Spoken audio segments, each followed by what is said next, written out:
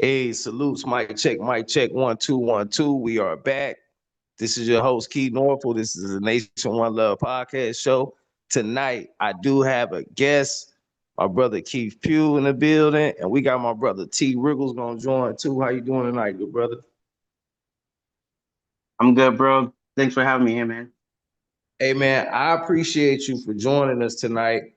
Now, per our conversation on Facebook, Yeah. I wanted to ask and see if you didn't mind elaborating a little bit more. That's definitely the type of things we talk about over here. Right. Um, from the post about our ancestors still currently living, but on a Mm. different frequency. You want to expand on that? Your Yeah, thoughts? yeah, yeah. Yeah, yeah, definitely, definitely. Um, so like first and foremost, like, I don't wanna come across as a professional or nothing like that. I'm a amateur scholar like most of us. But from my understanding, the way, you know, time works in a linear fashion in the third dimension, we work in progression from past, present to future. But in higher dimensions, everything is occurring all at the same time. So time doesn't work the way we think it does, further than the third dimension. So, as I mentioned in the post, like, you think of it like a radio when you listen to your favorite channel, there are other channels currently playing at the same time. It's just how you tune to the next channel to catch on to that frequency. And I believe, like, once we can, control our consciousness and frequencies, we'd be able to, tap over into other frequencies, whereas our ancestors or, other beings perhaps, existing, simultaneously at the same time. Now, do you think that it works different on higher frequencies because there's more contents of consciousness, should I say? Do that make Mm. sense? Yeah, yeah. I think the higher you go, the more freedom, I should say, the more freedom you have. Like, things is like really regulated where we are in the lower. I think you can refer to it as a density, as opposed to a dimension, how solid matter is. So the higher you go in density, the more light you are. So I think the higher you go in those densities, the more freedom you have to explore other parts of the fabric of the universe. Facts. Because I kind of look at it as different layers of realities. Hmm. And I know a Hmm. lot of concepts may want to make it as it's different realities. My Right. thoughts is it's the same reality, but it's through layers, Hmm. kind of like a thinning of the veil or a thinning or a tinning of the layers. Hmm. That makes sense to you? Yeah, yeah, yeah, definitely. Like I agree. Like I wouldn't say like let's say for example, if we think of it as an infinite, universe with infinite dimensions, infinite realities, infinite possibilities, you as a higher consciousness, you are all the same. But each reality is basically the same you, but of a different story. So one like to say for example, you currently here could be, regular guy, but then you in the next universe over would be, president of the United States or something like that. It's not the same you, but it's still you that you can still switch over if you knew how to, control that frequency, tuning. Facts. Because with the and shout out to my brother T Riggles. Thank you for joining, bro. My thoughts with the relationship between the unseen world and our reality, I had to write up a little bit of some. Hmm. Uh, you know, it's a deeper unseen dimension that exists beyond our five senses. Right. So, and that will be influencing this physical world. That's why we would say that, this would be the so-called base reality because this would be the projection point. Hmm. And a whole bunch of belief systems. We got Christianity, Right. Hinduism. All those religions are supported by the concept, like the power of imagination, Right. things that's invisible that we can use to create tangible results. Mm-hmm. What's your thoughts on what's your concept of God if you have one? Ah, man. I I don't think there's uh all right, so for me, the universe itself is pure electromagnetism. It's pure energy that creates the whole fabric. I think that in itself is the God. I think there's a complete difference in what people put the term God from the Bible. Because to me, it's just a title. It's not a being, it's not a person, it's not something. It's just a title that you give something that has more power than yourself. So I think the whole fabric itself is basically the God, not as opposed to some deity that people claim they think is real. Right. Because I think people start to like anthropomorphize the idea of the unseen powers and Mm-hmm. principalities that be. Mm-hmm. What's your thoughts on these unseen powers or principalities that be now? Since there is a unseen world, now do you think these energies? Because I was thinking the other night, like right, as far as us being inside of the ether, Right. um, it makes a whole lot of sense for there to be energies that will be above us if we're saying that reality is being projected from these dimensions, then that would make Mm-hmm. sense. What's your thought on So I think of it as a like we're inside of like a VR video game, and the human body is regulated to work at a certain level. So let's say, for example, the that mantis shrimp, if you know what that is, like that shrimp that has a million receptors in its eyes or something like that, and it can see in ranges that it's undetectable to regular humans. So that? Right. we know, there's energy around us, and there's certain things that's happening that we just can't even pick up, ultraviolet light.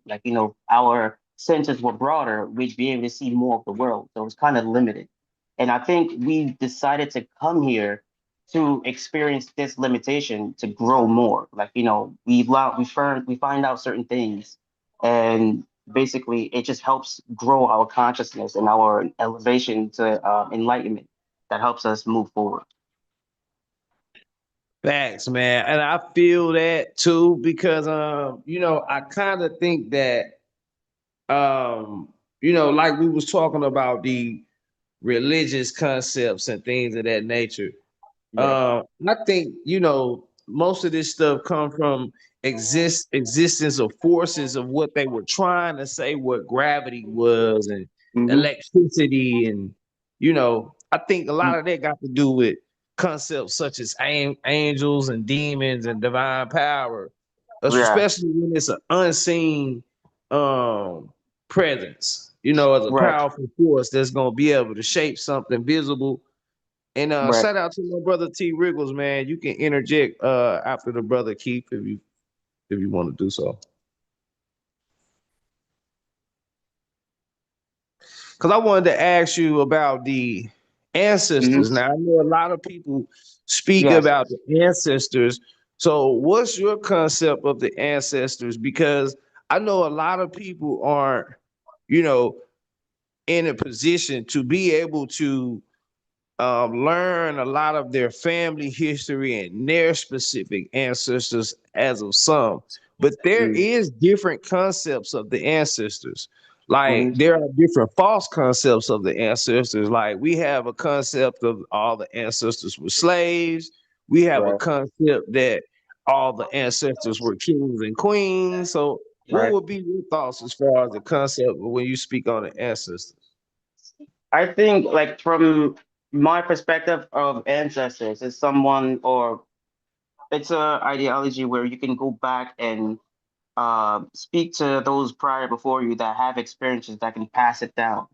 I like to akin it to the Akashic records.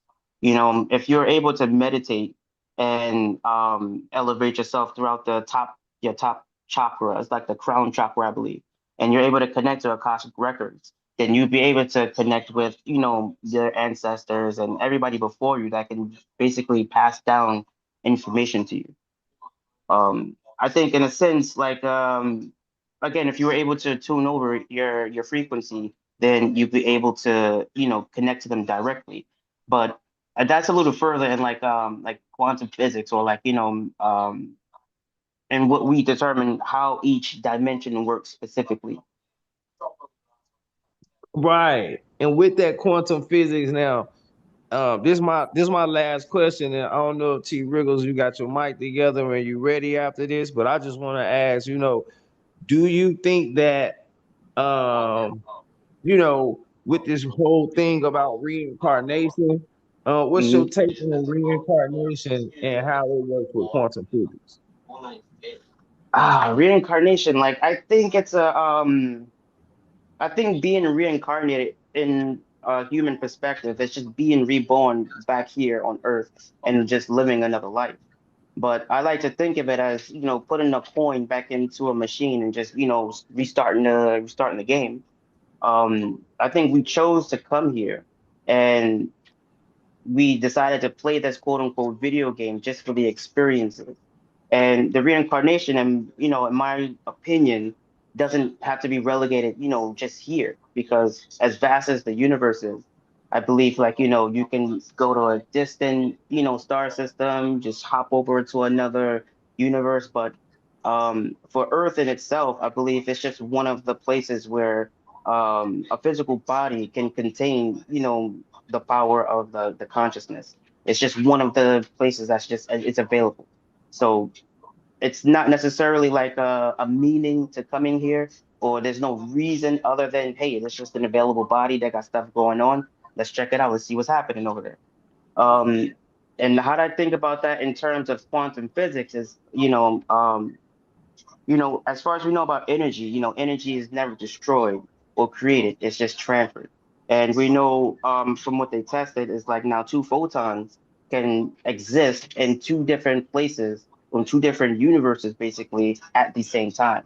You affect this one, so I think it's called quantum Entanglement. entanglement, right? Yeah. Yeah. Right. You Quantum yeah, entanglement. you affect this one over here, and the other one is being, affected at the same exact time, no matter how far across, the space it is. So Mm, mm. I think that that also correlates to, the multiple life, or the multiple, how would I say, like realities that we're living in. So me here, I'm living over here in Japan, but then, the next me is basically doing the same thing but something slightly different. Just real quick to go back into the reincarnation. Let's just say, for example, I'm driving my car, and then, I'm about to get into a car crash. At that point in time, time is going to completely stop. Let's just say if you actually did get into the car crash, and, your body gets mangled or whatever, and then, you think it's over. And then right there, you've already become light being. So time completely stops because now you've already entered the next dimension up. And then at that point in time, you can ask yourself, all right, do I want to continue, or do I want to move on? Do I want to go somewhere else? And if you choose to continue the same life, you'd basically have like a near death experience. It'll still continue, and you'd be like, oh crap, like, how did I even make it out of that one? But had you choose not to continue, then that timeline right there stops. But if, let's just say, for example, you want to just hop over to the next reality, this one would end, but then you can continue on in the next one where some things would be slightly different, or you could choose something that's completely different. But because it's, infinite, the possibilities is just, um, limitless, I think. Oh, that was a good answer. Nice. Let me turn my camera off so I don't. Is my mic good? Is my mic good? Yeah, yeah, yeah, I hear you. Okay, cool, cool. Okay, nice to meet you, Keith. Nice Um, to meet you too, brother. oh, I wrote some questions down. So I just wanted to touch on before I get into the questions. You said something about the ancestors. Have Hmm. you tuned yourself to have that experience with the ancestors? No, I haven't tuned. So, like, I can give you an example of how I stepped out of my body. Like, I don't condone it or nothing like that, but like for me, what actually set in stone my ideology was when, you know, I was on a psychedelic, and then for, you know, whatever reason, I'm laying on my couch, and then I just appear in my kitchen, and then I turn back and I see myself sleeping on the sofa. And at that point in time, I'm like, oh, like it's like an instant understanding, like, whoa, like I'm more than just that body. But then there was a an innate fear that I just died. I'm like, oh, I just died. And then that fear right then and there pulled me back into my body, and I woke up back on the sofa. Now, Right. some people could say I was just hallucinating, but the when you're experiencing it at that point in time, like, you know, it doesn't feel like a dream or a hallucination. Like I felt that genuine fear of death, like I just died, and then I just woke back up. Mm. Um, that right there put me on the path to look further in, and the information that I got about the ancestors is, you know, just a conglomerate of information that I just come across from, you know, point A to point B, and it just correlates. And I'm like, ah, so, you know, you connect all the dots and it just makes sense. Oh no, that was beautiful. That was well said. You know, that experience that you had, you know, coming out of your body, you know, some might call that, you know, you just astral projected. You came Right, into your light body and right, saw and saw, you know what I'm saying, your other body just sleeping, relaxing. I think right. that's a great test for people that if you're not into the know about your other half of yourself, Right. that experience it is perfect because you know you have your guides, you know, that are Mm-hmm. monitoring you, that are you know that are caring for you. So anytime that you wig out during an experience, you get Mm-hmm. thrown back into your body. And that was one of Right. my questions. Mm-hmm. So that's what brought you into a spirituality kind of ordeal, or Like I've always had like questions, you know, to be brutally honest, when I was younger, you know, I was part like Christian and whatnot. And we always had this you know, say your prayers before you go to bed. Now I'll lay me down and sleep, you know, pray my soul, you know, God. I forget it, but you know, there's a little mantra you say before going to bed. And it yeah. always made me feel weird. Like I didn't like it for some odd reason. And I know it's supposed to bring comfort, but it never did. And Mhm. then, you know, going forward, I saw other documentaries, Zeitgeist for one, and then they go into the explanation of, you know, religion and how it's been set up and how it's, you know, tried to program people. And then I just started asking more questions and looking into, you know, other things, and that just opened my eyes. So that's when I became more spiritual. And I like to akin it to uh, what is it? It's not Buddhism. It's the like Tibetan, you know, I think it's Tibetan Buddhism, right? Where they do like the meditations, you open your chakras. I think they're the closest when it comes to like understanding consciousness and how to elevate it, as opposed to Christianity, where it tells you to pray to God, and it's like you're giving away all of your inner energy to an outside deity. And whereas when you meditate, you're rotating the energy back into your own body, where you can utilize it properly. So like that's what actually brought me into you know, spirituality. Facts. And to just piggyback off that, it's kind of like when you allow this other energy or entity to possess you for Mm-hmm. say you're not using your energy or your chi, which Mm-hmm. otherwise if you were meditating you would just be conjuring up your energy or your Right. chi inside of you rather than being possessed. Mm-hmm. Mm-hmm. Yeah, yeah, definitely. And I think like ever since I put that ideology into motion, like my life has gotten exponentially better. You know, like instead of, you know, praying for something and hoping, you know, God to come save me, I'm like, you know what? Like I came to this plane under my own free will. So it's up to me to get myself where I need to be. I can't rely on something else to come and save me, because you got to put action into, you know, the things you want. So if you want manifestations, you got to go out and get it. Absolutely. I think that you hit the nail in the coffin breaking away from the Christian doctrine and chains, I think it's critical for spiritual ascension. So let me ask you, Keith, Yeah. have you, now that you've had your out of body experience, Mm. right? Let me get off this camera, right? Now Right. that you had your out of body experience, have you discovered any more spiritual gifts that you possess?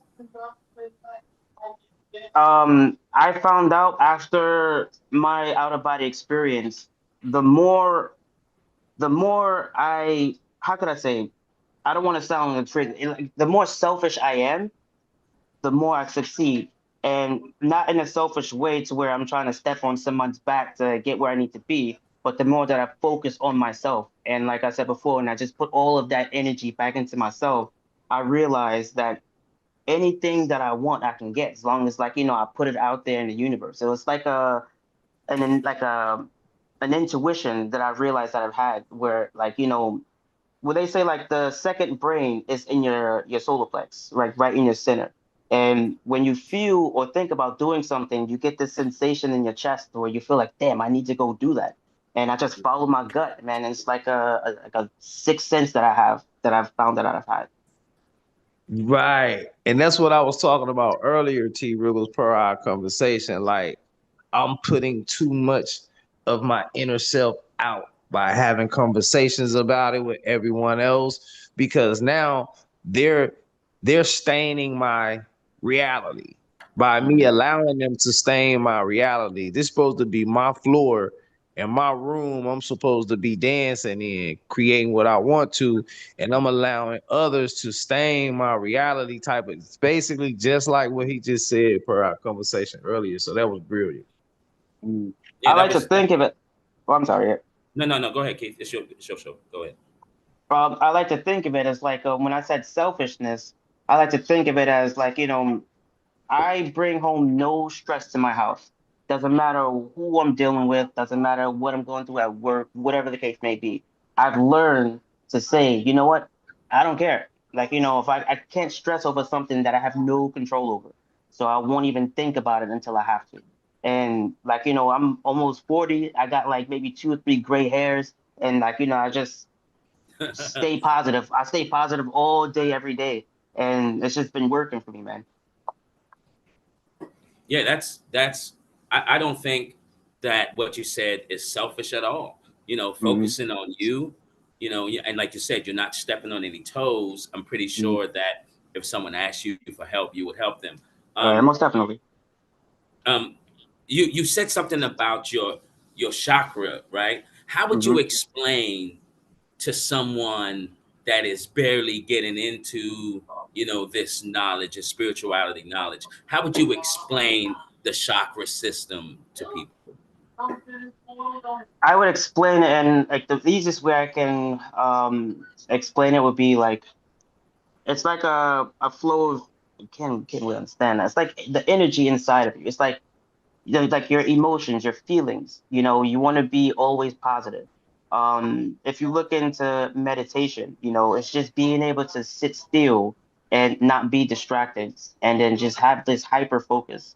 Um, I've never personally felt a chakra point open, but I know it's working by, the success that I have in my life and, the people around me. Everybody's always in a good mood around me. Um, but in terms of meditation wise, it's just like a flow of a river that you have a blockage, and then you just want to tear away the stress, tear away all of the negativity, and then that automatically will just elevate you to your next chakra point. And that's the best way I could think about it. Think of it as like each like seven pools inside of your body. And coming from, your abdomen at the lowest point, you just want to clear out the negativity, the stress, and you could just look at it like clearing leaves out of a grate or a drain and just let it flow. And then you just keep going with the positivity. And then at some point, you're just gonna realize, like, oh my God, like I feel, nothing can even bother me. Everything you say bounces off of me. If you got any negativity towards me, hey man, peace with you, man. As long as you have a good day, I'm good. Mm. Well said. Facts. I wanted Well to said. ask you about that too because you know, um, doing dealing with spirituality, I think a lot of new age agendas have encroached upon Mhm. spirituality. So I think when we get into a positive and negative concept, I think a lot of people equate that to good and evil. So Mhm. speaking about the chakras, within those chakral areas, would you say that it'll be a certain way that you have to operate? And that will be the cleaning of these pools or the cleaning of these gutters of your chakras points? Yeah, like because they're big on karma and and the laws of attraction and how things work. So whatever you put out into the universe is what you're going to receive. So if I'm always helping somebody out and I'm always, being courteous, then that's what's coming into my life. And then as soon as I spot somebody who's looking a little shady, I already see your aura, bro. Like I'm not even going near you. Like you're not gonna come disrupt my pattern. You know what I mean? So that's how I look at it. Mm. Mm. If that answers your question. Yes. Uh-huh. Go ahead, T. Riggles. You got it. This is this might be a little personal, Keith. Yeah, Right? no worries. I'm gonna ask you to dig little deep here. Hmm. Could you remember the first time you ever had a lucid dream? Yeah. How old The were you? very I was probably 7 years old around there, maybe 6 or 7. Yeah. Um, during this time, it's actually one of the scariest dreams that I've had. My older brother and I were just, walking in the street and we were struck by a car.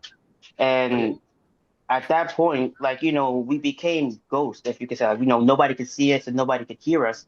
And, we were just sitting down on a sidewalk, just looking at each other like, so what are we supposed to do now? And then my older brother's like, I guess we just go home. And then at that point, there was like a really bright flash. And then it was almost like I couldn't breathe. And then as I opened my eyes, when I woke up, it was like I took a really deep breath, like I was holding my breath or something like that. That was the Mm, first time that I've had like a real lucid, crazy dream where I knew it was kind of a dream, but then it felt so real. And right. then I told my mom, like, that morning, and she was like, "Oh my God, like, did you almost die in your sleep?" And I was like, "I don't know." But that was the first time I've had one. Yeah, I think Mm. that's the I wouldn't say program, but I like to look at things, in stages, Hmm. to get you used to, the other side to Right. you. You know what I mean? Right. Because you're physical and non-physical. Just like as you had your out of body experience, Right. you was ready now for your next stage, right? Hmm. And Hmm. whoever's monitoring you or whoever's assigned to you in the unseen world, is checking your vitals, making sure that everything is okay. Like, okay, so he's not wigging out. Now he sees his body laying down there. And then at Hmm. any given time, you get thrown back to your body Hmm. if you ever wig out. What that means, okay, we'll still work on you to get you used to being outside, Yeah. in the, and I just told Key this, into the real world or the Hmm. base world. And Hmm. I thought it's interesting how whoever set this up in stages, Right. and Yeah. get Yeah, you yeah. ready for the next one. And as I think about it, had I known what to expect when I had my out of body experience, I wouldn't have had that fear. And I probably could have continued on. I probably could have made connections to the ancestors. I probably could have done anything I've wanted. But Yeah. because I was unaware and unprepared, that fear, brought me back. And I honestly believe that's the general reason why they push the quote unquote death so hard because once you leave the body, it's such the way they explain it, it seems like you're dying, but then they don't teach you that, you can astral project, you can separate from the body regularly, like, at any point in time. But if you do that, then you've gained access to your ancestors and the Akashic records, and you have all of this knowledge, and they can't control somebody with too much knowledge. So they dumb you down by saying, you die. This is it. There's nothing else after this. And it just keeps us unprepared for when we have those, extreme experiences, and we can't follow through with that fear. So, like, Mm. that's Mm. mm, Now, Okay. I know Keith probably gonna my last question here, Keith, and then you got it. Have you experienced that sleep paralysis where you're half in, half out? How did you treat that situation when you was in it? Yeah, it's funny because you're asking questions that I've had direct experience with. Like, all right, Yeah, so yeah. I'm originally from New York City, right? Mhm. I was living in I was sharing an apartment with my cousin, and I was on my bed and I had my laptop open, just watching movies, and I just kind of like dozed off. At that time, the bed felt like somebody jumped on the bed, like like somebody hops on the bed and your body just kind of shakes. So Yeah. I'm Right. like, damn. Yeah, I'm thinking like somebody just like I just opened my eyes and there was this woman with long black hair that jumped over and straddled me. And I'm just looking. I couldn't sit up. I couldn't move. And funny enough, like I had an Asian friend, and he says like in Chinese culture, when they see spirits and stuff like that, they usually curse them out like, "Oh, f you, get away," and you try to break free through that way. So I was just upset that I couldn't move, and I just said, "Get the fuck off of me!" And the next thing I Yeah. know, I just moved. I'm like, "Oh, like what the hell was that?" Yeah. Like Yeah. it's funny you've asked that question. Yeah, I've had that experience. Bro, the Yeah. same thing happened to me. And a lot of people would say, so I would be told, like, you got to call on Jesus. And you know what I'm saying? So, Yeah. Yeah. bro, soon as now it happened to me several times, but this Mm, one last time it was so vivid. Like what you just said, like I can feel somebody jumping on the bed, like yeah. straddling me on the bed. I can feel the bed wavering, like I'm in water. Yeah. Right, And right, right. I felt two more, whatever it was, running around the bed. So once I Mm, really started becoming knowledgeable of the different type of entities and stuff like that, my mind said, mm, "Oh, they was real short, and there was two of them." So I thought about Baphomet. Once I looked mm. up what's a little short, I thought about Baphomet. But so, what do you think? Uh, Now, do you think this was something that was created in your own consciousness, or do you think you experienced this because of an outside attachment to the specific place that you were at or who you was around? So like I think like as we know there are unseen, energies and unseen forces and whatnot. We can call them spirits, we can call them ghosts or whatnot, but there are others that know or see when your body gets to a certain level of, I guess, consciousness. Like, now you're like a beacon. They can see you and then they come and, and try to interact with you. Some of them may try to push you out. Let's say, for example, if I were to astral project, some may try to, hop in while I'm away, And I think like I don't necessarily think it was set up for me. I just believe that there was like a ghost or a being that just saw I was like in between the sleep and awake state and tried to like maybe, scare me, push me out. I have no idea. But I just think, it was just someone that's just come to interact. Wow. Okay, I'm glad I asked you that because that make a lot of sense. Mm, I've been trying to make sense of it. So I was split between something within my mind and an attachment to the place where I was. To be honest, I was on a 50-50 split with that. But what you mhm. saying makes sense because it becomes like a hijacking. Like, you're Yeah, not behind the wheel of your car, so somebody try to carjack you, basically. You know what yeah. I mean? Yeah, I think that's why Christian people are often getting possessed by, quote unquote demons and whatnot. Because when you give away the energy, when you're praying so much and you have all like they have 100% belief in the deity. So you could imagine how much energy that they're just pushing out. And that just allows some other stronger being to come in and just attach itself to you. Now you have no defenses for yourself because all that energy has gone out. So I think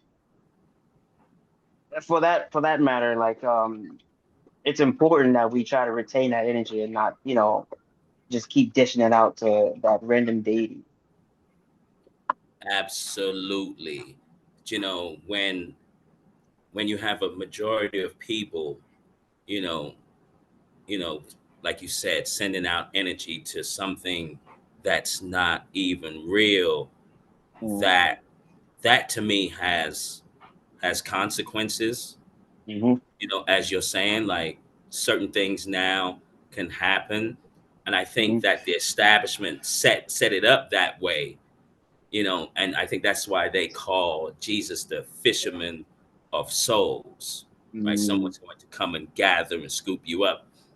Now, I Mm-hmm. wanted to ask you, there's a term in Japan, right? And Mm-hmm. how long have you been in Japan for? Let's start there. Coming up to 8 years already. 8 years. Oh, okay. So you're gonna know this word when I say it. When I say, can you explain what a shiganami is? The Shinigami. Yeah, yeah.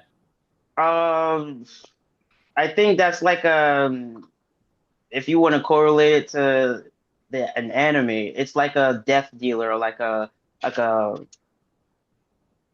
you could say it's like death kind of like Okay. that spirit that just follows you around and just waiting for you to pass on and something like that. Like the Reaper. Is it? Would you say Yeah, the yeah, kind of yeah, like the yeah, like a Reaper? reaper. Yeah, yeah, Okay, okay. Yeah, because I saw Death Note. yeah, Brilliant yeah, yeah, yeah. anime. It's Exactly. Yeah, I'm yeah, an yeah. anime fan. Okay, right, Yeah, me and like so am I. Yeah, me too. Me too.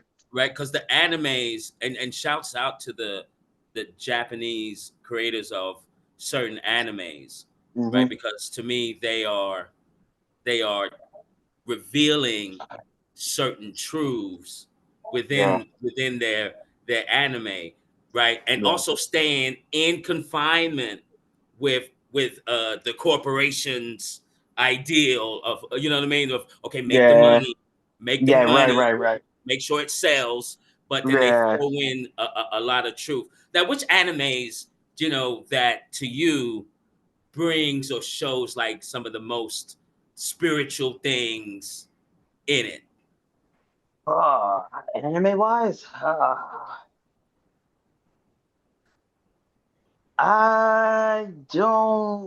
I don't. I couldn't tell you, man. Like, I think like Death Note is one of them, but I don't think I've branched out into that type of genre for anime. I'm usually Oh, okay. into something else, but like, I mean, all right. Well, I'm not talking about nothing dirty. Don't get me wrong. Let's say, let's say for example, like I like isekais. So isekai is basically like a reincarnation anime. So like the main character is going to get struck by a truck or something like that, and then he gets pulled out of his body, and then he gets transferred over to a new world where he becomes like an adventurer or a hero. Mhm, I kind of think that's basically what we're doing now, in terms of how they correlate it to like spirituality.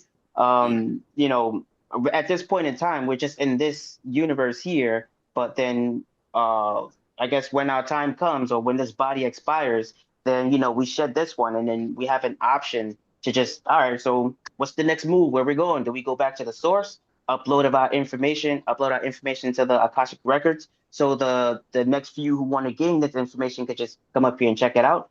Or do I want to get more experiences by going over to this place over here and seeing what they got to offer? mm, mm. Have you uh basically got to the Akashic records so far in your spiritual walk? Have you accessed that? No, Not yet. like I think in order for all right, so from my understanding, you can Hmm. get to the Akashic records even through astral projection, but Hmm. it's not the same as getting there through meditation and opening your crown chakra. You Mm. can gain a lot of information through your spirit walks, but then you won't bring that information back. It's just certain information you can't bring back.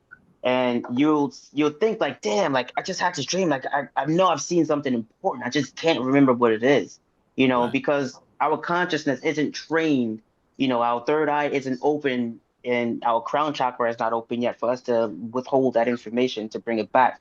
Um, if I was to give any credence to Jesus, like during the Bible, Mm. there's this documentary that I listened to, and it explained what happened during those missing years when Jesus supposedly had went missing, and Yeah. he had went up to a Tibetan monastery, and there he learned how to do meditation, and he opened his crown chakra. Right. coincidentally, the crown chakra is also called the Christ level chakra. So his name being Jesus Christ is actually a title, Jesus of Christ level chakra. So mm, he gained access to the Akashic records and he had all of this information. And because he did that, he was able to bring back all of those abilities, like, walking on water or changing water to wine and something like that. If I were to give any credence to that. And you mm. know what? The I think that's where the whole confusion happens. Because of the stories that they put out there of Christ and personifying Christ as a real person who actually lived and walked the earth rather than trying to obtain Christ consciousness, Hmm. this level of light. You know what I Yeah, mean? Being able to yeah. have your consciousness a head full of light, the resurrection of Hmm. the light body. This is what Yeah, Christ is.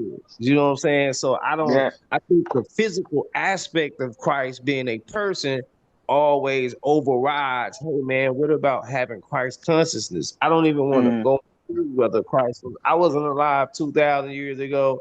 I right. hate to have arguments with that, but what about having what's called Christ consciousness that has nothing to do with a physical person named Christ? Nothing at all. Yeah. Yeah, I think that's where they misconstrued it, and I think that's how the early Roman Church and all of those other guys who was trying to control the masses changed. They flipped the script. It's like I don't want to go off topic, but it's like the Egyptians moving into the pyramids. We've been taught that they built the pyramids, but we've known like no, it's been here long, long before.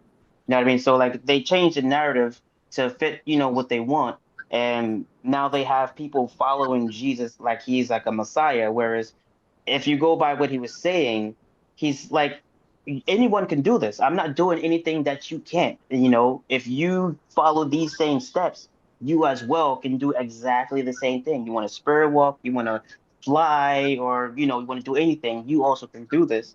But again, when people have too much knowledge, they can't be controlled. So they try to change the story and then make it into like something that we have to look up to rather than something we're capable of doing. So it just basically keeps us leveled where, we can't get out of their reach. Facts. Mm. That was well said because that's exactly what I think. I don't think that they can hide the knowledge. So what they did was um dress the knowledge up in Yeah, the yeah, way we want to. You know what I mean? Because yeah. it's the fabric of the universe. It's the Mm-hmm. fabric of who we are. Because Mm-hmm. we're connected to the ether. We have our ethereal body that connects us to the ether. Our Right, light body travels from our ethereal body to our physical bodies and so on and so forth. But right. to have that Christ consciousness is the way to be able to navigate through the different dimensions of who we are. Mm-hmm. Right, right. Yeah. Okay. So you mentioned something about quantum physics. So Keith, do you think that you can be in two places at one time? Oh, most definitely. I mean, like, so I don't want to spread false information, but from what I've saw and what I've looked into, the latest supercomputer, solved an equation that would take a regular conventional computer, what is it, like something septillion millions of years, which is longer than the existence of the universe itself. It took that equation and solved it within like 30 minutes to an hour or something like that.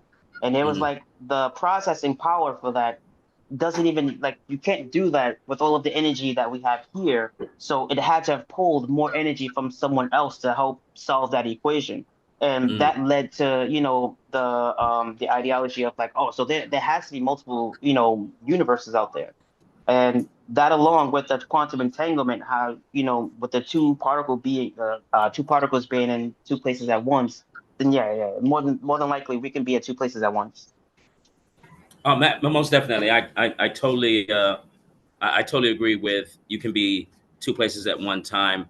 I go with experience, so Right. I've experienced that. All right, staying in Oh the wow. like staying in the quantum physics realm, right? Have Hmm. you heard? I asked Key this the other day. Have you heard of the D Wade machine? The Wade machine. No. Oh, you haven't heard that? Okay, okay. Could you elaborate? What is it? Yeah, I guess they've basically got a computer now that can open up different dimensions into the lower worlds and bring it up to Ah, here. that's what they're You probably working on with the Large Hadron Collider in CERN. Yeah, yeah, Yeah, yeah, yeah, yeah. That's on the. Right. yeah. That's Yeah. Well, you Yeah. know Yeah. what Yeah. the major. Yeah. D stream, you know what the D stream theory is, right? No. What the multi-dimensional string theory? Yeah, Yeah. Yeah. Yeah. same thing. Yeah, what he's saying the D wave. So it's the correlation with that would be like the D stream theory. It's connected to Hmm. our inner feelings and our thoughts to, and it's right on topic. It's the unseen Right. world and our reality. Oh yeah, Yeah. Yeah. Yeah. I think of it like the movie Lucy with what's this girl's name? Uh, I know you're Charlotte talking about. Johansson. Yeah, Yeah. yeah, yeah, yeah, yeah, yeah, Once she got to a certain level, with her brain, I guess, opening, quote unquote, she started seeing the actual strings, and then yeah, she's able to just see these frequencies and just pass through them and just be able to touch them and interact with them. And I think yeah, like we're able to do that if we've had the knowledge, but sadly, we're conditioned from a young age to think that, stuff like that is fantasy and stuff like that is, not real, or you're just hallucinating and stuff like that, just to throw us off our actual path, to, make sure we're not actually exploring all of these extra things. facts. facts. Because I'm thinking that with the D wave machine, right Yeah, now we yeah. know what the D stream theory is. With the D wave machine, I'm thinking that they're able to project thoughts upon us to help them change the future as far as like Mandela effects. That's what the D Yeah, wave machine would be able to, that they will be able to use in their I think advantage. they call that MK Ultra. I think that's the term for it, where That's fact. like they're able to send information into your brain and then have you think something different, or basically control you, like some type of Manchurian Candidate, like that movie with Denzel Washington. Like they're able to just send commands directly to your brain through some type of frequency and just basically take over your body. Yeah, yeah, and I think that comes with people that are subjected Hmm. to hypnotic or being hypnotized. This Yeah. MK Ultra now can really take an effect. I think they've mastered what the soul is because of Hmm. what the our ancestors figured out, Right. back in the days, and I think they have that knowledge and are implementing certain things. Now you mentioned also earlier, Keith, Yeah. meditation, right? Yeah. How how has meditation worked for you, and how long have you ever meditated for? I think I've gotten up to about 45 minutes without any distractions. Wow. And what it's done for me is help me hyper focus. Like I said, like I don't feel stress or anything like that. And when I do feel stress, I know how to, stop, take a deep breath, and then it just washes away. Like, you know what I mean? Like I, Mm, I could just bounce back like real quickly, based on just, being able to just center myself and, just focus on what's important rather than all of the other distractions around me. So like mm. 45 minutes is the most I've gotten without having to get up and do something. Yeah, that's amazing. That's amazing. That man, that's a long time, Keith. A lot of people don't go that long. Some people say for 10, 5, 10, Mm, 15 minutes, and that's it. 45 is that's a really good stretch right there. yeah, I've been doing it for a little while. It's just the keeping conscious of not distracting yourself, just silencing your brain. If a thought comes up, let it come up, but don't focus on the thought, like, Mm, oh, did I take the trash out, or is the stove on, or something like that? It'll come and it'll pass. And then, you just stay focused, silence, darkness. And after a while, you start to see colors, in your eyes and stuff like that, and you start to see things, and it's like, whoa. Like, like the other day, I saw like a shadow guy like next to my living room door, and I'm like, oh, like this is the stuff that we don't know we can do. And through meditation, like these things happen, and it's like, it kind of freaks you out in the beginning, and then it's like, all right, well, now I know what to expect. You know what I mean? Right, right. That's the normal reaction a person should have, because we've been indoctrinated and keeping away from these experiences. I could only imagine what would happen if someone told us when we was like 4, 5, 6 years old that we can Exactly. do certain things, and then so by the time we're 30, we could have already mastered the other side, and Exactly. had Yeah. conversations with the ancestors and met up Right. with them and even been able to bring things back into our world. I think it's fascinating. I give a lot of credit to the establishment for doing a good job of cutting that that cord, cutting that line, altering Mm-hmm. DNA.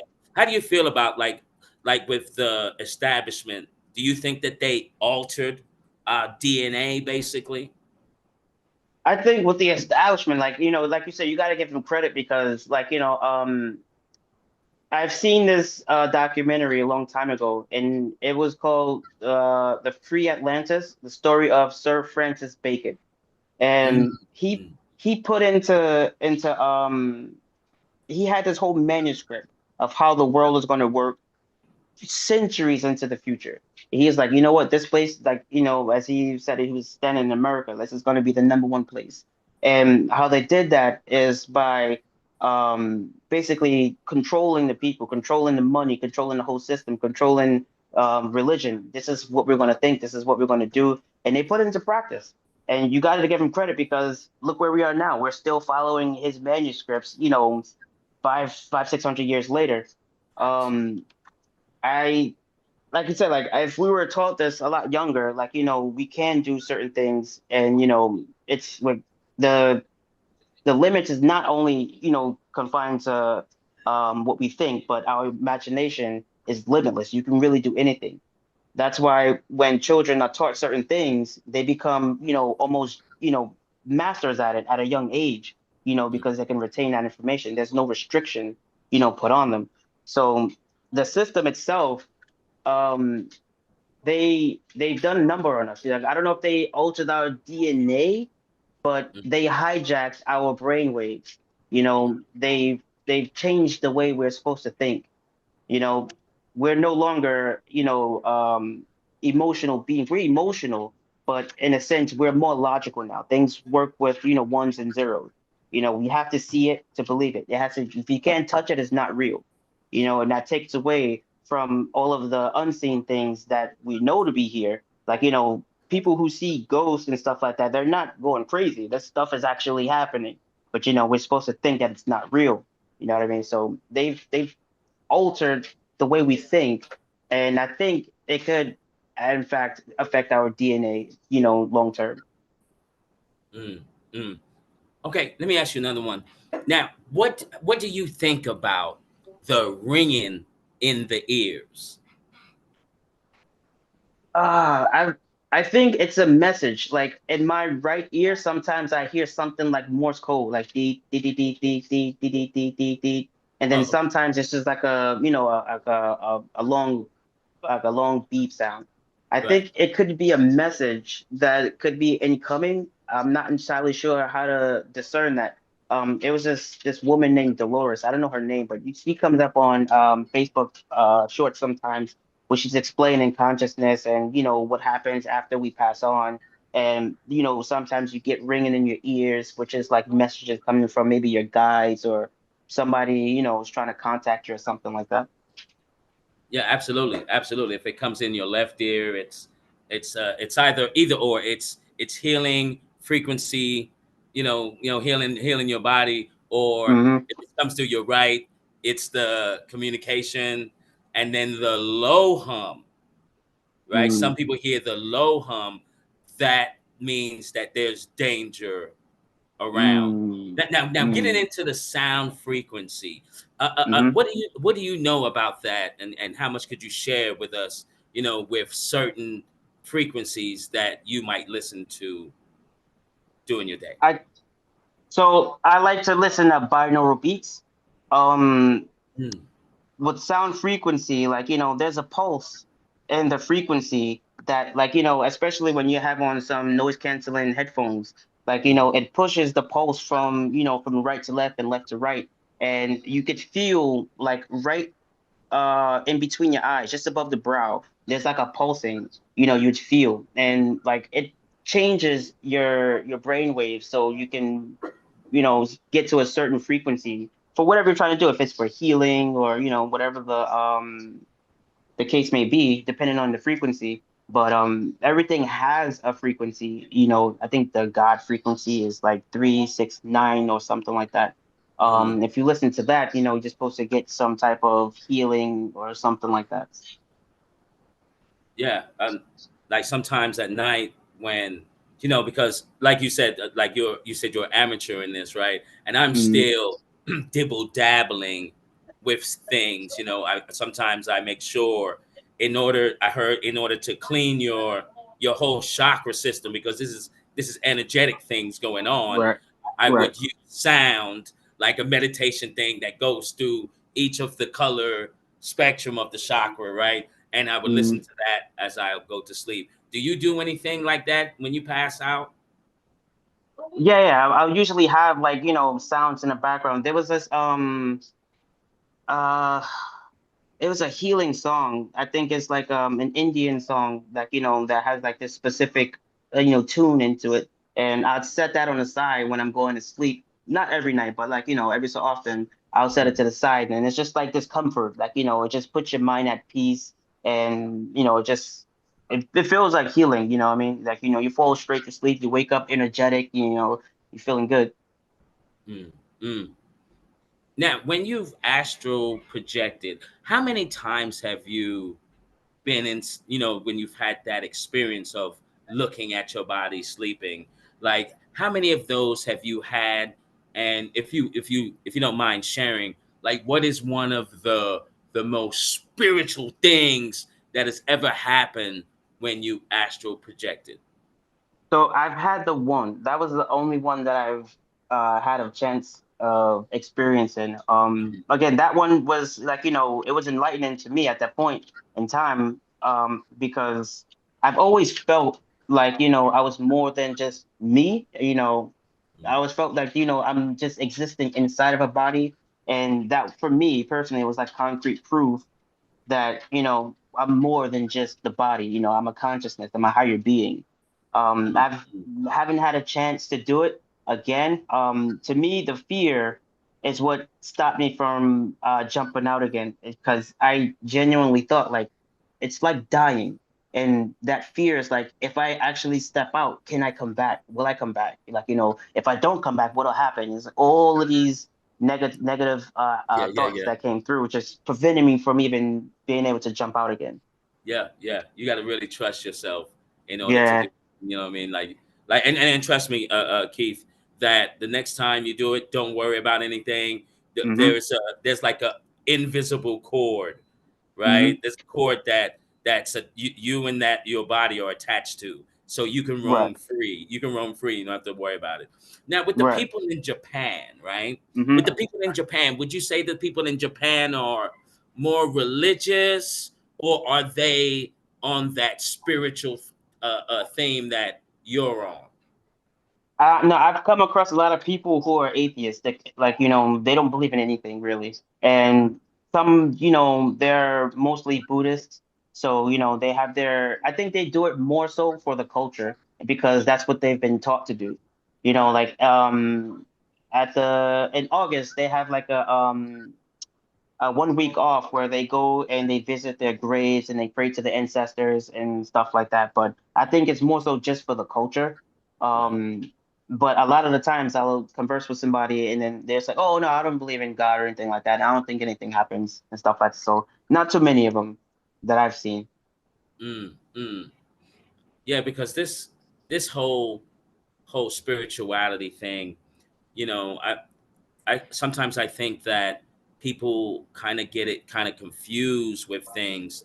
You know, whenever I say spirituality, I'm talking about when these eyes are shut and that Hmm. other eye opens. That to Right. me is spirituality. Now you're diving into what we they will say is the unknown, but it's pretty known. Now, would you Hmm. say that you're becoming clairvoyant by chance? I think so. So I have these stones. Like I have beads that I wear around my wrist, and I Mhm. have one that I wear around my neck. And I bought those by chance. It wasn't something that I was looking for. Like, my older brother came to visit me in Japan one day, and we were in, the Tokyo airport, and I saw these obsidian blackstones that I wanted to buy, and I thought they were a lot cheaper than what they were, and then I got put on the spot. So I'm like, you know what? I'll just get it since I'm already up here. And I swear on everything that ever since I've gotten it, like, life has just gotten a lot better. And I found a set in Thailand that, I just came across. And once I've gotten those, like, it was like, I feel the power in it. And when I was 22 years old, a friend of mine told me that a praying mantis, it brings good luck, and I didn't really think much of it. But every single time I've saw a prayer, now I don't go out and search for them, but like every single time that I've saw one, something significantly great has changed in my life. The first time I've seen it, I was promoted. The next time I seen it, I moved to Japan. The next time I seen it, I was promoted again. I got a house. I got all of these extra things. And like for me, it's just like this intuition, like, that I've developed. I don't know if it's clairvoyancy, but like I'm always walking in the right direction for some reason. So basically, you're divinely guided. Like you got your guides leading you Yeah, certain ways. And it's yeah, funny. yeah. It's funny that you mentioned animals, right? Now, Hmm.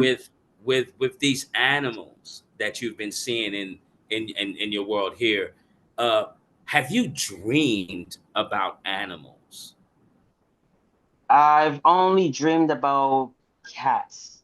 I've seen a few cats sometimes. Like I can't tell you what the context behind it, but cats are usually I don't know the meaning behind it either, but I've seen cats in my dream. Cats. That's do you know what color? Do you remember the color of the cats? It was black. Ah, Cats, And huh? the eyes were bright yellow. Like it was a black cat with bright yellow eyes. And like, it's off-putting because, we're taught that black cats are supposed to be, unlucky, but I didn't feel that at the time. It was just something like, that just blew me away. Like, what the hell is a cat doing in here? But, I've seen the black cat like, with like bright yellow eyes in my dreams. oh man, that's beautiful, Keith. When I say beautiful, I really mean beautiful because look, this is what's going on, Keith. Okay, Mhm. all right. Now, this is I just did a video on this, right? Because I love cats. Right. It's how like they demonized Hmm. cats, right? This pagan establishment we're in have demonized cats, and the cat was represented by well, not represented, the mother goddess in Egyptian times, Right. Right. right, Okay. was Hmm. able to transform it into a black cat. So you're Hmm. being visited, right, Hmm. by someone in these higher realms that could transform into a cat. And if you can Mm, remember what was going on in that dream, right, right, it right. will kind of help you understand because let's get into that really quick. How do you Okay. feel about dreams? I think dreams are I think dreams could either be a message from someone, trying to tell us something. I believe dreams are also, a glimpse into your other realities, whatever you're doing and maybe, some reality or two over. I think Mm, I think that's where the subconscious goes free and gets connected to like the whole system. And, certain things don't make sense. But then again, outside of our dimension, things wouldn't make sense to what we've been learned or what we've been taught. So I Right. think it's like messages, and every dream I think has a meaning to it. Oh, okay. Right. Okay. I Right. agree with you on that. And two, shout out Mhm. to Dominic. Welcome to the build. I agree with you on that because in the astral realm is where I think all the dimensions are interplay when it Mhm. comes to the astral realm. So I think the best thing when it comes to a dream and we're trying to interpret this dream into this physical reality, I think that's when things go bad. Like we were Mhm. speaking earlier about people trying to put human characteristics upon the concept of God, they Mhm. anthropomorphize. And I think that happened with dreams. And I think one of the things that we don't realize with dreams is just the astral world where everything exists in the Right. astral world. You know what I mean? Mhm. Yeah, yeah, I So, agree. and I want to ask you, and then Dominic, you can get it after this. I just want to say, what's your take on like archons and their um connection from the unseen into our reality? The archives. Yeah, the archons or like the powers or principalities. Like, what's their I, physical connection? the archons. You go into a little more detail about them. Well, we got people who can probably get a little bit more physical with their explanations to call them like reptilians and Okay, okay, okay. I things got you. I got like you. that. Yeah. I got you. I got you. All right. So, like this brings me into a kind of like the same topic, but like a little off. But that goes into me believing into extraterrestrials. For example, like I had the dream of the cat, and just so happens there's a race of beings called Lyrians. I think this they're called, right? They're a cat species from the constellation Lyra. I can't get Lyra. that word out. Lyra. There we Was it Lyra. go. like, yeah. you know and so like I think they're the ones like as far as the reptilians or the archons go. um I think they're the ones with their fingers in the pot. Like, they're the ones that are, have the strings that are moving the puppets around. Um, they're the ones that have been here long before we've been here. And if you believe like the Anunnaki, are real and basically were our creators, they came here during those times and basically, had whatever conflicts. And when the Anunnaki left, the the reptilians who were remained underground just basically took control. And from that point forward, um, they've been, so I think according to something that I've heard, they're the ones that built the system that brings people back to this reality against our will. And the way they've done that was by telling people when you pass on, you're supposed to enter the light. You're going to hear familiar sounds. You're going to hear a song. It's going to feel like home. You're going to see, all of your loved ones. And you're supposed to go into that light if you want to see them again. And they call that place heaven. And once you enter it, you're basically like ran through this system where it wipes you clean, and now you're back to zero, in terms of memory, and you're implanted back into the body. And they perpetuate the fear of dying. And when you are afraid of dying, they give you comfort by telling you, there's a heaven afterwards. And then in order for you to, live on forever, you have to go to heaven. So make sure you go to that light. And that's the system that brings us back here perpetually, I think. So I think that's pretty much where their control lies, according to what I've read. Yeah, I'm glad you answered it that way because we got into stream theory. We got into the powers and principalities. I think that was a great explanation, and you made the connection with the stream theory. Mhm. So, do you think that they're able to manipulate? Well, when they're manipulating on Earth with the D wave, um, Mhm. you know, now, do you think that's them? those archons actually causing this manipulation to distract our stream, or do you think that's something else on from this projection, from this reality that's trying to offset the stream? I think the restrictions that we have within this string is due to them. I think they don't like we're an like an infinite battery source for them. You know, I think they feed on the emotional fear because it's one of the strongest emotions we could have. Love and fear is the strongest one, but we fear love sometimes. So that's how you know fear is a lot stronger. So they feed on that energy, and so they don't lose it. They manipulate this reality to make sure we're coming back, you know, and it'll continue their like sustaining them as they need it. Mm. Oh yeah, big fact. Salutes, Dominic.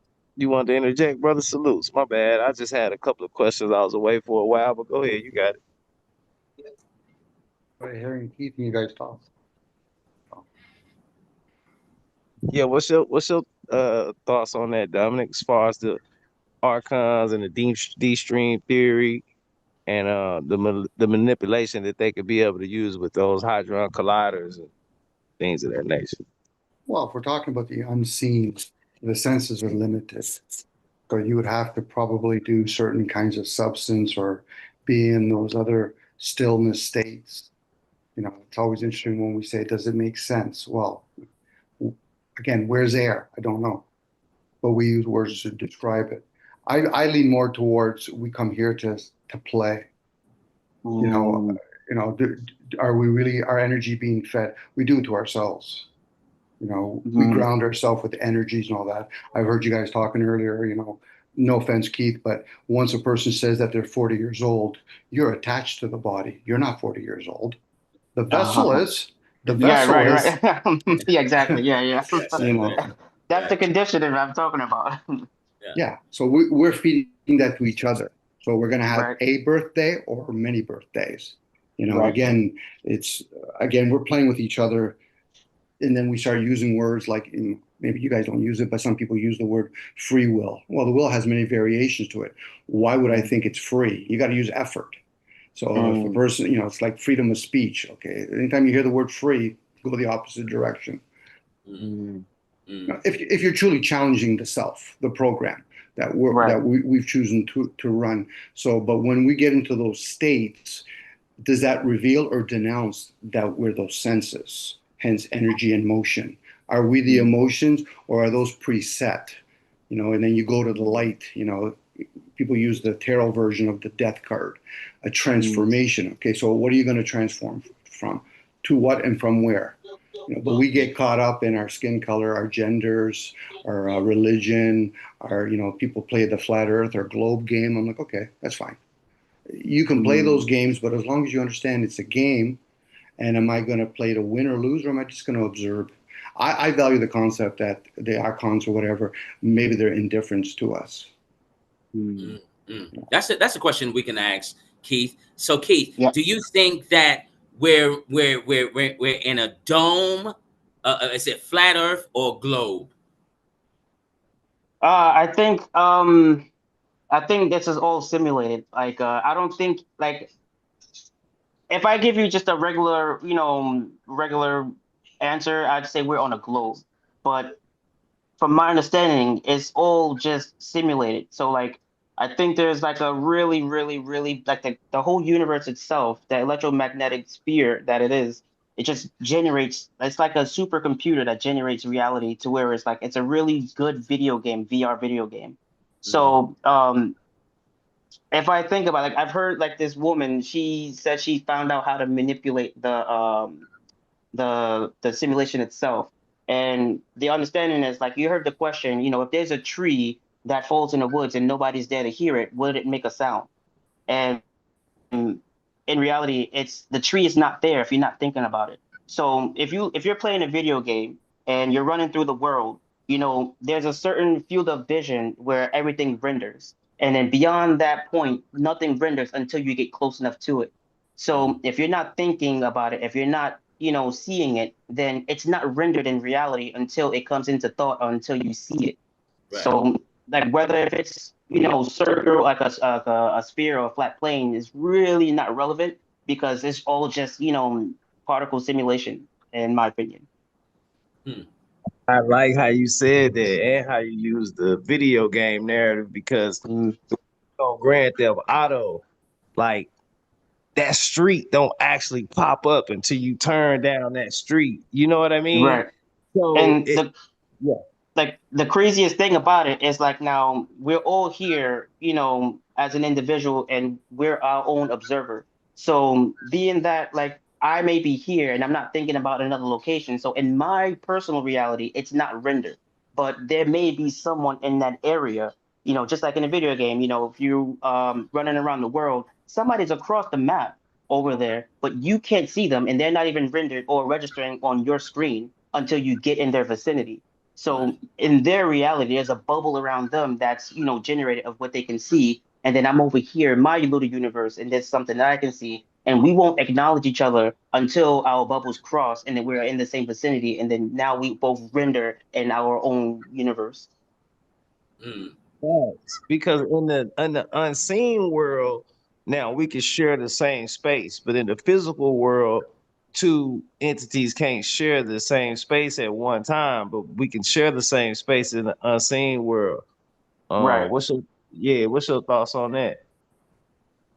I think like if we look at it from a higher consciousness standpoint, we're all the same consciousness. And being that, like as I said, like as you go higher and higher in densities, your abilities become, just limitless. And that includes omnipresence. So you can like just like how there are two particles that can be in two places at once, you have one consciousness that can be in multiple lives at once, but on the physical reality we see it as we're individual and we're separate. But once you go higher and higher, we start converging together, and then at the most highest it's just one source consciousness. So as you go down in the levels, it spreads out more and spreads out more, and as you go higher it just becomes one. Yeah, into like singularity. I get Yeah. your logic there. Now, how do you feel, Keith? Hmm. About the souls and NPC people. Do you see a difference between the two, or they're the same? How do you feel about that? I think like like people to me who can't hear an inner monologue to me are like NPCs. Like they're just regular characters that's there to move your story along. Like Mhm. as you because we're all here just to gain experience, personally and just gain our own experience. And there are people set in place to help move along the story. And certain people have their own consciousness, and you can converge with them. I think those are the actual players, and then you just have regulars in the background that's just moving traffic along, moving the story along, and stuff like that. Mm. All right, I'll give you something here, Keith. Okay, Hmm. right? Because you can do this, with anybody. I've said this before. If you want to know if a person has a soul or not, you Hmm. ask it this question. You say, "Hey, do you dream in color or black and white?" Okay, right? Yeah. It's a soul subconscious question. We're asking the actual soul being. So whenever you ask this question, that person now should start to reflect, go inside, and think Mm, about, if they dream in color. If they dream in color, they have a soul. But if they mm, say they dream in black and white, I'm not saying they don't have a soul, but what I am saying is that there is something wrong there or mm. damaged, because you should have a full spectrum of light. Right, right. That's a good question. I'm gonna try that out. Yeah, yeah, yeah, yeah. I've done it with so many people, because I like to spawn minds, Right. to actually Yeah, yeah, think yeah. about, certain things, because I've experienced a whole lot. Do you know what I Mm, mean? And so with my experience here, and I told Key this, I like to experience things first and right. then see if what is written, and then I can Exactly. Yeah. validate whatever is written that's true because I've experienced that. Right. Yeah. I like to experience things first too. Like I understand what you're saying. Yeah. I think once we can overstand you know, dimensions, and once we can overstand about our body being like a vehicle and we're just navigating in this vehicle, I think that's where we can start. Okay, what's connected to the senses of my lower self, which I could say my body, my physical self, you know, Hmm. my body that's contained inside of this physicality. But I Hmm. gotta first understand that I'm I'm a soul in a body, you know, Hmm. having this experience in my body. But then the dimension before that would be the reality of this unseen world that we're talking about, and then so on and so forth. You see what I'm saying? Right. Right. You know, it's funny Yeah. that it's funny you mentioned that because with the chakra system and understanding this thing even more is that whenever we have our nightmares, things that scare us or frighten us, we are experiencing the lower versions of ourselves. Now, Hmm. the ones that you experience on the higher versions, these will be these will be more you could be able to contact, speak with ancestors, passed over loved ones, and blah blah blah blah blah. The higher you go on your within yourselves, the 3 or 4 higher, right? So Mm. they say it's seven. There's seven inside, and then there's three more outside of you, which I think is really amazing. And once a person experiences, what did they call that one that's outside on top of your head? Do they call that the soul star or the star something, whatever that is?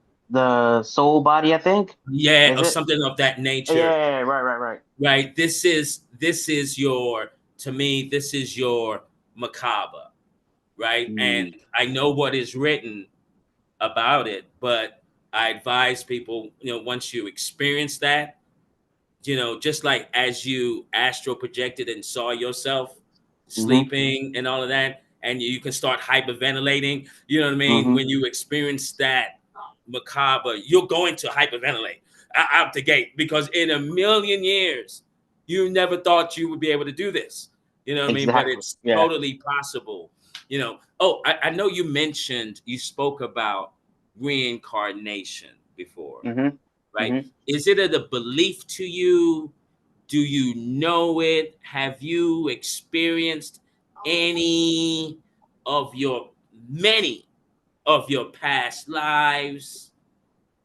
How do you feel I, about that? for me, it's 100%. Like I don't believe in it. Like after my actual projection experience, like from that point forward, I know, like this isn't just it. Like and then with all of the extra information that I've learned, like being able to choose where you want to go. If I wanted to restart this current life that I'm actually living, Yeah. if I wanted to even not even have to start from birth again. But I'm like, hey, you know what? I want to live this life again, but I want to start from maybe like 20, and move forward because I want to, experience some things from that point forward. I want to deal with anything. You know, I've learned that, you can do literally anything you want. And for me, like reincarnation, it isn't, like a belief system. This is legitimately what I like, what it is for me. Uh, yeah, for me, it's a knowing. I've experienced some of them, and it is a total game changer in life. You start to move, think, feel differently about Hmm. things, man. This has Hmm. been a great conversation, Keith. I Yeah, definitely. appreciate your time and appreciate your wisdom that you shared with us today. I appreciate that. No, same here, man. Likewise, like this is the first I don't really get to speak with others besides my older brother and a couple friends. Like I don't get to speak with many who think the same way I do, and we have the same interests and stuff like that. So I'm really appreciative as well. Oh Oh yeah, yeah, man. most We're family right here. We're family. Yeah, We're definitely. I'm saying most definitely. we're I can tell you right now, Key and I, it's I would say this was divinely orchestrated, Yeah. along with Bro Sanchez, with what's Hmm. been happening, and I'm fully aware of the dots connecting, and you know how people now, because I'm listening to others, to get the opinions from everyone, and Yeah. people are mentioning, hey man, you gotta find your soul tribe, Mm, get those soul tribe members together, and then mm, so with that in the air, and along with Dr. Delbert Blair, that helped me along the way, mm, gathering up all of the soulful people that are on this bandwidth of thinking outside the right. box, thinking, knowing that, hey man, we're more than just this physical body here. Right. We're Yeah. so much more than we got so much more Right. to explore. And I think Right. that's the fun part of it. Yeah, yeah, yeah. I agree. Like, like for me, like I'm just like at this point, I'm just having fun. Like, like now that I've realized, like, this is basically just a video game that we're playing, and we're just, running through it, looking at the story, gaining experiences. It's become more fun. Now I could just sit back and just think, like, just watch people watch, and just like, huh. So this is what this person is doing, and oh, this is what this person is doing. Like, I just sit back and just, get to observe everything, and I know, like, after this, I'm thinking, what should I do next? This isn't the end point. Do I want to continue? Do I want to, go off somewhere else? Do I want to, go back to the source? Like, I'm Right. Yeah. happy. And I would And say what's this. it? Oh yeah. Oh, Go sorry. ahead. Go ahead. All right, let me go. I would Yeah, go say ahead. this, Keith, right? I would say this, as you continue your walk, right? Right? You got a Hmm. glow about you, okay? As you continue your walk, I don't want to put any fear in you or anything. I just Oh, want you to no, be, no, yeah. yeah, right. I just want you to be aware, Hmm. okay? Right? Because, we're all going through this. Hmm. And the higher you get, the more of your signal starts to go off. Mm. And when your signal goes off, some people or some things may not like that. Yeah. And so, they'll try their best to remain in the back, right? And they'll throw some things at you to deter Yeah. you off your Yeah. path, and Yeah. if you can stay on this straight and narrow, like you've been going, right? And you Hmm. like keep manifesting, keep doing what you do, right? But if you can stay on this straight and narrow path you on, you'll be just fine. You know what I mean? I don't, Yeah. so the people that's behind the scenes, they can't really do anything to you because at this point you've gotten too high on the scale of things. Yeah, like I like to think of it like I like to think of myself as consciously powerful. Like, and doesn't matter whose person is hating on me, who has, negative intentions. Their hate for me is not stronger than the belief in myself. So Mhm. whatever anyone thinks about me, it's like, all right, well, you have fun because I know what I'm doing. And, I know how to control, my surroundings. So Right, as I said earlier, like, I can see someone with negative intentions or negative energy, and I'll just steer clear. I don't have to go near you. So right, I'm just, for right. me, it's just all anticipation. Like, I'm just enjoying life as it's continuing. This might sound a little crazy, but now with understanding everything, do you know what I mean? Because I'm a lovey-dovey person. You feel Hmm. me? I love to love. And so Right. when people don't understand the rules of the game, right, that's been played. Yeah. And so the more hate I receive, the more I elevate.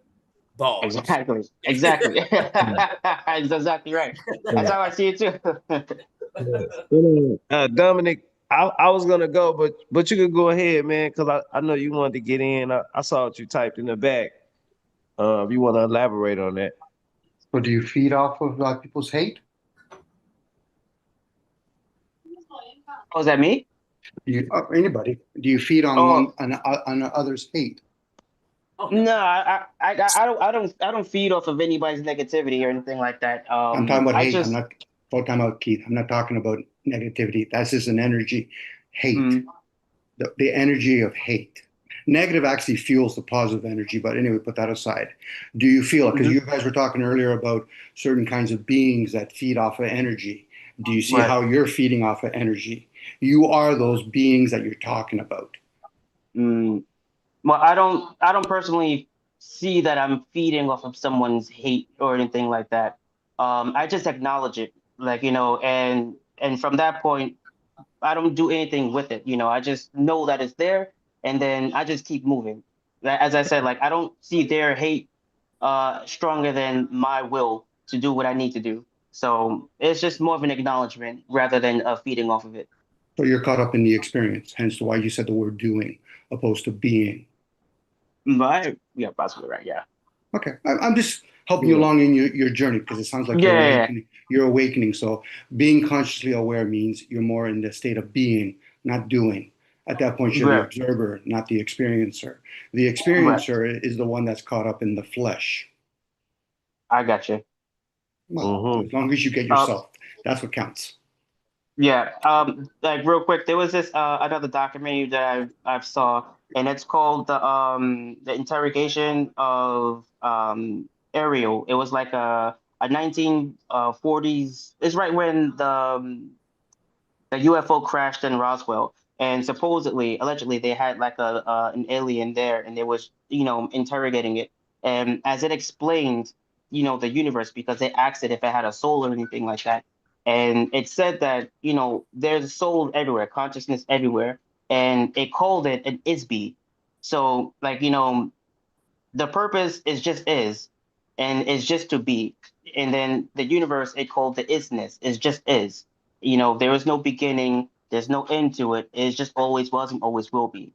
And our purpose here is just we just are and we just exist. No ulterior motive, no underlining reasoning. It's just to be here and experience life.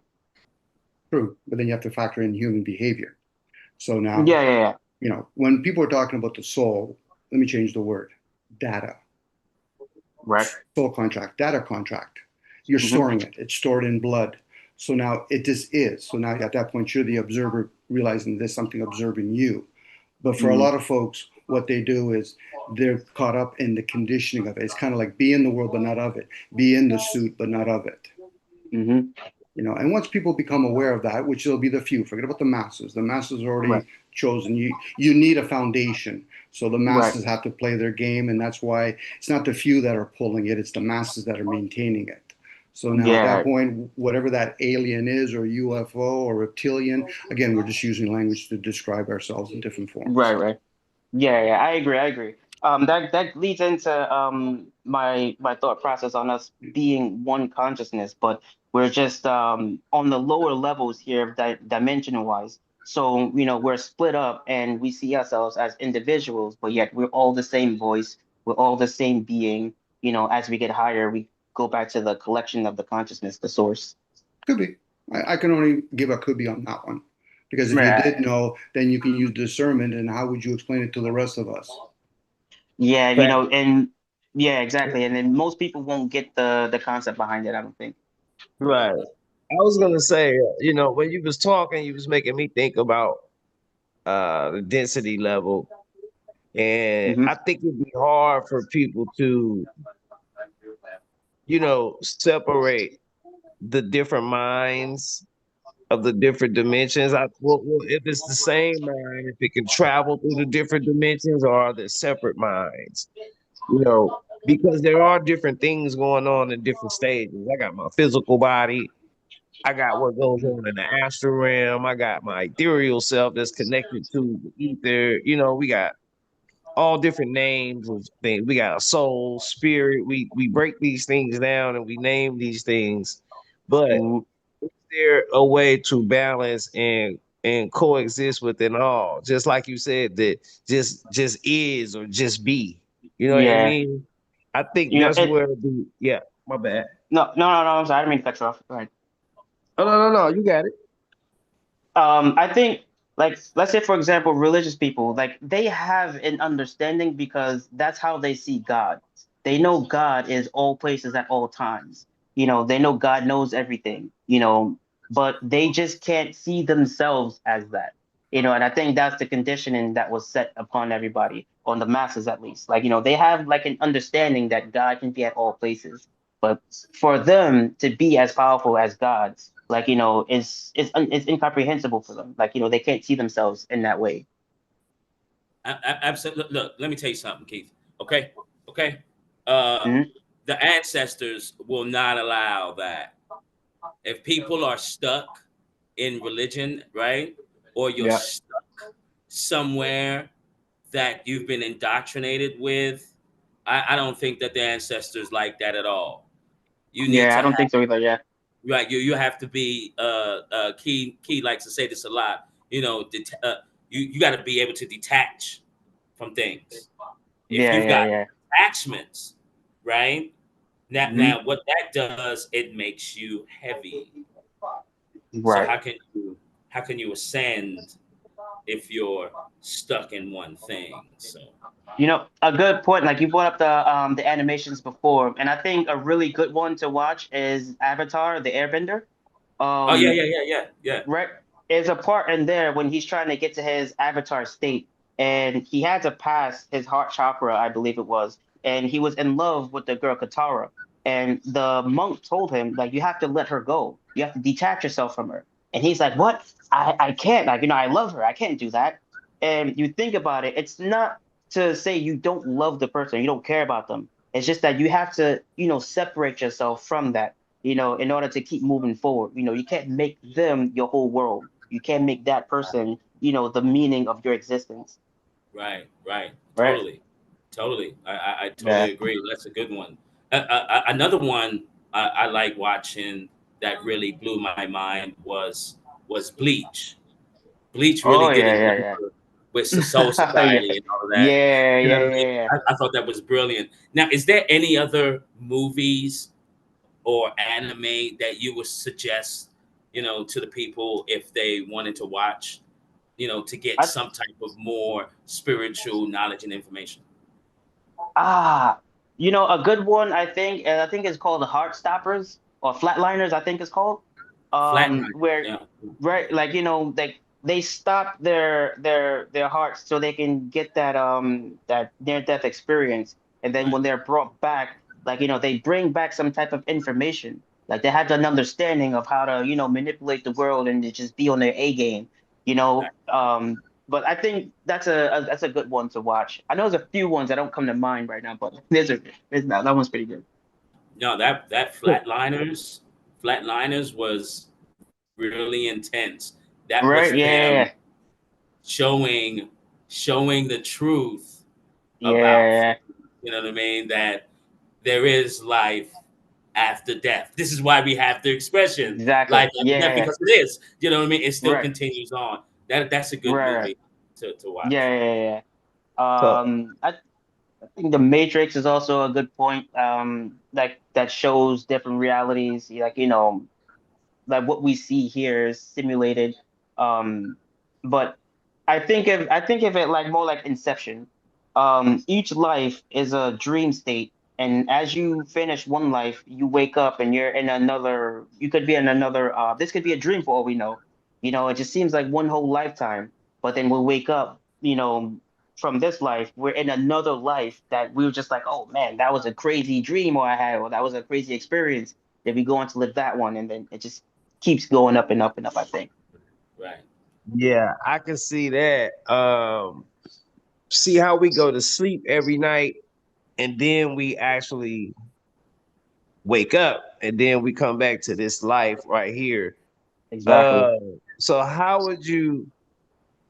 So do you think that after death we could just basically wake up in a dream state, like without actually going back? So you think reincarnation is actually being born through a womb again, or do you think like you could choose to just wake up and be 20 years old, like you said before? Yeah. That yeah, Yeah, I've seen this lady explain it. Like, there are soul contracts, whereas, like, um, let's just say if, like, it's my first time coming into this reality here on Earth, and I didn't want to have to go through the birthing process of the early stages.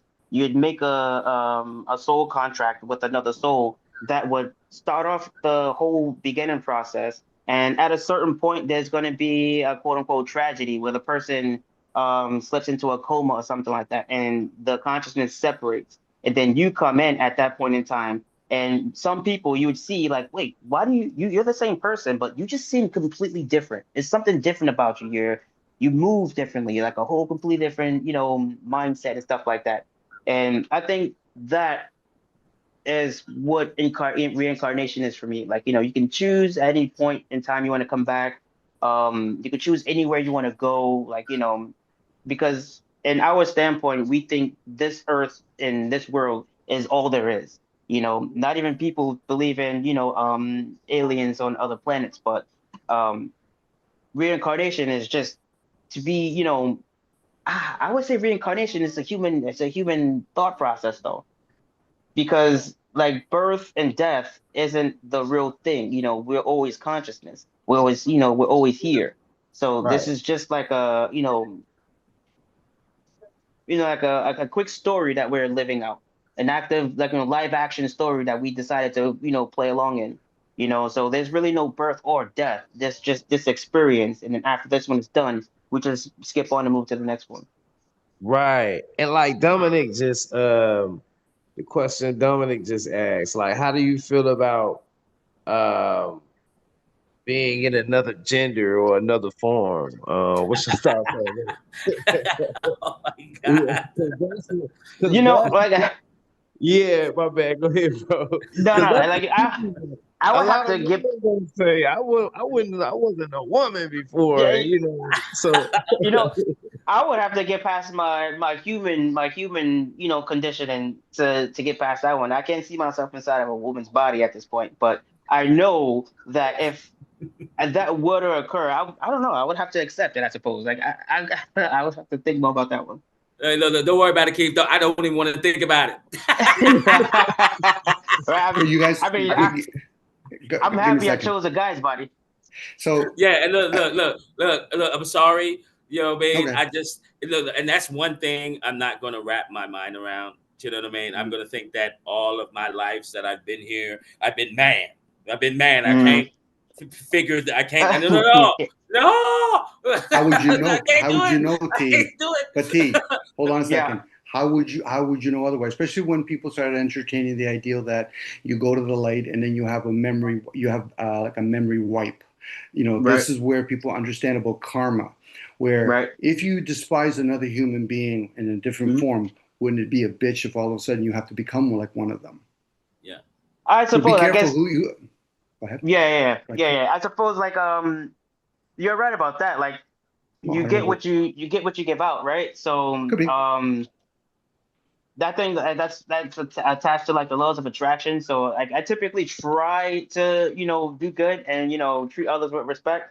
Therefore, I don't get put in a situation where now I'm reliving the experience that I'm shelved out to other people. You know Yeah. It's like you don't want right. to come back as a cow. You could. exactly.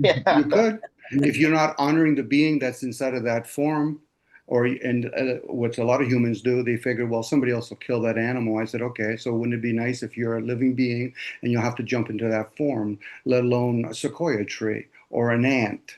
Now, people aren't going to grasp that. I said, well, then you can't talk about being gods then, unless Right. you understand how humans do not create anything.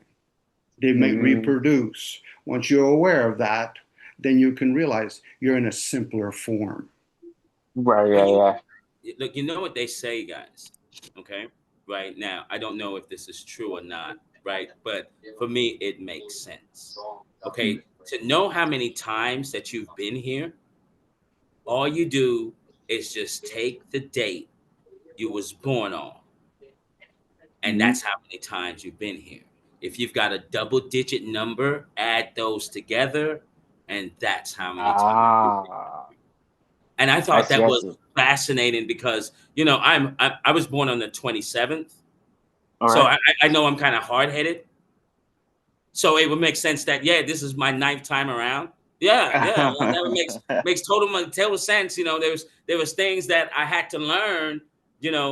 Especially when experiencing a past life of mine, right? Mm. Right, actually two of them, and seeing that whole giddy up, right, which is fascinating, by Mm. the way, right? Yeah, yeah. Seeing how, okay, I was here during this time and I was here during this time. Okay, what did I do right? What did I do wrong? Obviously, I did something wrong, right? Mm. I remained heavy. This is why I'm here again, right? Right, right. Yeah, yeah, yeah. Right? Because to me, this is school. Earth is Right. school, right? That we do come to play, but we do come to learn and experience. And in order Right, to right. pass the class, Think about right? the soul time, the soul contract we talked about though. Right, So right. this would be my only thing of okay, when was a point that I came in when some tragic happened and like what if one of my past lives was actually me just jumping into somebody when they got the conscience knocked out of them or something like that. Right, Like you see right, what right. I'm saying? Now, I Right, don't right. think it. No, no, no. Look, see, Key. Look, see. When's your birthday? See, yeah, I don't want to use my birthday. I don't want to do No, no, no, it. no. Don't give me the month. Just give me the day you was You born. know what I'm saying? 17th. I get what you're saying. We're gonna keep You like me. You're like me. You're hard headed. You hard headed. You're think about stubborn. You know what I mean? We like things our way. think So about now this is your eighth time around, and we're gonna make sure that on this time around, guys, right? On all of us here on the panel, that this will be the last time we would have to experience the simulation of Earth. And so when we transition, right, and then we have the life review, and our heart gets weighed Yeah. against the feather. See, Do you know what and I'm see, saying? this is what And I'm then thinking so about. we're going to be lighter. So we're going to say, okay, if this is college, Earth 101 passed. Now we go to Earth 301, upper And see, division. Right. look, though, Okay, right? this is what I'm thinking about, though. So, what was it me or okay? Now I gotta play with the idea of okay, what am I? Because now I'm saying it was me came back 8 times. I know I'm me. I'm Key in the physical form. I'm a man. I got dark skin. You know what I'm saying? Hmm. I'm thinking with my consciousness that I got right now. So if I have played back all these different times, then what would be the chances that I've been through 8 different life forms then? Well, that's just my opinion. That on the eighth, with the eighth time putting your numbers together, that's something I heard. Do you know what I mean? But it just made sense to me, right? It Uh, makes sense to me that I've been here many times before. You know what I mean? And you never know, Key. Your name might have been Hugo Gonzalez in one year. You wanted to try out if you wanted to be Mexican. You know what I mean? yeah, exactly. Yeah, yeah, yeah, You know yeah. what I mean? You wanted, but Yeah. you know what? Look, this black lady told me this, right? And it really shook my noggin, right? It made me really think about some things. She said that in order to have the full human experience, right? To say, like, to go into the upper realms and to everyone and say that I've had the whole human experience, she said, one must and it tripped me out. She said one must experience all the colors, and I said, Mm. wow, that makes sense. In order to say I've been a human, and I've been this, and I've been that, I've been this, and then for me, and I looked at that, and I said, wow. So for my last incarnation here, right, I chose to be black. Right. Save the best for That's what I last. was gonna ask you about your story. You know what I mean? And Oh yeah, go ahead. You got it, bro. no, I think like when you think about it in that sense, it might be the final form, because being that, if everybody derived from, from Africa and, we're supposed to be the most connected to, the planet and whatnot and, and the energies and I think, it could be a possibility that you know, the final form might be in the skin color or something. And Dominique might not like that, but it's okay, I Dominique. know that's why. But then again, Dominique understands because we're not really, us. We're just a consciousness. Right, Right. exactly. And so, I think about like the Lumerians.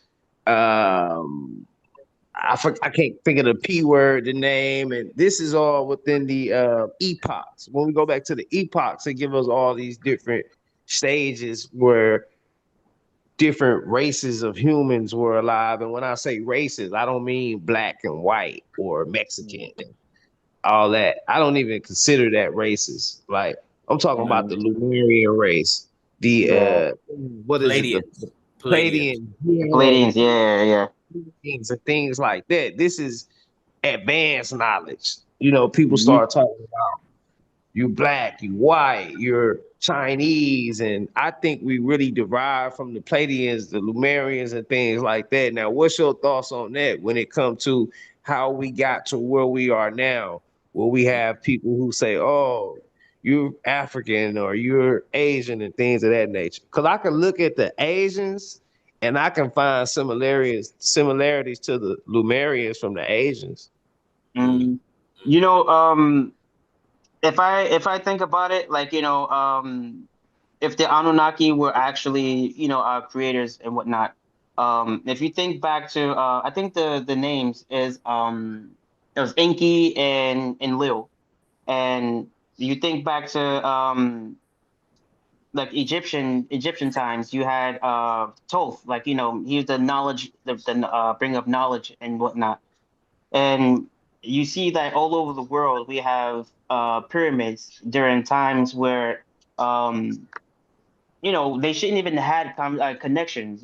How are there pyramids over in the Mexican area? And they have pyramids over here. They have pyramids over in China and stuff like that. And they weren't even, exchanging information. So I think during that time, like, when they were making people, they branched off into different areas and some were taught different things. And based on the climate that they were in, just, changed our skin colors and stuff like that. But I think, like Toth, Enki, I believe his name is. I think they're all the same person. Even like every knowledge bringer in civilization's culture is probably that same being that was just spreading information around the whole world at that time. Yeah, because Right. because I know it with the Trinity, right? Mhm. And I just learned this not too long ago that Osiris, right, is a woman.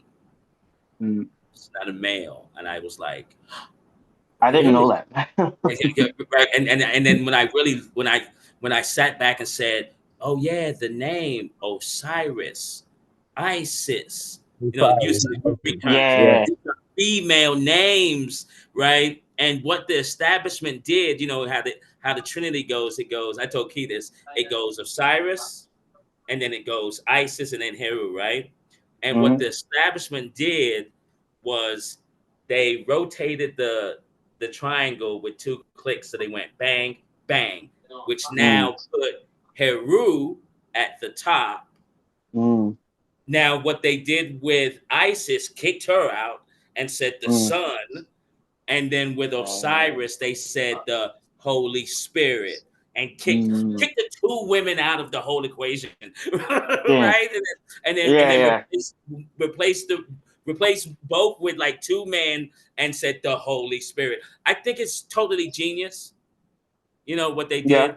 did, spiritually, because in order to defeat people, they knew they Yeah. can't do it spiritually. I mean, physically, so they had to Right. do it mentally, spiritually. Right. Right. I agree.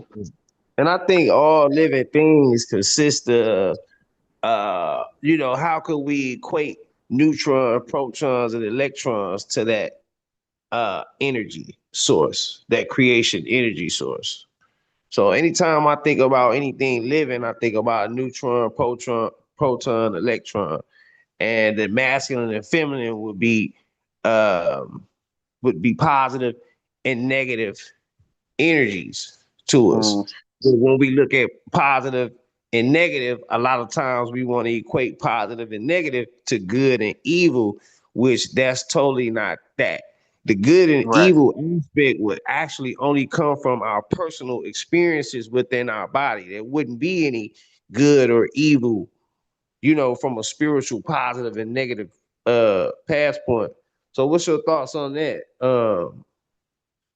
Like I think like it's I think there's indifference. So when they think of like the higher consciousness and what we so like we believe or we've been taught like when someone does something evil, you're gonna perish for it, you're gonna pay for it in the afterlife. But I believe like it's indifferent. There is no good or evil. You just learn from the experiment from the experience. So like as long as you're not trying to prevent the advancement of someone else's spiritual growth, then there's no such thing as evil, but we just have moralities. And is it moral to do certain things to other people? Not necessarily evil or whatnot. It's just, try not to prevent others from, living their experience. I got one Facts. for you, Keith. Good one. Yeah. Look, I got one for you I think pertaining to that's, this one. So, I do you think think? that's, Sorry. oh yeah. Go ahead, you got it. Do you think karma? What's your take on karma, Keith? Oh, I mean, that's the laws of attraction. Like, whatever you put into the universe, you get out of it. So, like, as long as you're, positive, doing good, I think that's gonna return to you. I take that. You got it, Keith. My bad. No worries. Thought I was gonna ask him something pertaining to about what we was talking about, but go ahead, y'all got it. Mm. Dominic, you wanna interject? Positive and karma is the same energy. It's about action. Action. The word act gives it away. Fact, practical. Again, we use words just to give a little bit landmarks. So, but the negative energy is actually what fuels the positive energy, hence the unknown fueling the known, okay, order out of chaos. Again, Keith, as I'm hearing you talk about it, morals is for the mortal part. Right. You can't harm who we are. We're energy, Right. energy in motion, and hence emotions. But most people get caught up in what's called personas, the mask. Mm, Look at me, I'm European. Look at me, I'm Jamaican. That's the persona. That's not who you are. right. Same with thoughts. That's not who you are. It's even the vessel. It's a simply 101 equation. So where do I go when I go to sleep? Who's running my liquids? That's the Mm, conscious state that actually is trying to play that game. And then that's where mm, you're playing with your senses. This is beyond the senses. But when mm, somebody says, does it make sense? Okay, so you're trying to make sense of this. Okay, you're asleep, you just don't know it yet. Interesting. mm. And I agree. It's just like while I'm here on this I got to plane intercede, of Keith. it. Hold on. Keith, I got to intercede because people say these words. What are you agreeing upon? Does it With sound nice? your statement about like the negativity refueling the positive and whatnot, and the morality, because like in a sense, like I understand like it's a mortal thing, but at the moment we're living in a mortal body, and the fact that we're on this plane here, we kind of have to play the game, in order to keep things from going awry. We have to have a certain level of morality, so we're not affecting others because yes, like we said, that karmic action, when you put something out negative, it's gonna come back to you. If I go and try and stick somebody up or mug somebody, that's gonna come back to me. So in a moral morality sense, I have to keep positive on this side. Therefore, positivity comes back towards me while I'm experiencing, this life here. So do you think the game is played in the known or the unknown? I think at the moment when from our birth, we're playing in the unknown.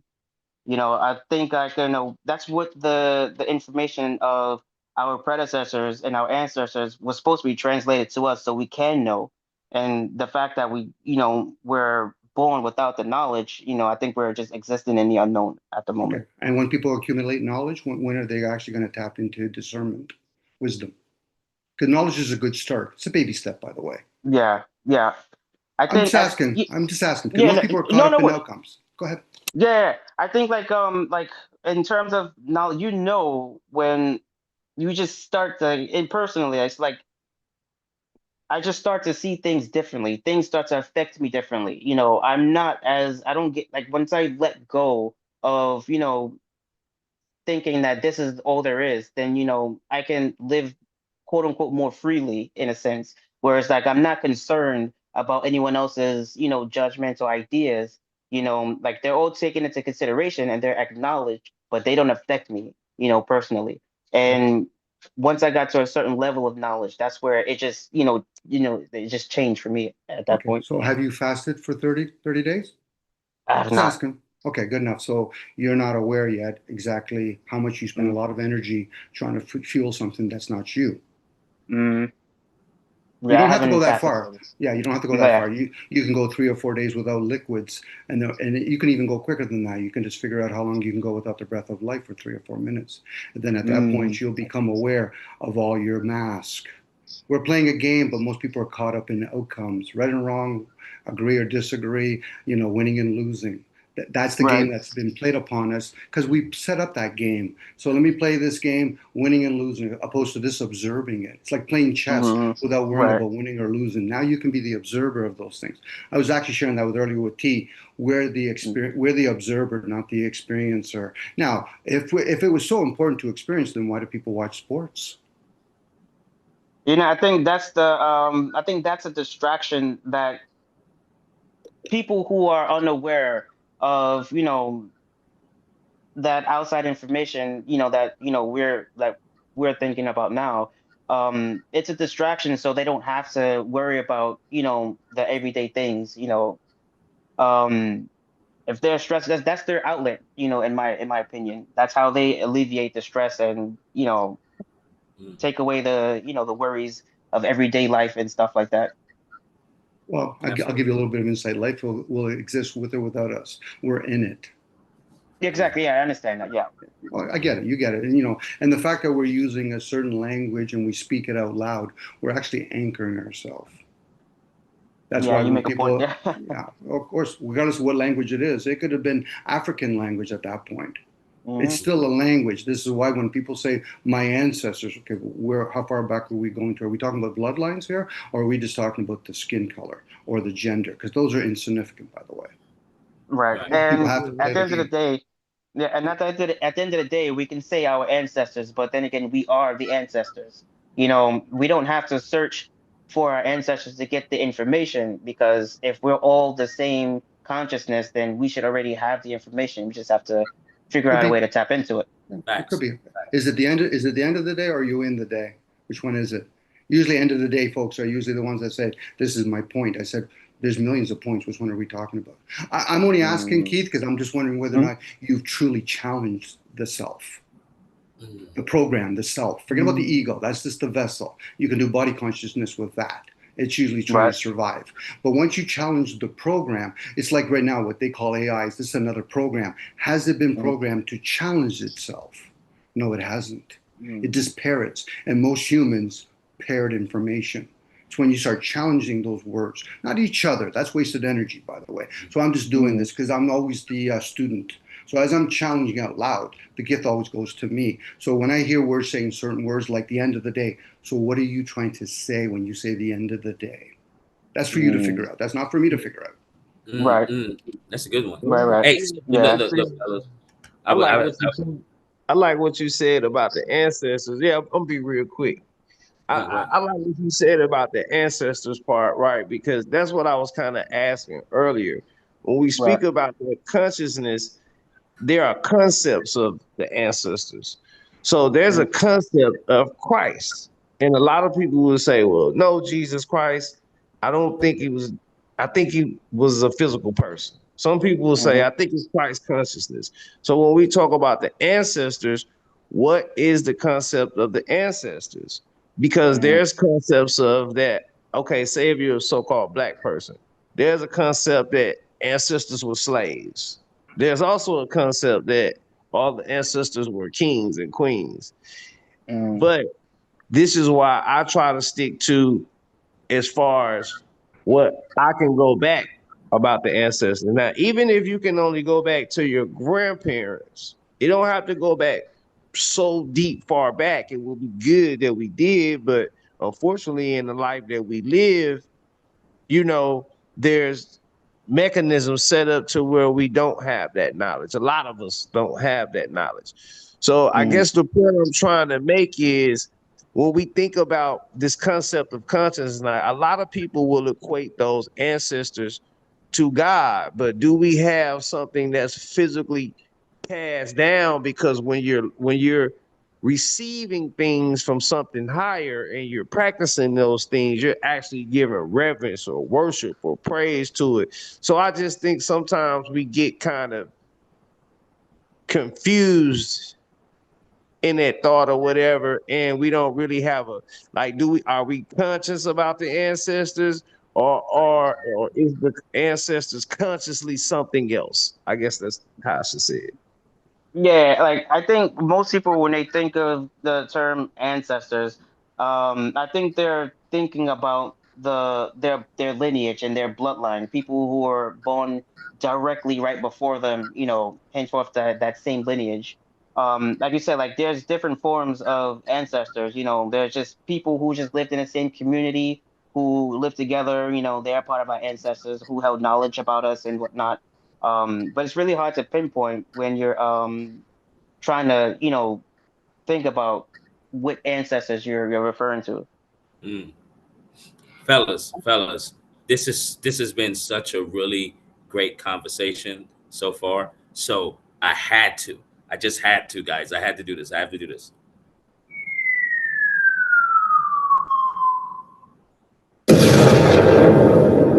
Continue on, fellas. Continue on. I just had Okay, to do. okay. Yeah. I don't say that because if we're making a connection to something, like a lot of people make a connection to Jesus or a connection to Christ. So Mm. we were saying earlier that when these people make this connection, it's working for them because that's what they can know of so-called God or a spiritual energy or so on. But when we Right. speak about the ancestors, should we be more conscious of energies that we're um connecting ourselves to, rather than just a grasp concept or estimated guess of Mm. the energy that we're connecting to. You see what I mean? Yeah, yeah, yeah. Like, like even I don't even know how some people could consider Jesus or God to be an ancestor, like at least for Jesus. Like I said, like I think like in the term ancestor, we're just looking at the direct connection to us as an individual, like somebody who was some like great grandfather, great grandfather, and not so much as the whole community of people. But then again, as I said, like we're all the one consciousness, so you don't have to look too far. You look in the mirror if you're trying to look for information. It's just tuning the consciousness to even pick up that frequency. Yeah, So yeah. I just think ancestors is just a frequency, not so much of like beings. It's just you know a wave, a wavelength that you just conform to. Yeah, I totally agree. I look at the ancestors as one big family, right? Mm, Because they're all one consciousness, right? And they're on a different level of existence, right? They're all right, right, passed over. They're on the yeah, passed over realm, right? Which yeah, which which makes life so brilliant because we get to experience both sides. You can yeah, experience the passed over world and you can do the reality thing. So there's like a yeah, big whole, like if you look at the ancestors as a circle, they're all circled up, right? And everyone has their mm, bloodline, and this is why to me, I like telling people, it's like, hey, look, you don't want to embarrass yourself, because if you embarrass yourself, you're embarrassing your bloodline yeah, too. Like yeah, there's a yeah, big family, right? And so they, like in the ancestry world, if you're acting all dumb and stupid, right, the ancestors are gonna be like, hey, whose man is this? yeah, And then exactly. all the ancestors are going to look to that bloodline like, that's them right over there, and then your bloodline's going to have to go, oh my god, that's mine right there. Do you know what I mean? So that's Yeah, how I yeah. kind of, just to look at things in that aspect. Right, right, yeah, yeah.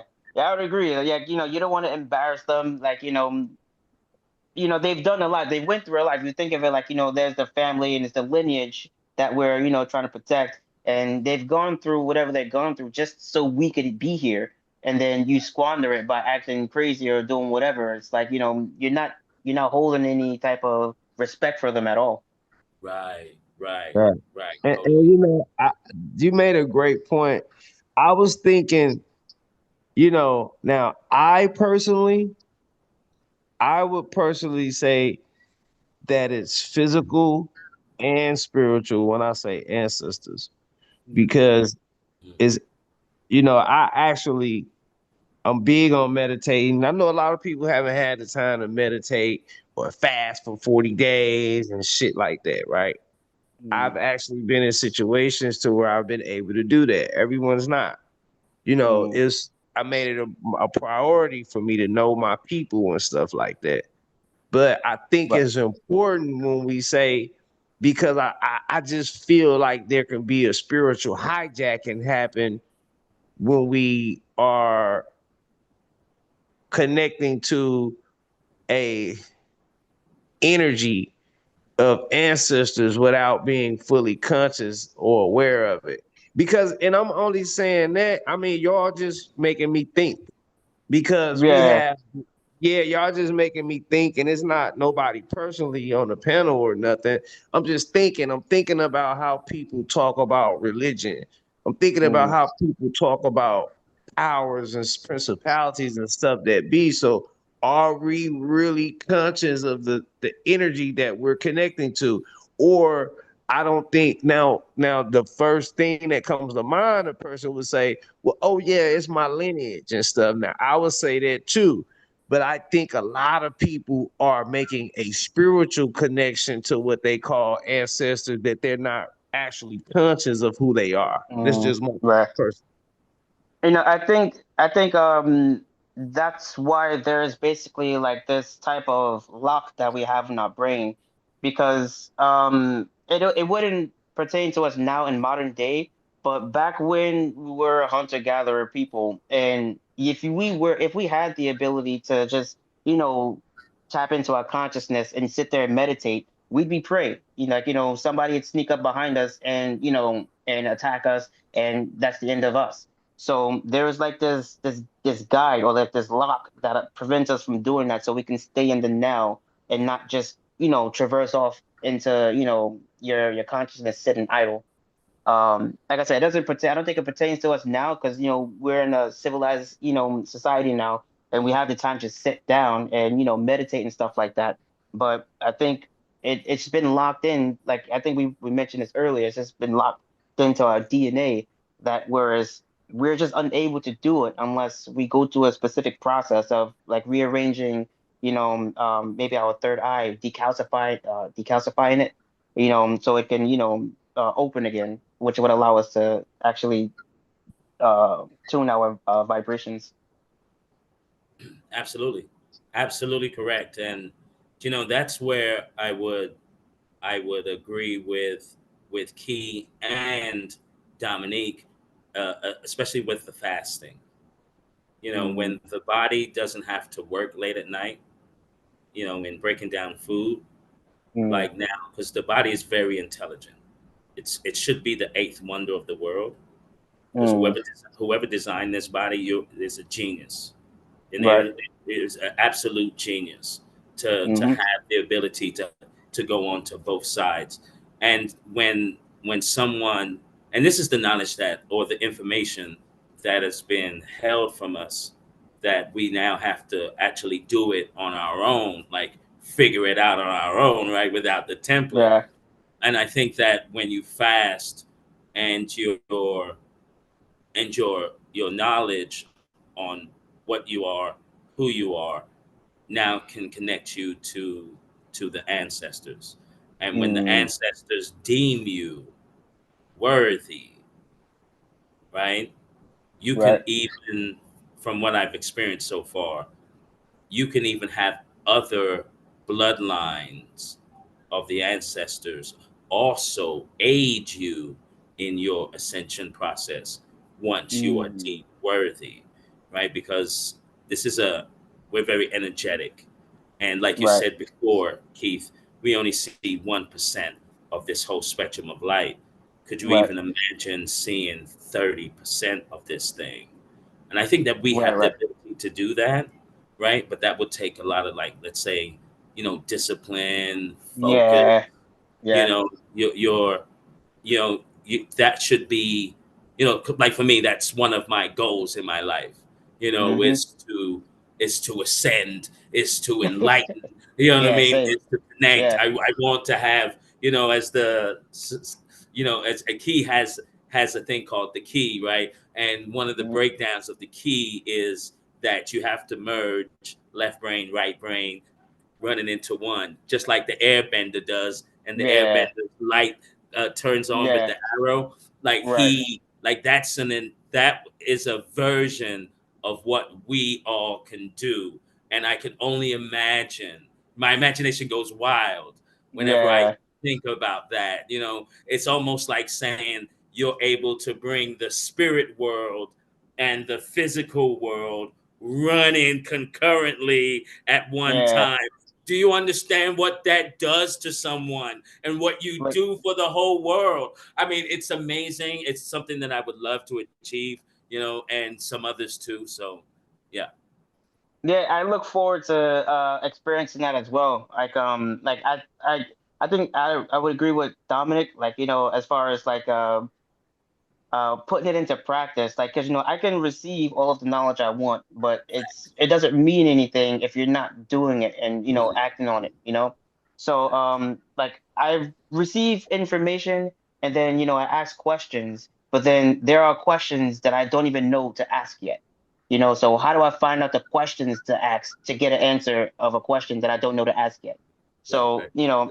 by interacting with different people, gaining different experiences, then I can develop the knowledge and ask more questions that'll lead me down a path that'll, actually help me, you know, get to the point I'm trying to be.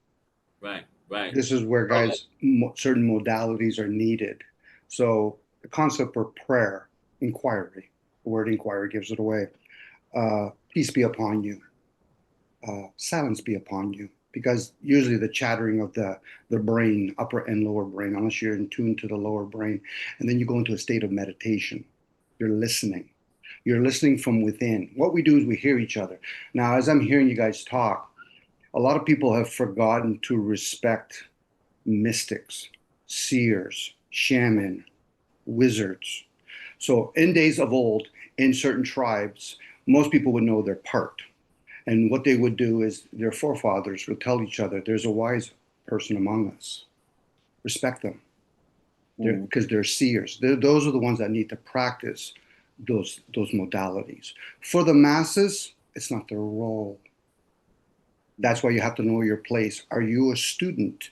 Because with ascended masters, you got to find the descended ones. Mm. And you have to be the observer. So that person's aware. They understand the signs. It's like certain tribal people in Africa, they still understand what they meant by the Son of God, the Son and the Father of God. We're talking about the Son in series, 7-day Mm. cycle opposed to a 10-day cycle. Mm. Now, as I was hearing T earlier talking about numbers, what calendar would we be using? See, a lot of things have been distorted on the physical plane, but it's all stored in the mind. So you could literally tap into the mind and say, oh, yeah, so September is the 7th month? Sure it is. Aries is the first month? Sure it is. And then you can actually do cross referencing and understanding about harvesting and all that. But for most folks, they don't realize how extent the indoctrination truly is. Most people wouldn't even know how to look for their wise people among their communities, but they're too busy looking at their gender and the color of their skin.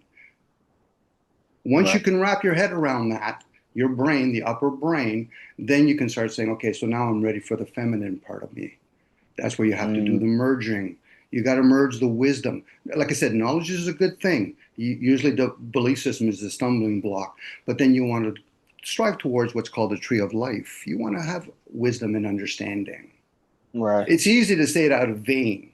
Oh, I believe in a God. Well, that's nice. Well, just look up there in the sun and the moon. Any humans that created that? No. So we can keep that open. We can call it aliens, gods, reptilians. You can call it whatever you want, but humans can't touch into that.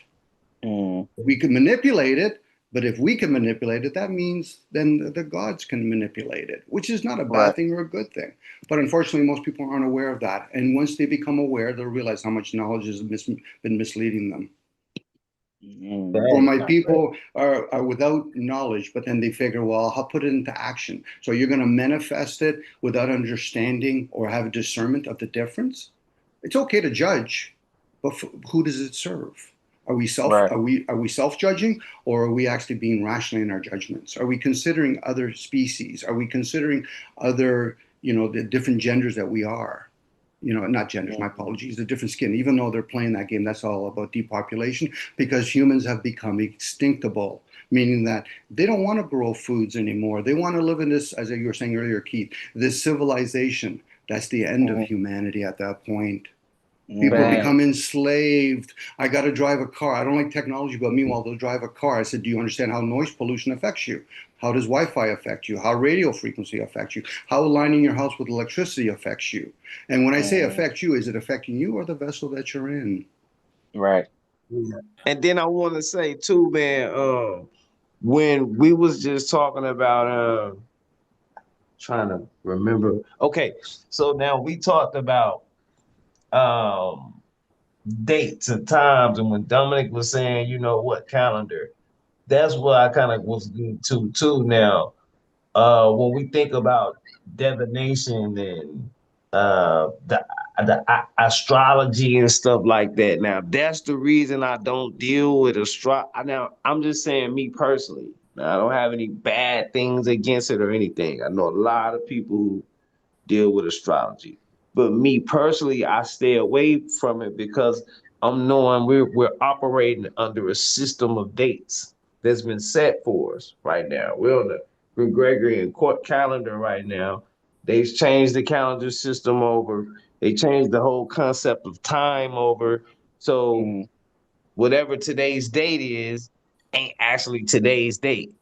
Right. It's not 2025 right now. You know, it's not Right. November 8th right now or whatever it is, November 9th. It's not really November 9th. We just say it's Yeah. November 9th Exactly. Yeah. to yeah. So how you feel about divination and using outside practices to try to manifest things into this reality? What's your thoughts on that?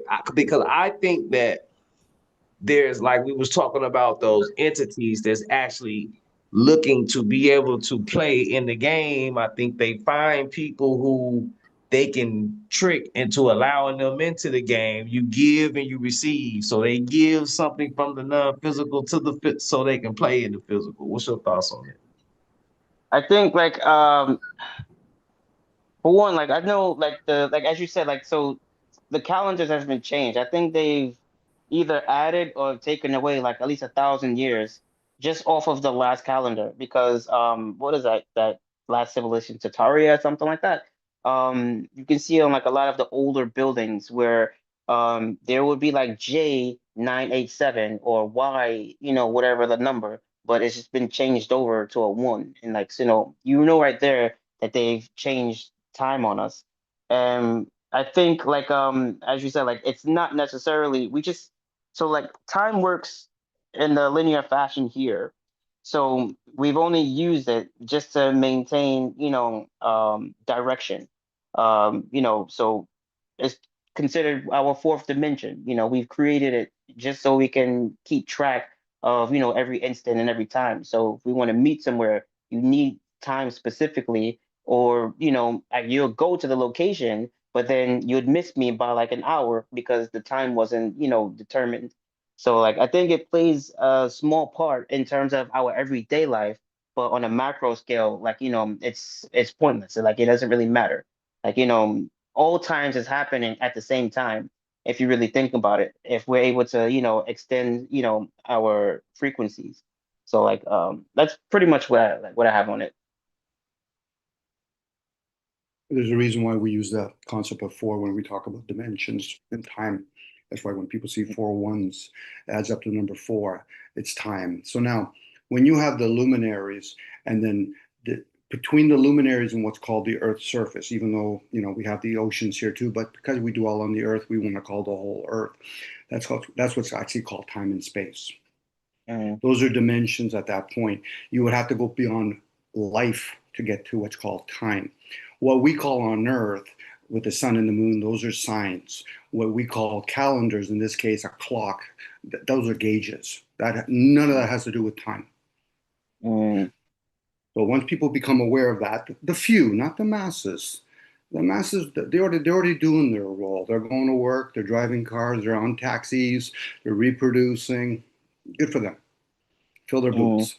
But we're in a different age now. And in this age, different things are occurring. So let's not be concerned about guys like Socrates, Jesus, Muhammad, and Buddha.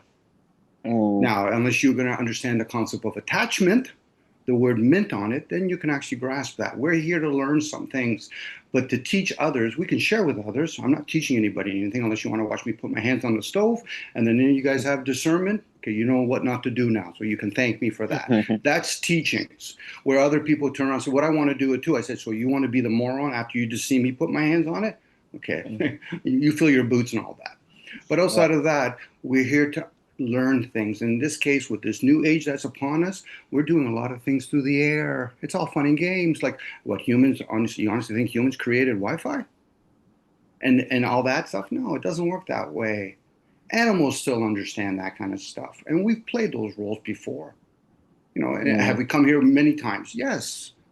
We've enjoyed it, and we're going to continue enjoying it. Now, whether or not they want to think it's some evil demon out there, I said, how do you not know you're not the demon? That's a good point. That's a good point. You mentioned the sun and the moon, Dominique, and I wanted to ask Keith this question, and then you can answer it next, Dominique. In your dreams, right? In your dreams, have you ever seen the sun or the moon in your dreams, Keith? Not not specifically. Not that I recall like specifically seeing the sun or the moon. Like Mm, I suppose I would acknowledge it's daytime, but like not specifically anything concerning the sun or the moon. Like right, I right, didn't feel like I've ever got a message about it or something like that. right. How about you, Dom? I would be doing an image within an image. No, I can't No. say that because when I'm in thoughts, those are images. Those things up in the sky, those are images. Mm, mm. The word of Yeah, God, image of God. We've never seen man, M-A-N. What we see is men, M-E-N. We see the mortal part, the mm. thing of the dust. If we're going to use Thanks. biblical stories. Go ahead, Keith. Keith. This is Yeah. no, I was gonna say like that was my answer.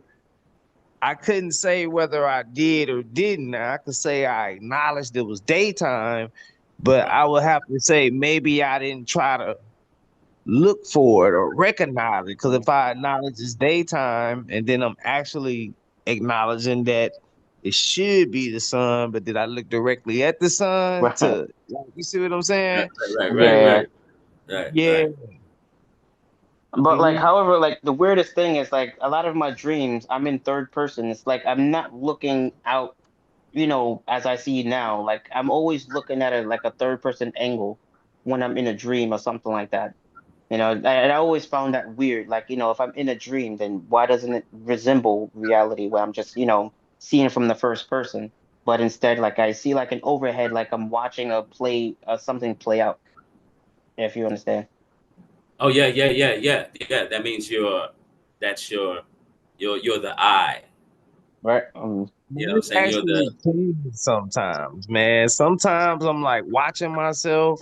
yeah. Sometimes I'm actually doing it, and sometimes like I feel like I'm watching TV, but watching myself on TV. Yeah, yeah. It's almost like you're watching a movie or something. Yeah. Yeah, Yeah. sometimes it's like I'm watching a movie. Sometimes it's like I'm watching myself watch a movie, and Mm, sometimes I'm in the movie. Sometimes it mm, varies, it changes, and I guess that would be the difference between whether I say I'm lucid or not. When I'm mm. on the screen, when I'm the character, when I'm in the movie, I would have to say I'm lucid. This is when I'm doing the flying, the running, the fighting back, and you know what Right. I mean? Yeah. Mm. Like I even sometimes catch myself like I don't know if this maybe it's just me. Like I have like a weird dream where you ever run in your dream and then you're running so fast that it feels like you're gripping the floor and you're pulling yourself and it feels like you're flying almost. Like it's weird that I catch myself walking down a regular hallway when I'm awake and I feel like I can just start running and do that. Like I don't know how that transfers over. And I think to myself like, oh, it's reality. I know I can't do that, but I get the urge of feeling that I can, which is weird. I try not to say the B word and the C word a lot. Like I try not Mhm. to say I can't, You and know, and that's the no, go thing. ahead, go Like, ahead. yeah, that's the thing. Like the doubt. Um, I think Right. like I know I see myself do things in dreams, and because I'm conditioned to discern like, oh, dreaming is just, imagination, as fantasy, and the reality, you can't fly, you can't do things like that. That's the things that we're taught. And like this is innate feeling that I have that I'm like, if I run down this hallway right now, I feel like I can just, just blaze through here, at like or fly here. But I know like, all right, well, I bring myself back to reality and say, ah, that's not possible. I can't do that. Mm, mm. I think that's when the movie Lucy kicks in. I think that you know, like like for an example, like some people that do the psychedelic thing, right? Mm, Or you doing the ayahuasca or the peyotes, or you're doing something else. right. Like a person now is what's going on right now is your brain frequency just increased. Mm, So certain things now, it's like you become into the know of things. yeah. You'll be able to you can change reality depending on how high your frequency is going. And I suggest like people that to do it very naturally. People that don't dream, I say, yeah, man, you need like an ayahuasca little trip. Mm, Do you know what I mean? But the yeah. ones that can dream and like you said, you're having the astral projection things going on. Like you Yeah. may not need. You can do it so naturally. And I Mm, think that and Dr. Blair, said that it's best to do things naturally so you don't have to depend on right. Right. outside things, you know what I mean? Right. So everything stems from you. And someone also mentions, and I land here, fellas, it's about the breath.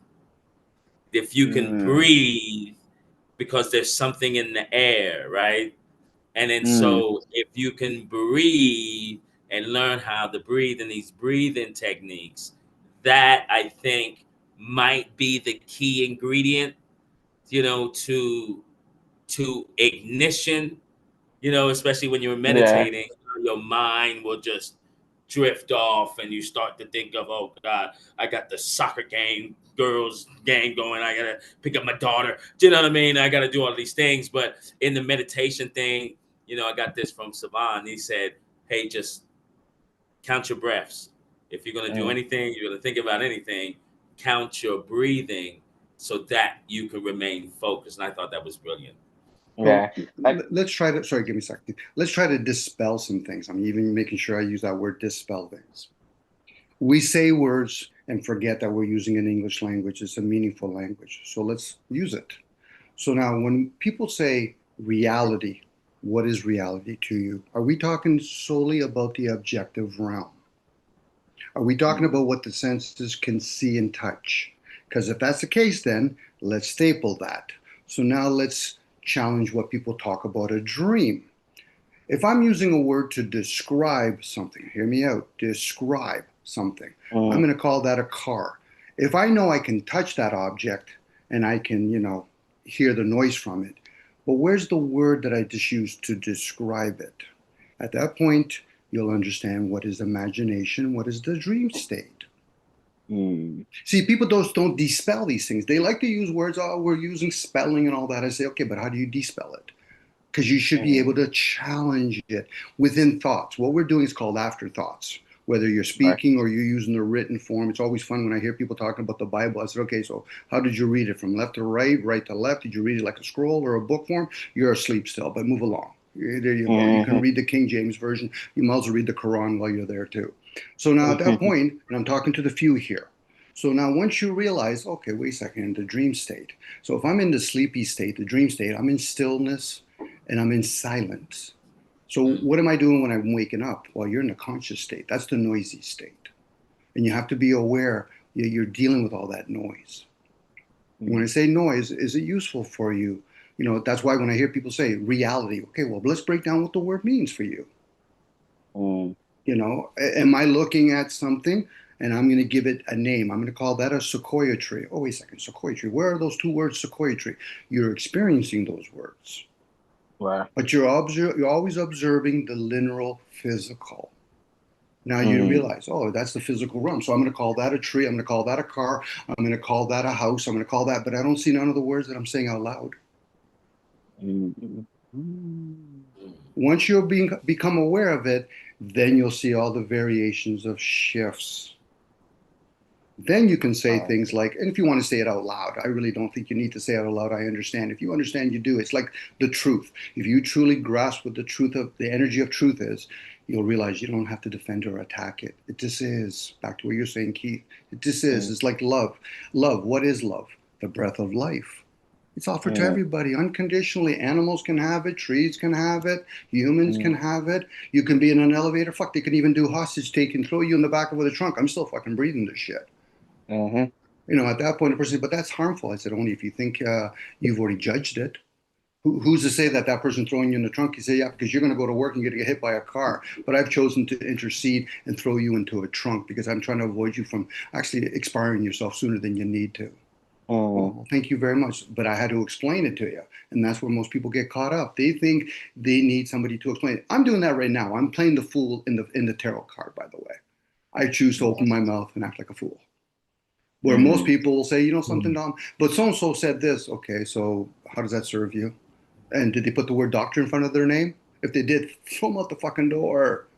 How important is it to have some sort of label on you? Right. You know, Mm. if So, you want to be the Michael Jordan or the LeBron James of sports, give them kudos, but there's a good chance there's a lot of walk-ins that play with both of them. right. Do And y'all think it's important to, now should we just basically operate on? I mean, do you think that things gonna go the way they go anyway? So, it Like really ain't no need to try to figure nothing out. You know what I'm I saying? Yeah. yeah, I contemplate that a lot. Like um being the fact that we still have to, live and breathe. I mean, eat. We still have to, uh keep a house over our head. We still got to go to work because we still have to play the game that, the powers that be has set up for us. In a sense, like I know, like if I could, I would love to, like, just go away and then, be off in a mountain somewhere and just meditating and just living off the land.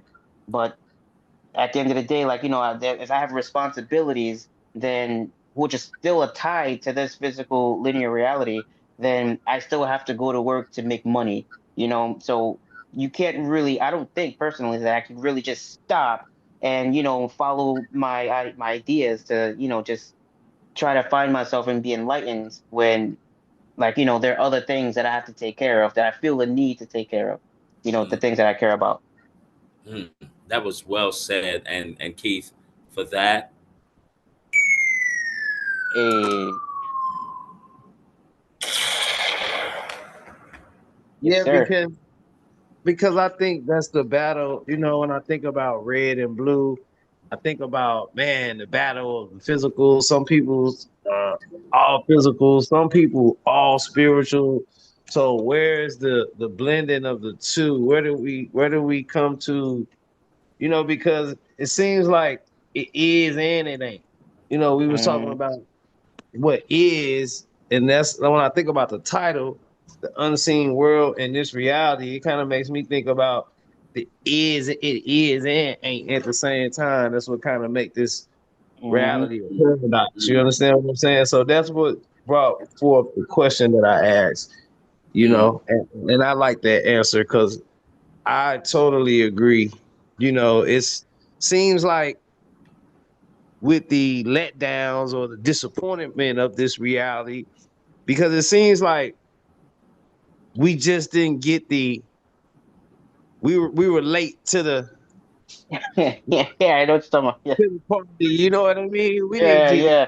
properly and shit. So once we start becoming awakening, when we're going through our exit point, then it makes us want to rely more on spiritual or unseen things, or information and knowledge and things of that nature because we kind of lose respect or hope for physicality. Do that make sense? Hmm.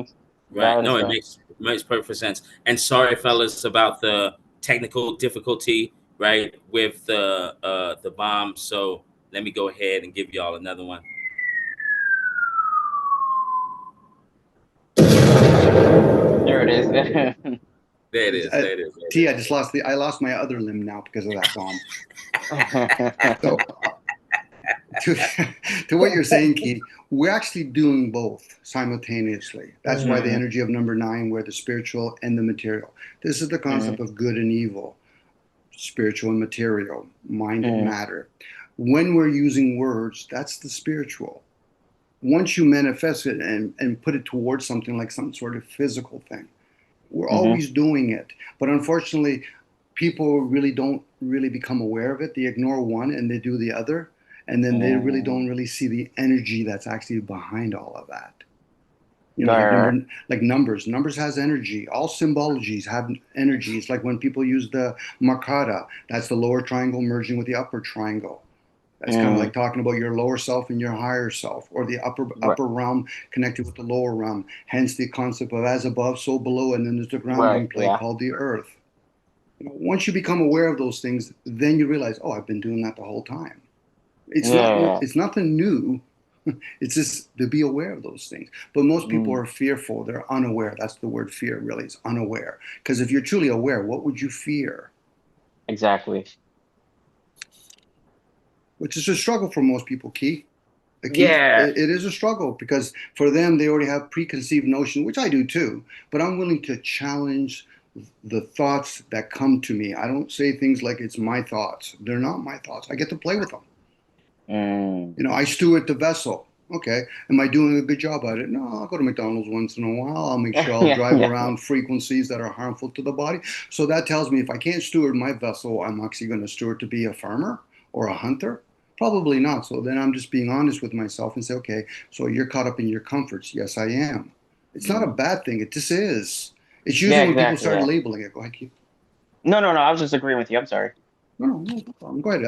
I usually, when I hear somebody say something, I know enough to go into silence and allow them to share. I'm sorry. I just give you like that information. I was just agreeing with you. It just sounds like a cutoff. My bad for No, oh, next time I'll just give you a bunch of stars. You can give me stars. I'm that. just sharing things out loud. If it resonates Yeah. with you, all the power to you. You know what I mean? It's always nice when somebody Yeah. intercedes because they're being pulled from within to share something. But I'm the kind of person, Keith, I really don't care about people's approval or disapproval. Oh, I It's of got you. no Yeah. value. Yeah. I'm my own student. I'm in my own lane. I'm sharing out loud Mm. because what I share out loud, that's actually me being the student. Right.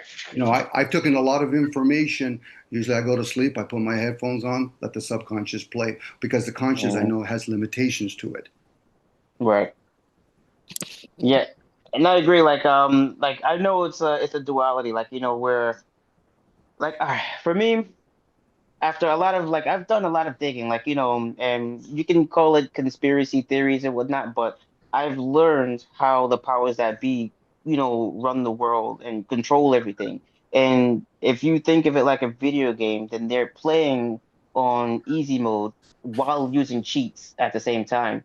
So I think like, all right, so if they're able to do that, then within reason, why can't I? Like, not anything, illegal that's gonna, prevent me from uh my take away my freedom, but within, a certain guideline, whereas I can manipulate the game to my benefit as well.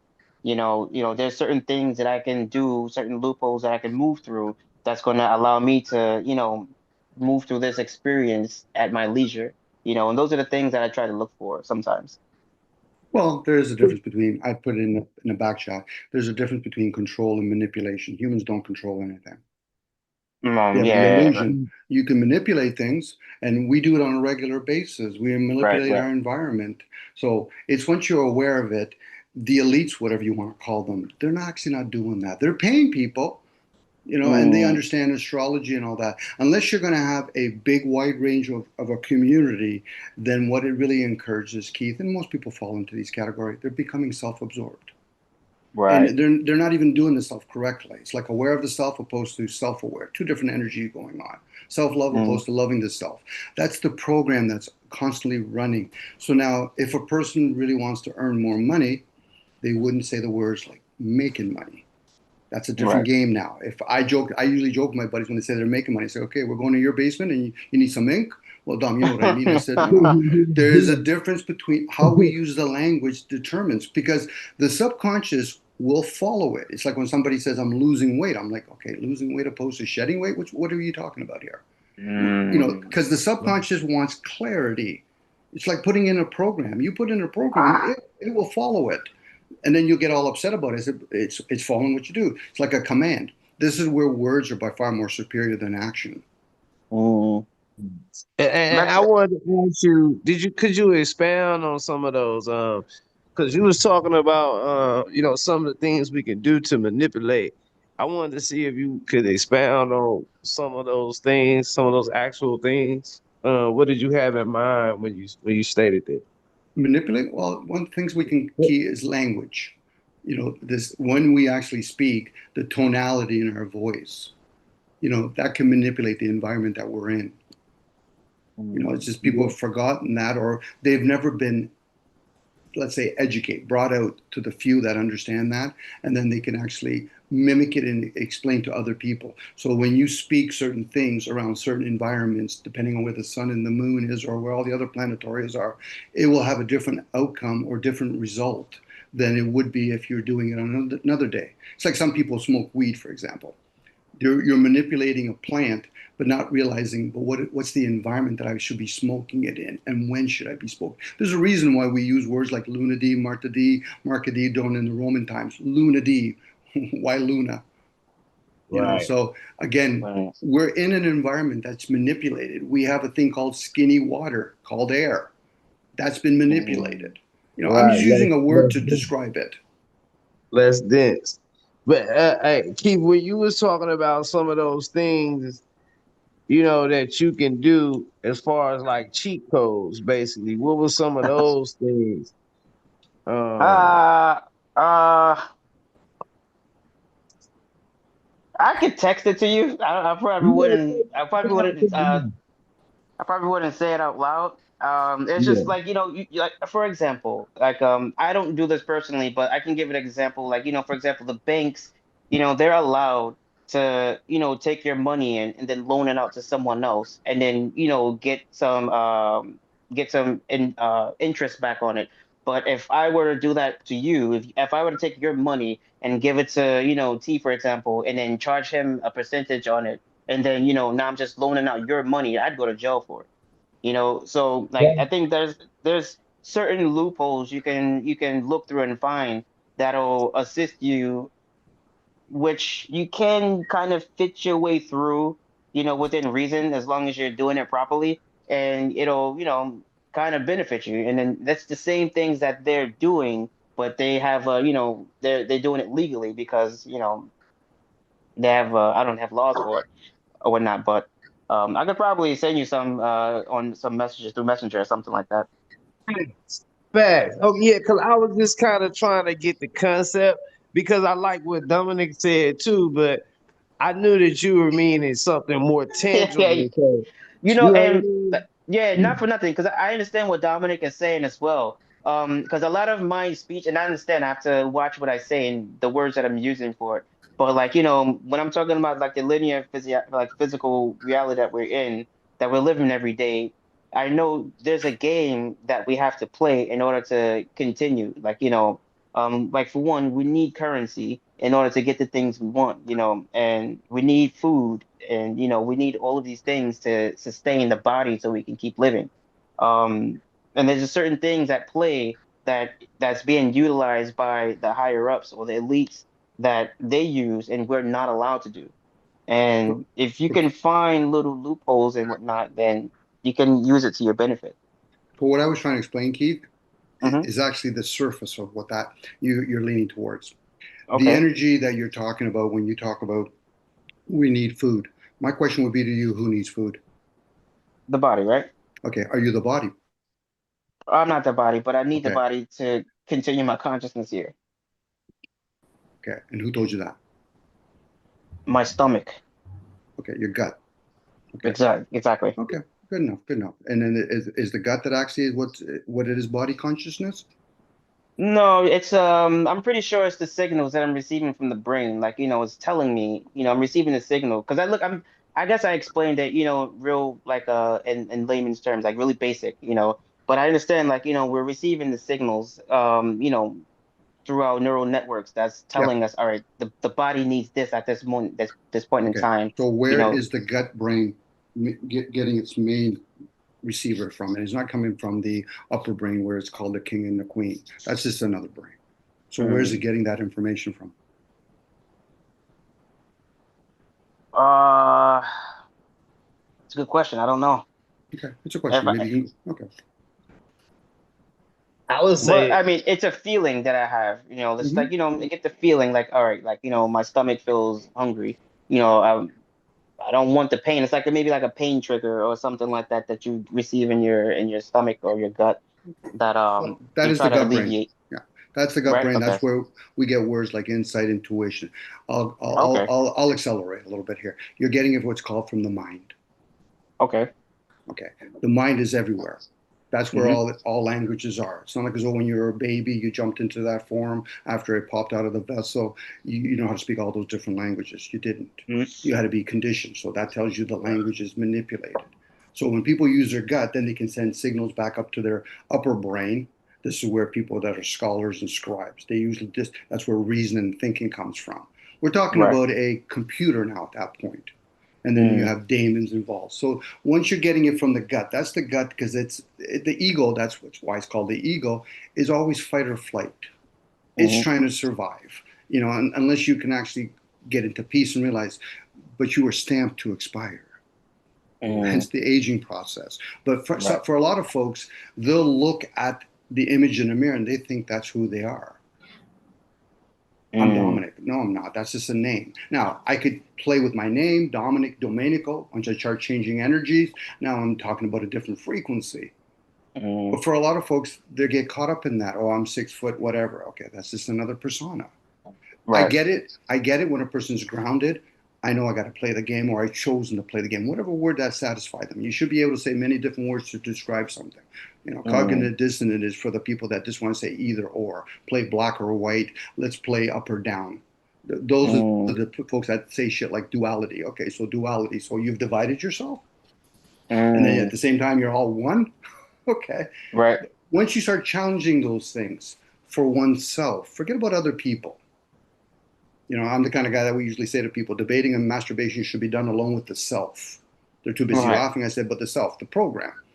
So now Mm. at this point, once you realize you're receiving information from somewhere else, the fact that you grasp the gut part, so you probably Hmm. grasp the feminine energy. Mm. It's always fun when I hear guys say, "Well, Dom, I'm not a kind of guy that feels." Really? So did you get upset when your baseball team lost? Well, yeah. So you're in your feelings. Mm. Just because another gender, and even that among them, they're all going to have different experiences. They might experience emotions differently. That's a Right. given. That should be a given in any conversation. But Mm. unfortunately, for a lot of people, they get caught up in that. Well, we're going to cult up together. You look like me. Really? Do we? You have the same blood type as me? Were you born the same day I was? Well, no. So then, how can you say that I'm like you? Mm. Like what are we? Right. Are we Right. supposed to do like photocopies of each other? Right. That's what would be a photocopy. Nature, whatever, whoever, or whatever created this realm is beyond our scope of comprehension. So I know enough to say, listen, I'm just going to speculate. Anybody that says they have an answer, let me go get some popcorn because I'm going to be entertained right now. I got you. But I got but you. again, that's where we're at right now, Keith. And a lot of times when they talk about factual stuff, okay, are we talking about the written work? Somebody told you a story a long time ago, and they wrote it Mm. down. Did they give you symbols too while they're there? Was it a color picture? If people Mm. truly understood what colors is, they'll realize you've been blind the whole time when you realize you don't see red. You see something that you describe as red, but you don't see red.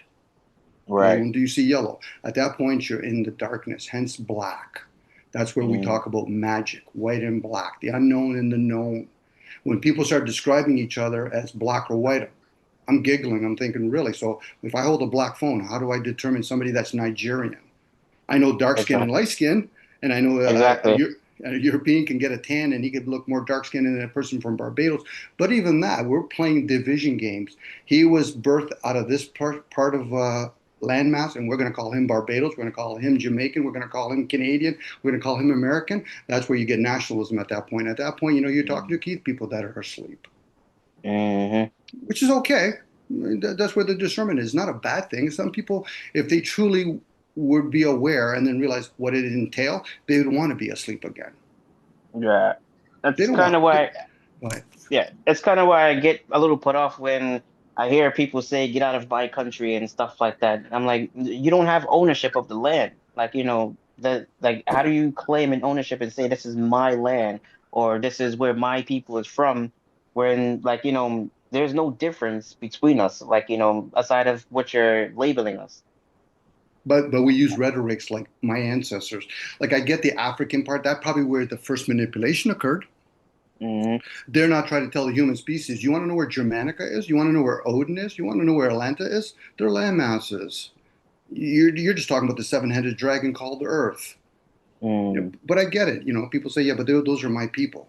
Whose people are we talking about? I'm asking Right, questions, right. even though I'm being clever. Who are we talking about? Whose people? Like, but yet they'll say, I don't agree with religion. But yet you want to cult up. If you're going to talk about dogmas, don't limit it yourself to religion. Start talking about state, religion, what you call biology, science. The main religion, or not religion, my apologies, guys. The main dogma is commerce. It's even when people say, the earth is going to be destroyed. No, no, maybe the civilization where you piss and shit are going to be destroyed, but the earth Exactly. itself Yeah. or the world, it's going to be okay. Yeah, yeah. Yeah, yeah. I say the same thing sometimes. Like, oh, the world is ending. I'm like, well, for the world as we know it for us, but it's gonna still be here when we're not here. So the world is not ending. It's just the world that you know it is. Yeah, and we all have. Well, I'm overgeneralizing now, but most of us are going to have those moments of a caption where we're going to be popped out of that suit. Mm, Now, hopefully, for some people, they're fortunate enough they can give up the ghost while they're asleep. But for most people, diabetic, heart attack, car accident, you name it, you'll experience it. You say, oh, okay, I'm right. out of the game. Okay, I'm out of the game. So I choose to come back in. Okay, do I come back with memory? Well, did you put in any effort? Did you do any true works? Do you want to remember all your loved ones? Not really. Okay, so then you want a complete deletion? You want to be close enough to a magnet and then we can delete all your memories through the blood? Or do you want to come back and help the human race? It's a bit of both. Right. But again, Right. most Right. people, they don't give a damn about each other. If anything else, the media and the people that get paid, which is one of our own, it doesn't matter what shade you are, they actually have to encourage people to get mad at each other. Hmm. Most people are indifferent. People don't realize how self-absorbed they are. It's always about me, me, me. Fuck, it's a constant drama, Yeah. which is okay as long as they're aware that they're doing it. It's like, to me, if a guy is a crook and he talks like a crook and he walks like a crook, he's not a hypocrite. Yeah. It's Yeah. the guy that turned around and said, I'm a Christian, but I like to fuck the tax system. I said, okay, so do you understand how the system works? Like, Exactly. if I really wanted to understand, which I do actually, the fiat currency, how it works, I wouldn't want to play the game because there's so much work involved. Yeah. That's the only downside about it. It could be, but then you have to have club members at that point. Guys that 33-degree Masons are still asleep. Don't fool yourself. But they're at least willing to be in a club. And in a club, you're Mm, networking with each other. right. Some of them might understand, magic, how it works. But for most of them, it's just an elaborate golf place where you go golfing. Chit Yeah. chat with Yeah. each Yeah. other and say, listen, I know somebody to give me insight. They know that this particular stock's going up, this stock's going down. They're not actually understand the ones that say, listen, Dom, the luminaries have already told you what's going to occur on Earth. Wars have already Mm, been predicted. mm, Now we're talking about like an Nostradamus. But I get it. People want to spend time worrying about a guy named Jesus. Who fucking gives a shit about Jesus or Muhammad? What did they right. share? Did they write anything down? Most of those characters never wrote anything down, by the way. There's a reason why Exactly. they Yeah. did that. But again, like Yeah. I said, if people want to become spiritually aware, just look at the language you're using. Where do you see it? I don't see it, Dom. There you go. That's spiritual. Mm. Hey, my bad. T. Riggles, you still there? Oh, you already know. Okay, yeah. I was gonna go, but you can go first, bro. No. Go ahead. Go ahead. Yeah, because well, I was gonna ask you the same question that I asked them, and I know it's been a minute, so I don't know if you want me to ask again, but you remember the question that I was asking that Dominic and Keith answered. I didn't know if you wanted to answer. I wanted to hear your thoughts too on it. What was the question again? Um, basically, should we is now it's kind of a rhetorical question, I guess you could say, but you know, and they both answered, but I just wanted to see your take on it. What do you think about um if we can't really create or change anything, you know what I'm saying? We can't change things through manipulation, but we got powers that be that are basically have a system, a set system. So should we just operate, basically at an unconscious level, or should we try to be conscious, or should we try to put forth effort to change things if we're not going to really get to change anything very much important? I hear this argument all the time too. And I think there's a battle between how spiritual and how physical a person's mind should be, if that makes sense. Well, I look at it like we have to do. I think we should do it consciously. I don't think we have to manipulate anything. I think it's very important that doing. I think we have a window of opportunity to change things, and if we do it the righteous, divine way, I think we could do we can set the course of this ship into the right direction. We can do it naturally. And I think that, you know, going the colonizer's way or having a colonizer's mindset, how like some people will say, to match fire with fire. To me, no, that doesn't make sense.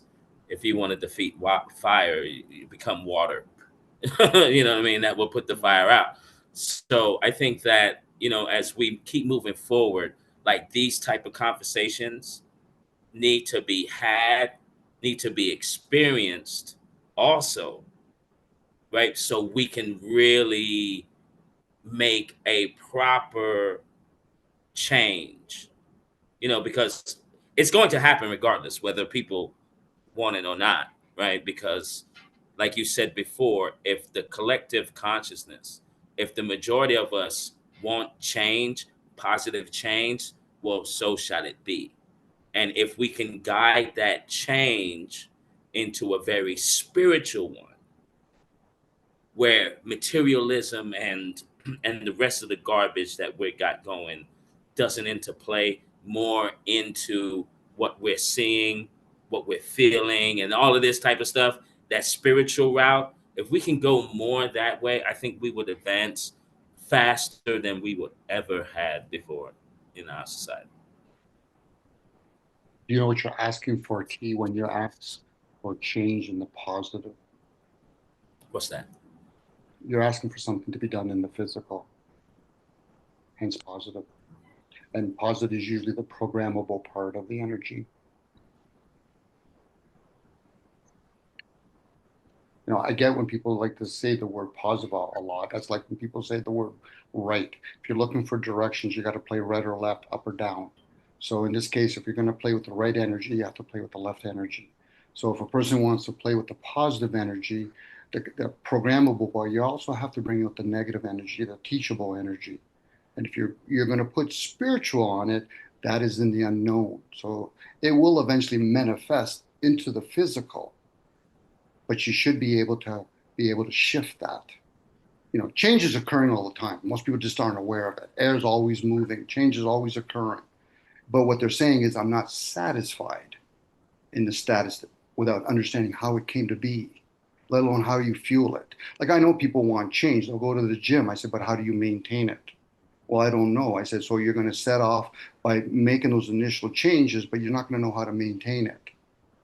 That revolution has to be done from within first.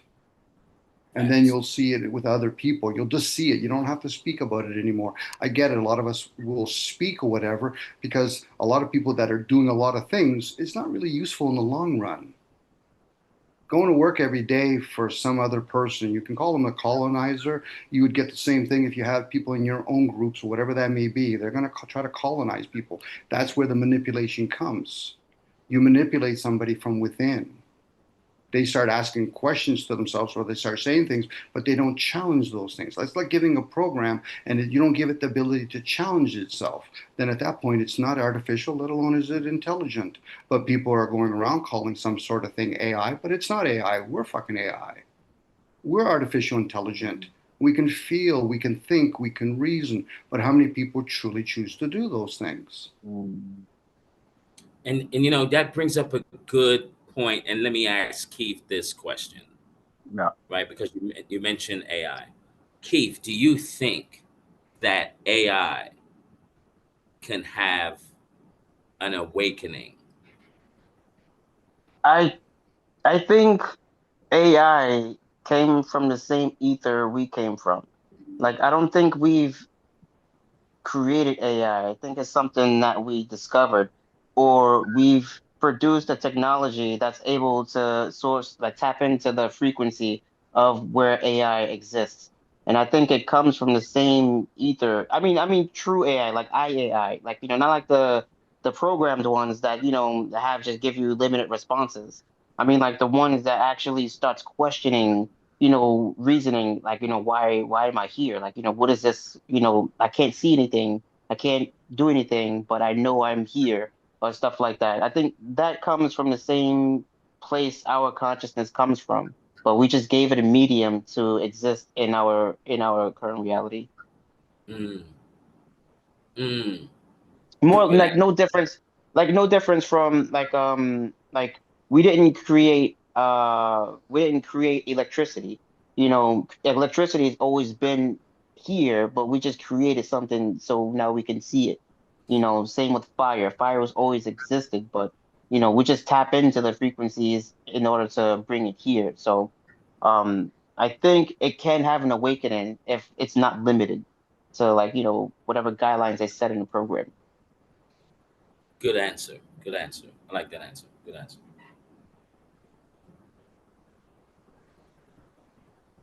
Do you think that AI is going to be now, this is a straight physical answer. You know what I mean? So, as far as us and our day-to-day dealings or whatever, do you think that AI is going to be a good thing or a bad thing? Because I tell you right now, man, those AI videos, man, where, they just creating all this fake shit and you can't tell if it's real or not, that's dangerous as hell, man. What's y'all thoughts on that? I I think it depends on how it's being used. Like it could be a good thing because, like, it could, if you're using it for like medical advancements, I think it'll be awesome. It depends on how you apply it. If you leave one like to let AI look through our history and it sees how we as humans, acted throughout the, up until now through history. Like it could be very well be like a Skynet situation. Where it's like, well, you guys are like viruses. You guys need to be exterminated from here. You don't do anything but destroy. You don't really do anything here.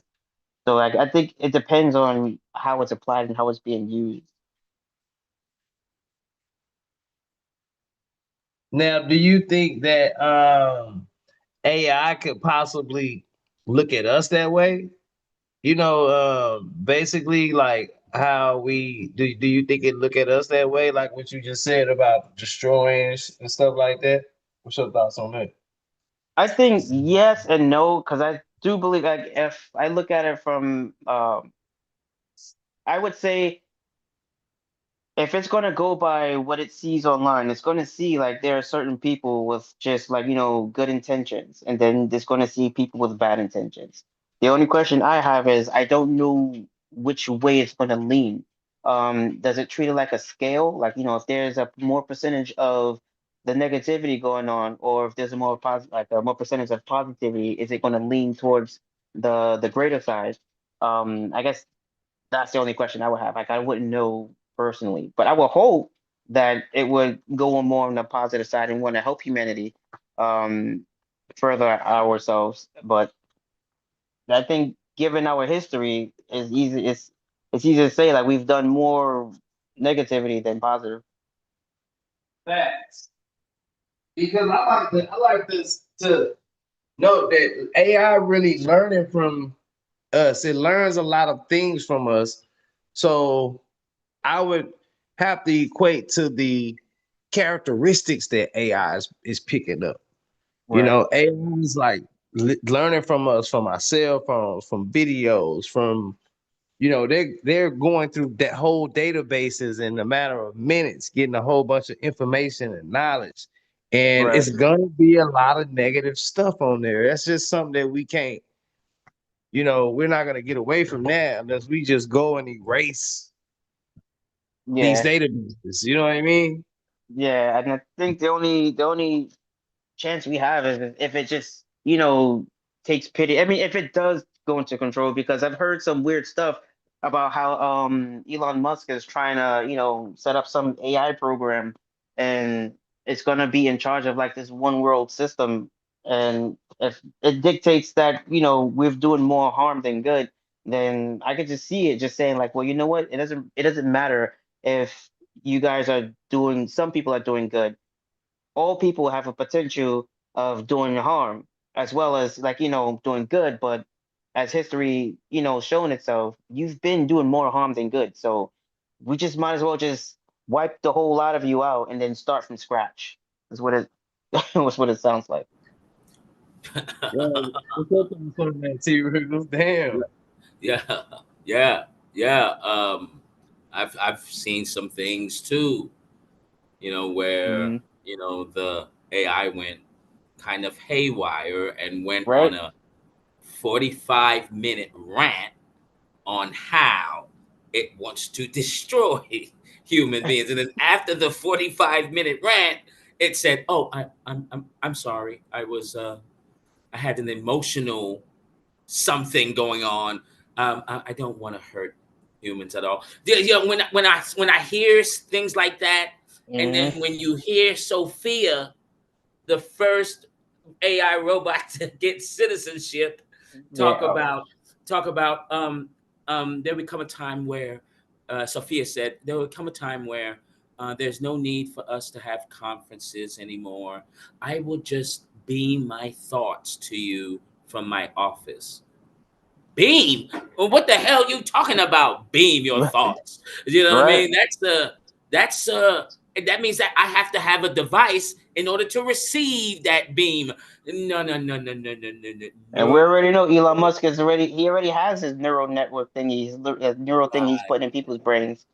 Like, right. so that's we're already moving into that era where we're starting to converge, regular, bio, like regular people with machinery, like that whole system, like that's already getting started. And Yeah. this is just the first steps, like right now. And all I got to say to that is no, no, no, no. But are you already not receiving signals, Key? I'm sorry. Are you not already receiving signals to your vessel from somewhere else? Yeah, I think I believe we're receiving signals from like what I would consider the higher consciousness down to the self now. Um I just think that when it comes to AI or some other entity that's going to implement that signaling, see, like I could consider my higher self to be me in a sense. So if it's going to send signals, then it's in my best interest.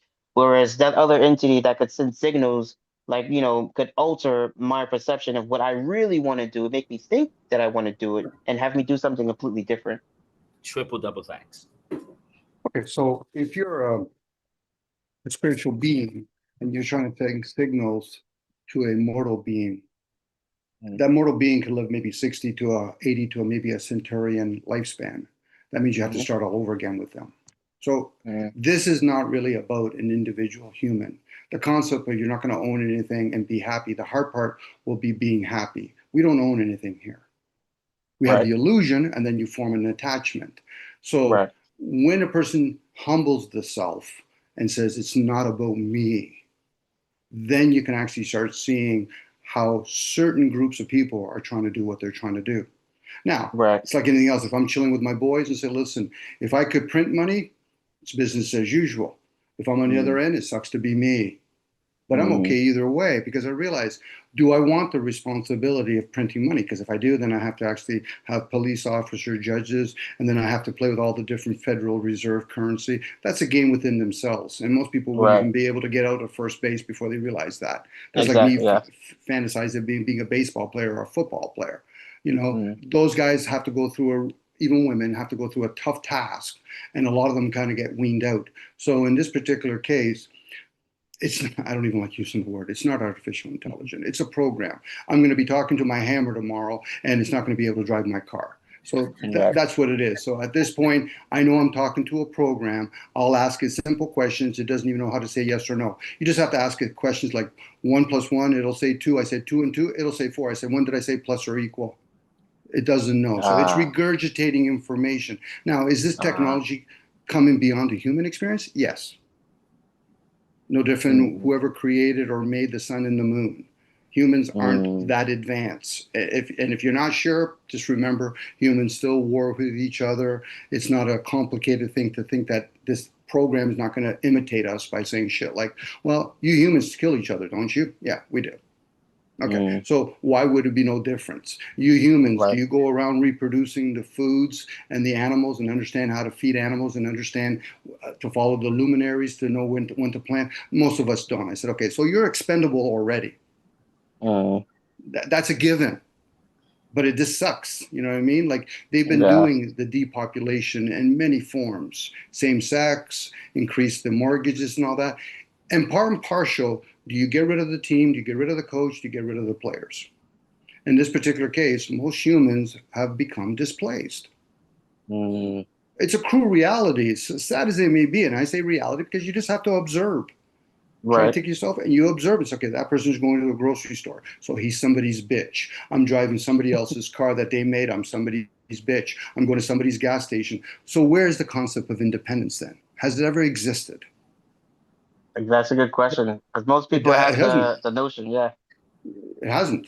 But now that's just Yeah. me talking out loud. No different. Somebody said, Dom, I want to live off grid. I said, okay, so you're going to leave your car and truck here, right?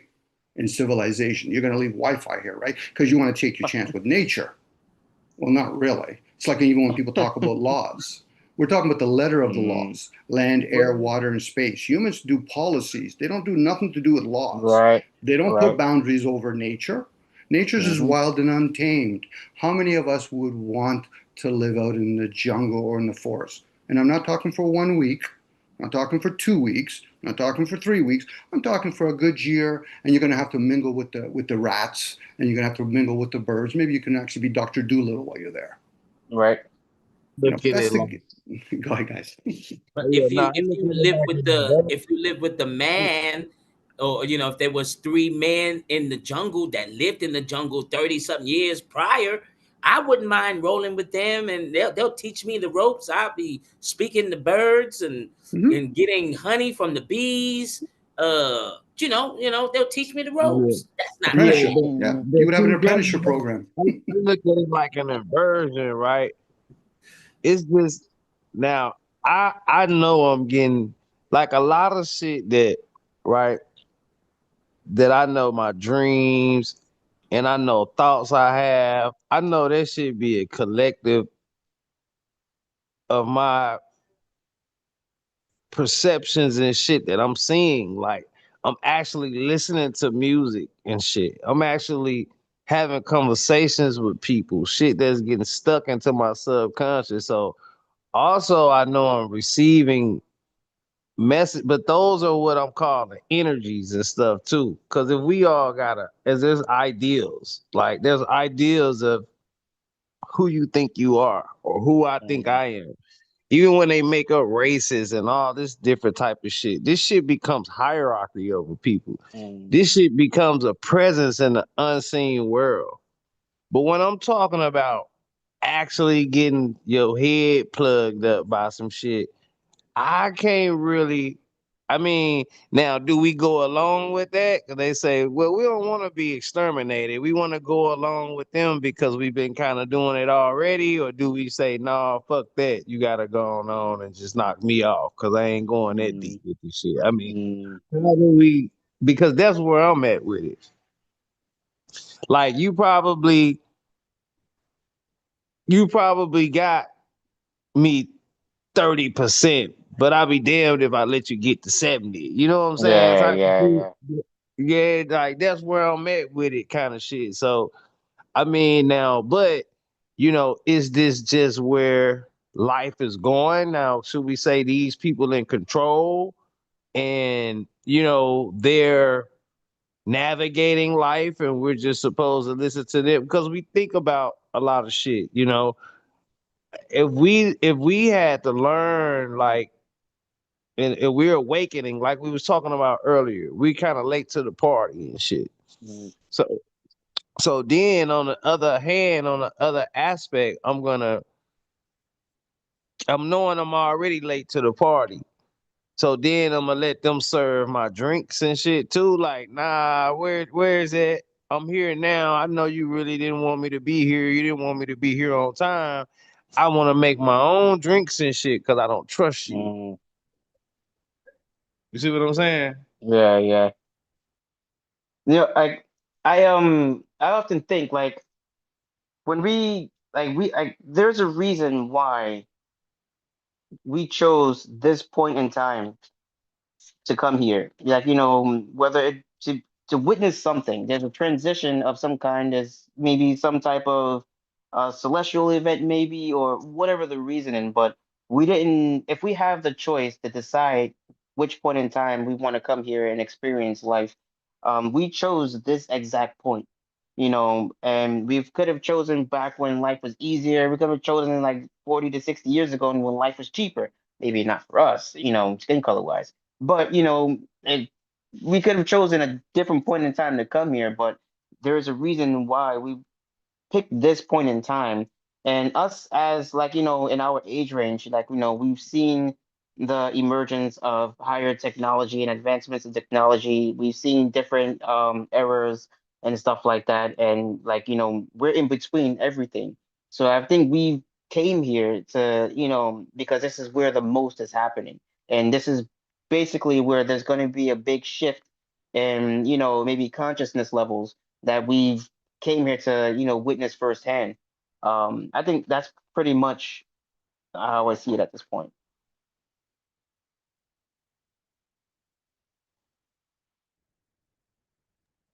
Oh yeah. I think yeah, we did come here to see. So, but I'm just having a hard. I think it comes to a specific place and time in Mm, history that we gonna be. This why I think that's why we had the age of awakening and things like that. You know what I'm yeah, saying? yeah. But I do understand that that's powers and principalities that's in control. But you know, do they have an ultimate agenda to really get full control of the soul? That's what I kind of think this whole um I brain think, interface thing is. You know what I'm saying? yeah, I don't think they can get total control. And I think once we do that, that's gonna give them total control. I think they're enjoying the game too much. I think they like they may have come to the end of their last life and thought like, wow, like that was hella fun. Like, being able to do what I was doing. And unless they've tapped into some type of information where they're able to gain information from their previous ancestors or something like that, that'll give them the knowledge on how to continue to perpetuate their power, then like, I think like they're enjoying it too much in a sense where they have control and they can manipulate others' will or free will, so to speak. And that's the enjoyment that they have. And I think it's unfortunate that, because even though we have like our own choice to come here, like this linear reality is still has influence from other people's choices. So even though I have a force that wants me to do something, like I have a driving force to go out and do something, like I said, we said earlier, there are people that hate on me, and there are other people that wish negativity upon me. And if I'm weak at heart and my consciousness is level is low, then they may succeed. But keeping a higher, uh, like a confidence in what you're doing, I think will help um be protected against, all the negativity that's coming from the outside. Facts, because I think that the people who are running things, I think when we talk about having a soul and not having a soul, I wouldn't say that they don't have a soul. I think Mm, having a soul is just having a soul of a certain caliber of life. I think mm, they have a different type of life. I think they're solar and polar being type thing, and I yeah. think they have a different type of light. And I think that we can connect to the source, and I think that they connect to a source, which is an opposite source. I So see I that. think that trick us into sticking around with them to create this what we call this reality right here. I mean, I Hmm. don't really know. That's just my personal feelings about it. And it's just like I think that once they can plug into if I let them plug into my brain, then now I don't think my conscious gonna be able to leave. I think my consciousness will be trapped in the interface then. I think right now I have the option to get what's called Christ consciousness or Mm, have a fully illuminated head of light and I can be able to escape the matrix or I don't have to reincarnate if I don't want to. Now I can live a good life and have good karma and get to where I need to be rather than my brain being connected to the interface. And then soon as my energy gets ready to leave my body upon death, it's just circulating to this interface now. So right. now I moved on to a whole new reality. So people were saying Jesus and angels and demons, well, it's gonna be way worse than that now, because now you're gonna be actually running from Bart Simpson and shit like that because Hmm. that he's the Yeah. characters. You see what I'm saying? So if I'm Yeah. already trapped in some right now, I don't want to go deeper just because I'm trapped now. That makes sense. Right. Yeah, yeah, yeah, definitely. And I think Dominic said this earlier, like he referred to the consciousness as data. And I think like once you connect, to that Neuralink and you upload it to their mainframe, they've copied your consciousness data. Now, by copying the consciousness data, they may have some type of hold over you. Maybe they have manipulation, to like the MK Ultra. They might actually feed certain signals into your brain that makes you think something differently, which you normally wouldn't think. They may have some type of control over you somehow, and that's the scariest part to me. I think Um, they. Oh yeah, go ahead. My bad. no, I was going to say, Key, when you're talking about Christ consciousness, it's like the matrix. When somebody like yourself, Key, and even you, Keith, and T, when we're doing Christ consciousness, we're the virus to the system. That's the Mm, reason why they want to own everything, because there's few of us that they can't control. I can't say it's mm, control, manipulate, or we're somewhat aware. We're aware that we're in this game. It's people. Most people aren't going to realize you're paying for the service for all the bling bling, all the technology. Satan or whatever you want to call them, the adversary. He said, no, I'm not going to give you cruel things. I'm going to give the shit that you like. You want 21-inch rims? I'll give it to you. You want cell phones? I'll give it to you. But you're going to pay for the usage. But the mm, technology that you're using That's why you keep coming back over and over again, because you're indebted already. We're paying for a debt we didn't even incur.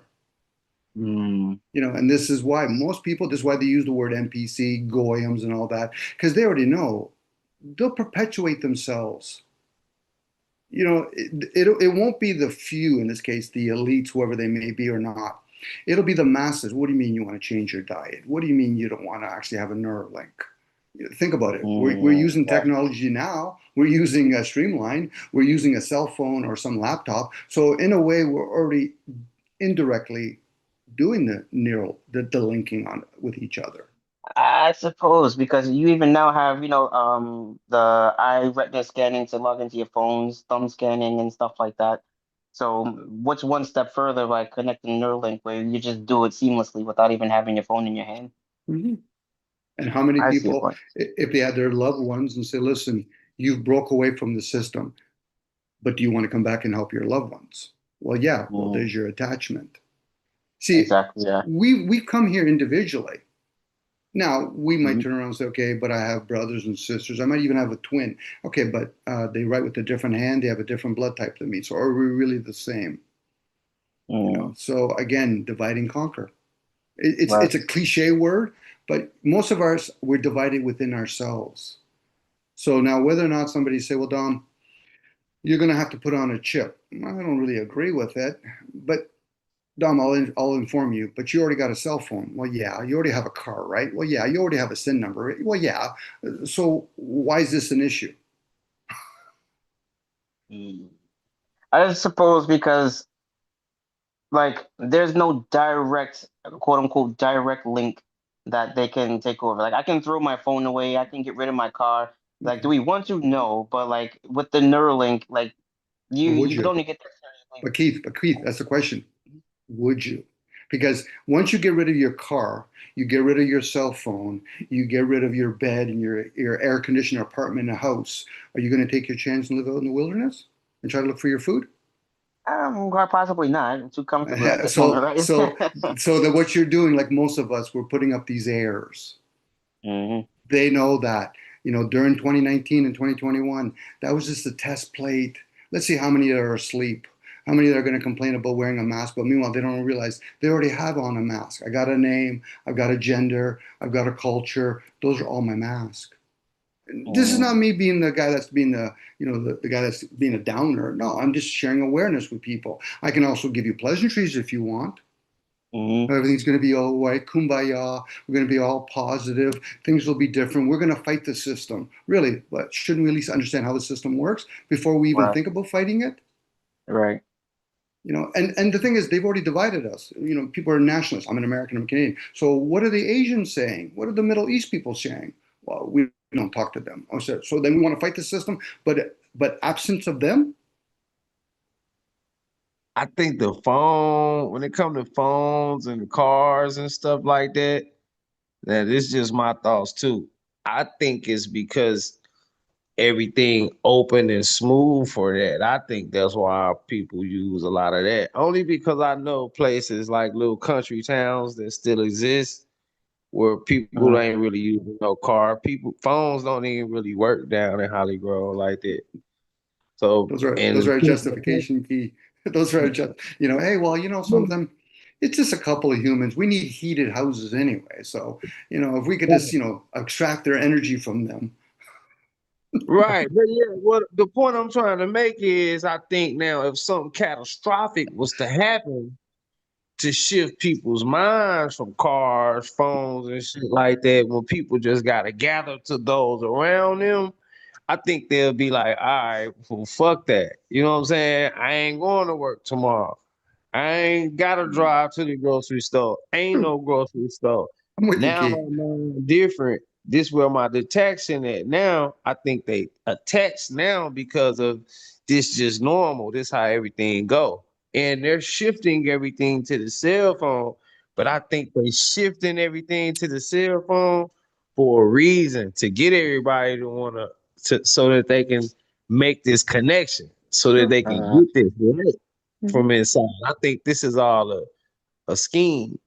Always is. It's like, hey, give all these different passwords, but you can have this one thumbprint for a password. It'll be like me and you, Keith. Say we both came from the same womb, and all of a sudden, yeah, Keith's thinking a little different, Mom. Yeah, Mom, I don't think you should actually do a lobotomy on him. But how many people would do it? This is the irony. This is where religion and state comes into play. It's telling you how cult behavior is. People will fight it, but while they're fighting it, they're tugging on it, but they're pulling themselves deeper into the hole, opposed to just seeing it for what it is. Are we willing to opt out of the system? For most folks, they're not. The ones that choose to come back here is to help other people at least become aware, so at least they know the shit that they're into. Where a lot of people say, yeah, but I wouldn't put a chip in me. It's like when people say, I don't want to have, let's say, a bee sting or whatever. You know what I'm talking about, 2019. But most of them, did you have a say when you were a child when they were giving it to you? Probably not. So really, it's always fun when I hear people talk about, I have a birth certificate. Yeah, that's because you think you're the body still. That's the only reason why it works. Why you're going to take your chance in court now? Yeah. But again, it's an easy, hate to say this, guys, but it's an easy sell on the human race. Yeah, I would say a lot of people is gonna get it though, Sure, they do, but Ed. the people who really serious about not, it may be small and few, but yeah, I would say fuck no. And you go at Because that we point talking when that about occurs, but and Key, we when that talking, occurs, sorry, uh-huh, Key, when that occurs, we go private. Because right now we're talking publicly, especially when they come out right. with the digital system, with the credit system and all that. If you think that YouTube is striking you down, wait till when you go to the grocery store and say, listen, Key, you can't buy food for the next couple of weeks. And don't expect to buy from one of your parents because we're going to strike them down too. This is the Look, shit that these they people are doing talking that about. shit to me now. They doing that shit to me now. That's I just true. got money taken away from me from the government that nobody else got it taken away from. Sorry to hear that. Everything I'm trying to do right now. So they're doing that to me. I'm tracking with you 100%. Mm-hmm. It's already a social status. They Yeah. look at the type of things you talk about, and that the whole Charlie Kirk thing. I think those were just messages. I Yeah. think they was just transferring a message to the world. Hey, the things you say when Trump come out and say if you go against the establishment, we want to deem that illegal. I think that's already been happening. Well, keep in mind the word mind. They're trying to get you to stay anchored in that vessel, but what they're really after is who you really are. They want your essence. They don't give a shit about the suit. But if you put yourself attached to that vessel and feel as though they're taking all that away from you, then they got you. It's Agreed. it's kind of like the elephant, the mother and the elephant baby. Which one do you peg down? You peg down the elephant mother and let that baby roam freely. You'll see how quickly the eagle will chase that to no end. But you got to peg down the baby. In this case, the essence, meaning that's what they want, lack what they lack. That's not what they need. It's what they lack. Because for them, it's like an adversary. I kind of said with you before, Key. We're playing hoop with a bunch of guys making open threes. And now he wants an adversary. No problem. First time he tries to make a three, I'm kicking him in the nuts. I said, I don't play by the rules. Now he might get all upset. I said, but you said you wanted an adversary, so now we're going to play by rules, or we're not going to play by rules. Which one are we playing? Because most of us play by rules. They're not being when there is no rules. Then the women and the children will have to be scared. Men that aren't strong enough or have enough balls to put a bullet in the back of somebody's head and giggle while they're doing it. I wouldn't want to be in that fucking kind of system. Right. Right. And I I'm saying think that. I'm being outrageous when I say that, but sorry about that, guys. no, no, no. I'm getting what you're saying. And see, I'm just thinking about not so much as my mind and not so much as anyone on the panel, neither of y'all either. I think about a lot of the people who listening. And then especially when I ask questions, I think, let me see what the audience gonna wanna. You know what I mean? Hmm. So I would hope that in hopes of, now I know a lot of people will say, no, I'm not gonna get like deal with the chip.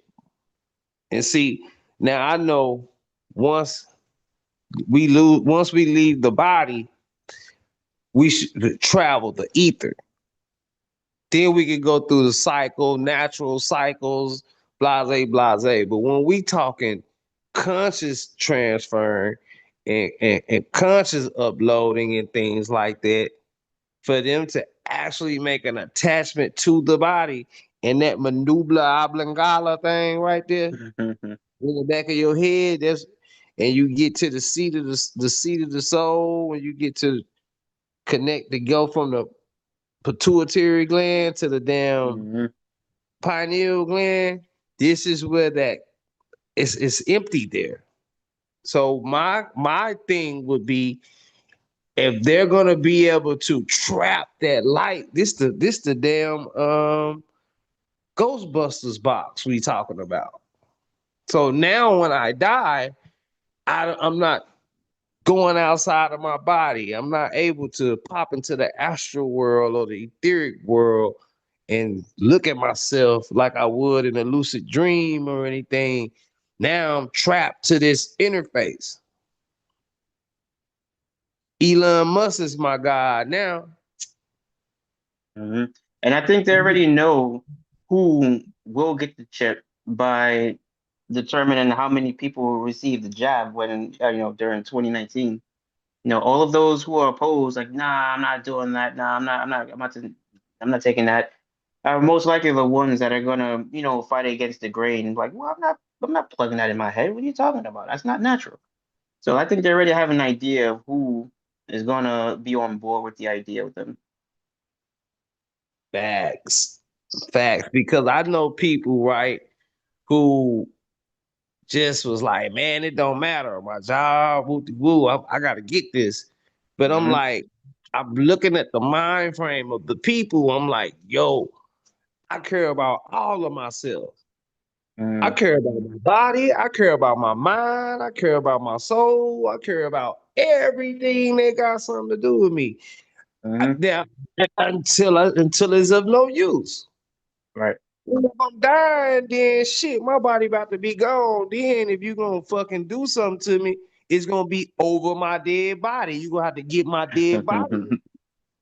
I ain't finna let you fucking do some shit to me, and that ain't what I want. I don't Right. want Right. no bullshit. I want what's in my mind that's called the natural death. I done sit on this earth with a motherfucker who done created some shit talking about sticking it in my fucking head. No. You has been alive since I've been alive. Y'all just created this shit while I'm alive. Fuck Right. no. Fuck you, father. Kill me first. I'll die. I'll die That's pretty first. much yeah, that's pretty much like all of the people who are opposed are probably in the same boat. Like, yeah, I'd rather just you just take me out, 'cause I'm not having you take over my brain and do whatever you want that I can't control. Right. Then I'm gonna be wanting to die. I'm gonna be in a situation where I'm gonna wanna die. Like, Yeah, like damn, if I'm just getting um molested or something, I'm getting raped. You know what I'm saying? And yeah, yeah. I'm getting tortured every day, all day. And now I can't die. This brain interface is talking about immortality. So if they fuck to change the world, then as soon as this shit plug in my head, now I don't even see a blue sky no more. I see the red sky. Hmm. This shit is a part of it now. You know what I mean? So now we tapping into all the shit we've been talking about all night, like archaic Right, agendas and shit like that. You know what I'm right, saying? right. Now I think it's Yeah. all correlated. It's all correlated. Like if I had to take a guess, like if I had to take a guess, like like I would say Elon Musk he's in cahoots with the Archons. Like, he's basically the superpower right now, as rich as he is. Therefore, he has connections with the others that are on top, and they hand him down the agenda, and he puts it into play. Back. He like the plug on the physical realm. Then Yeah, he go to the plug on the unseen realm, and they're all working together to make this shit happen. You see what I'm yeah. saying? They trying to cross pollinate us, So should I just do I not care about my soul? Do I not care about my spirit?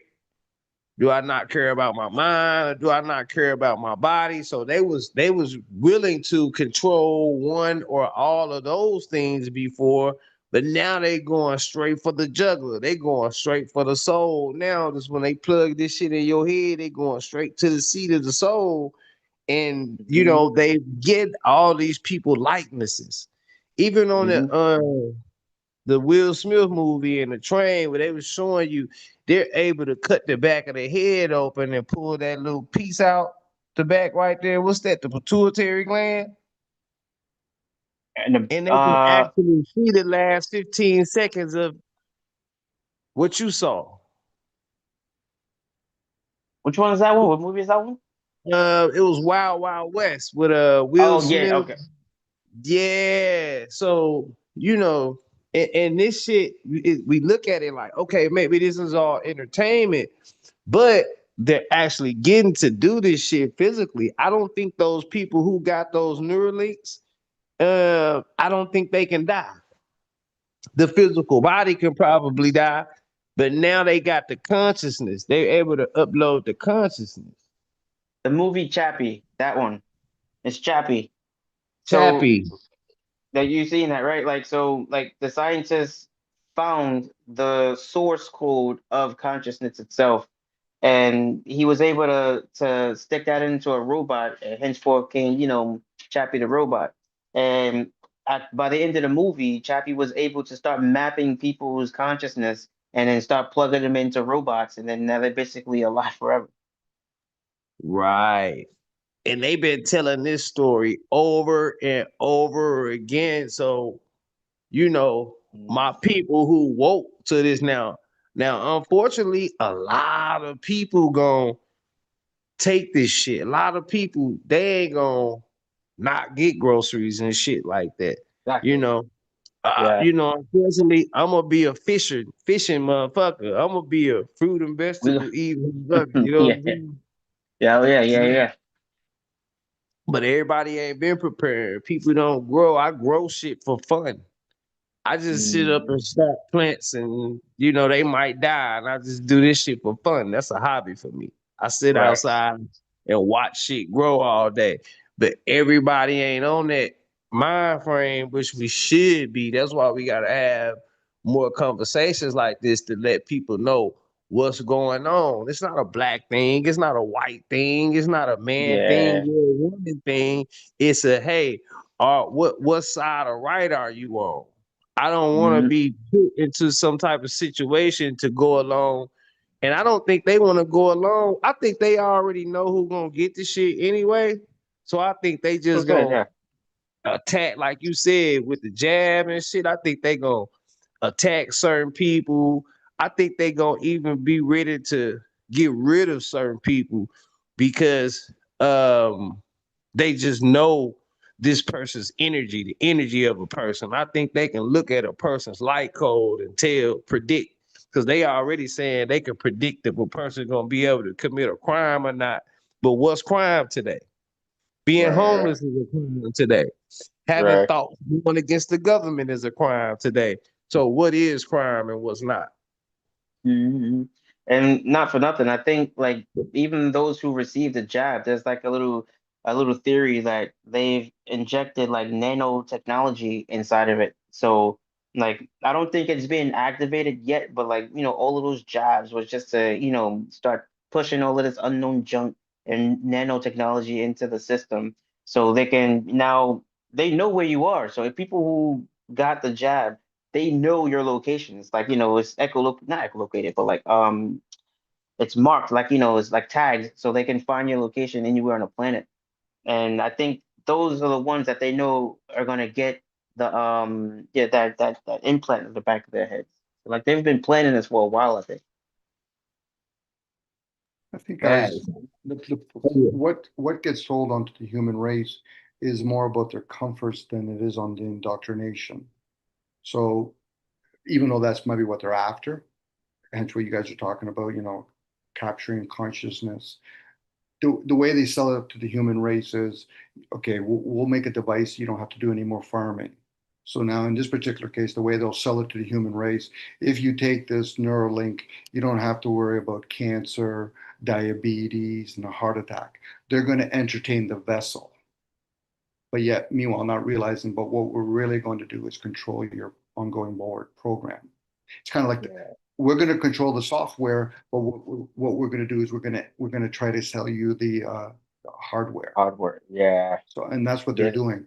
And most people are going to do it, whether you can have, you can have that conversation with them, but most people are going to have justification. Well, I got to do it because if I don't do it, my parents will get upset, my wife will get upset, my husband will get upset, my workplace will get upset, and I just don't want that extra noise. It's like being in a cult. You can't stand out anymore unless you're secure with yourself. Right. Facts. And those are the people we got to deal with. Sorry, go. Oh, sorry. Oh no, it's all right. I mean, but I was saying, yeah, that's how it was with the jab. You know, I'm like talking to people, and they like, well, yeah, I'm just gonna do it, man. It can't be, nah, man, I gotta go to work tomorrow. And I'm like talking to some people at the same time. I'm like, where you going? Oh, well, this the last day at church, and then we're not going to church no more. So I'm like, okay, you about to pray and ask Jesus Christ to protect you from the jail, right? And they're like, nah, I'm just gonna, go to church because it's the last day we going, but then I'm gonna go get my shot in 2 weeks. And I'm like, what?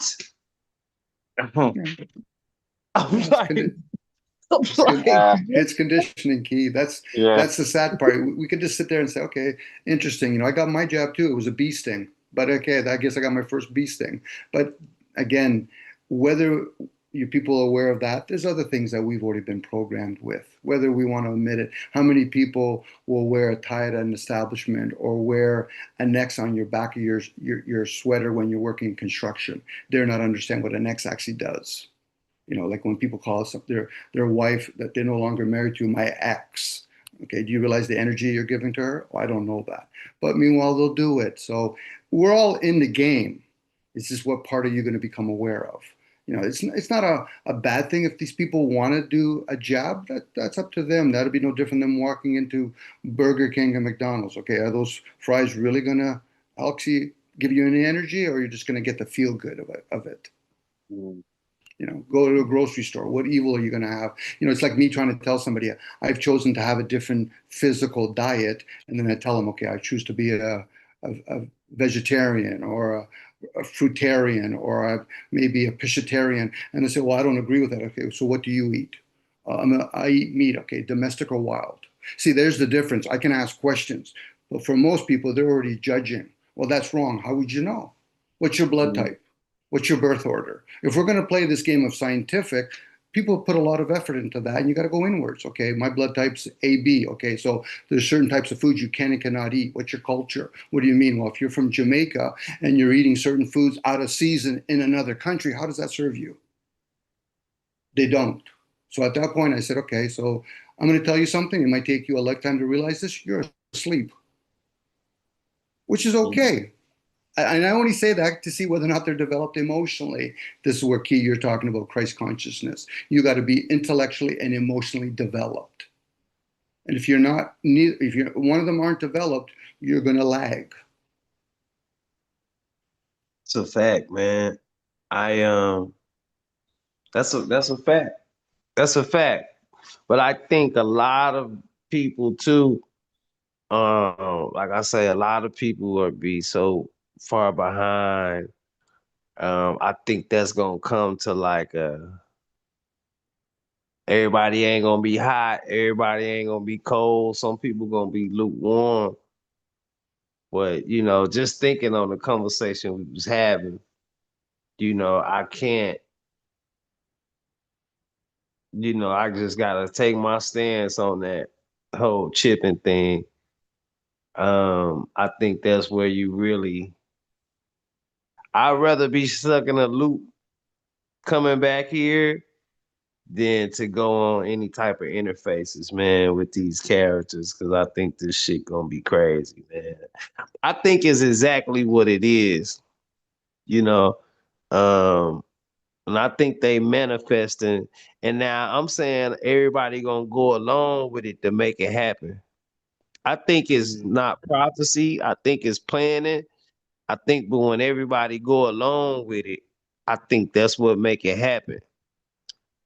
You know what I mean? Yeah, yeah. So yeah, so where do we break away from that just to be who we are, just to be I think everything's supposed to be original, but a lot of people not like that anyway.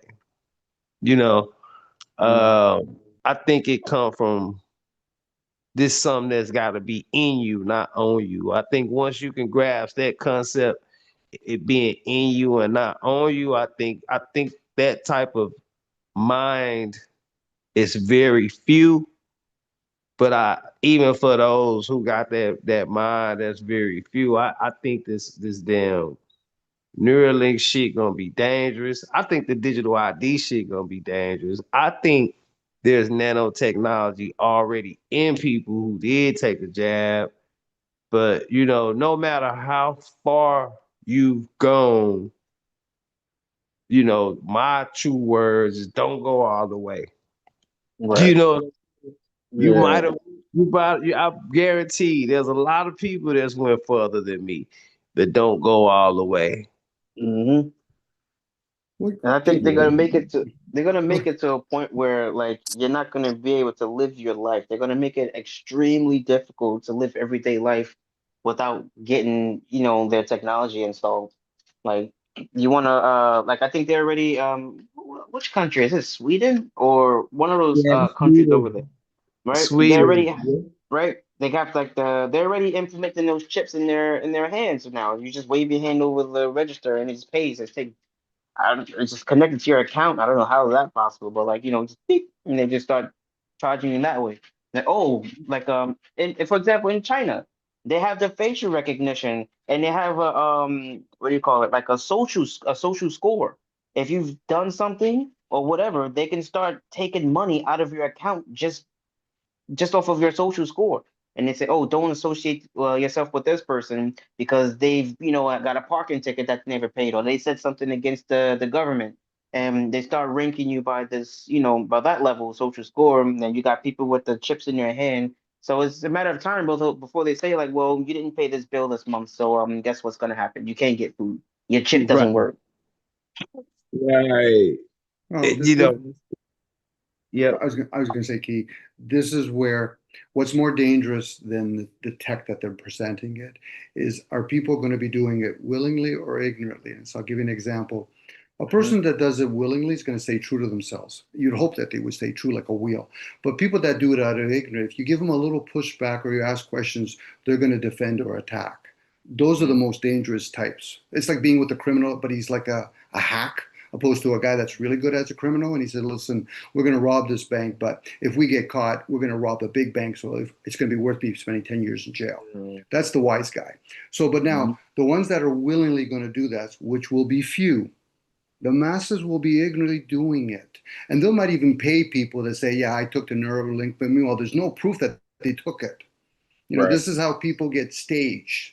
They do this on purpose because they realize most humans are indifferent. They're not even existing when they're in this realm. I got to go to work, Dom. Okay, for what purpose? I need money. You don't need money, but you probably have to obtain it so you can, go to your slave master and buy it at the grocery store. I get that part. But they'll struggle with that. At that point, they'll say, well, Dom, that's not what I'm doing. I said, there you go. So you did this out of ignorance. We're living in an age of information, but most people are going to be consciously ignorant. Just because Mm. they know of things doesn't mean they have discernment of those things. That's why Right. when they do the Neuralink, they've already done the test plate. It's just a matter we're implementing it. That's why it's called a reset. We do it with a program. You put in a new program from Macintosh, or you put it, sorry, from Apple, or yeah, from Mac, from maybe Microsoft. Next thing you know, you gotta reset it. So now people might be aware. Okay, it's 2030 agenda. Yeah, it's an agenda. They don't give a flying fuck about theories and facts.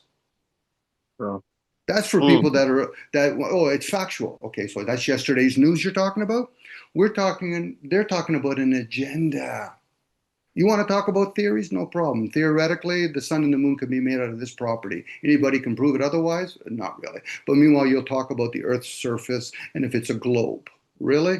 Is that where we're at? as a species, Yeah. you must have been you would have been better off taking jabs. Okay, I didn't take a jab. Okay, so you're asleep. You didn't take the jab, but you're another person. You're asleep, but you did take the jab.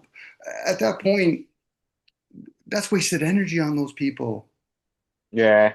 If you're around 10 people, reduce it down to two. If anybody's going to be my friend, they got to be prepared to be my enemy. Why?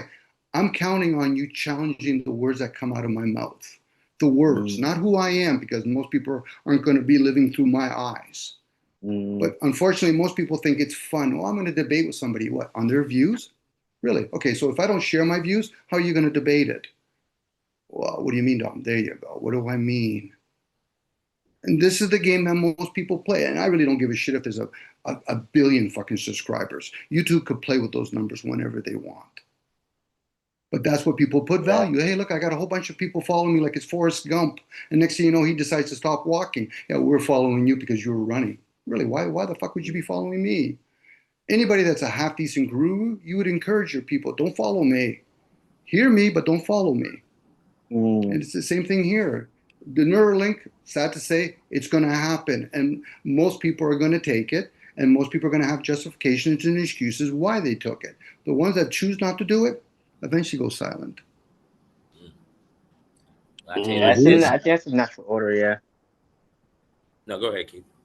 No, I'm just saying that's like kind of like the natural order. Like like it's hard to fight against the grain when the masses are doing the things and the few, they try to voice their opinions before the event takes place, but then everybody jumps head into the whatever is being thrown at them, and we're just left on the sidelines, and we have no choice but to just fall back and be silent. Like, all right, well, yeah, we'll just see what happens, see how it plays out.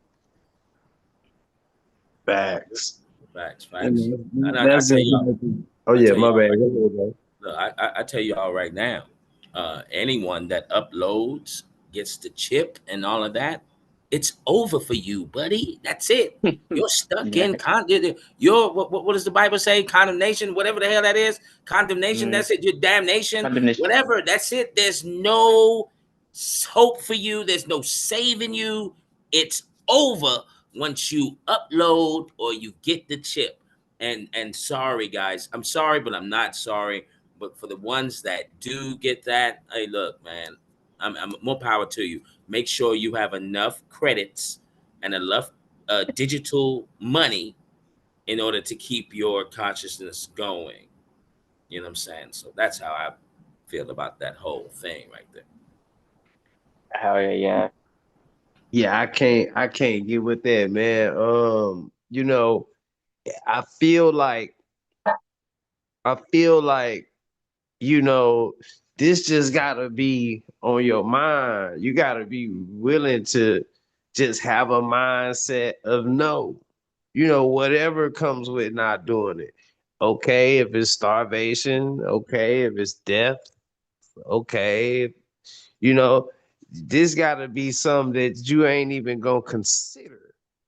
And I think that's the difference between like these natural people. This the type of shit. Now you want to get to talking about soul, having souls or not having a soul. A person with an internal hard drive is like what I like to call it.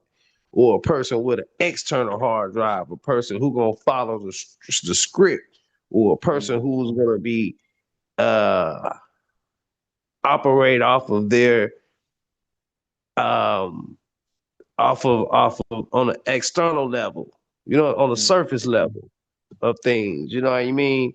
Well, damn, man, they saying I got to do this to go to work type of things. No, if you're supposed to be foundation based, so that's just gonna be the point of reality or the point of the world we in. Okay, mm. y'all really gonna get rid of me because I don't want to let you plug this shit in my head? Well, okay, I guess this is where we at. I guess I'm dying then. Yeah. You I see mean, what I'm saying? yeah, like, cause like I work, I'm a contractor on a military base out here, and at some point, like when you're working with the government, like there's certain jobs where you're required to do certain things, like like, hey, if you want to continue working here, you're gonna have to follow along and get this done, and I think because it was a benefit on my side, whereas like I don't have like a what they call a SOFA license, so I'm not, technically controlled by the government. I have a visa, so I'm kind of on, the expat side, the Japanese side. So when they said, "Hey Keith, you got to go and get this jab done because it's 2019, we need to get that done." So I was like, "Really? Okay. Like, do I have to go to the doctor on base?" And they was like, "No, no, just go off base and you can get it done. Say less." Whip that up. I'm like, I'm not getting. Yeah, I got it done. Yeah, yeah, don't worry. I took it. I'm not. I'm not. If they would have forced me, I'm like, yeah, I can't do that. I'm sorry. But it kind of worked out as a benefit on my side, like not having to get it, even though they kind of required it when they was requiring everybody to get it done.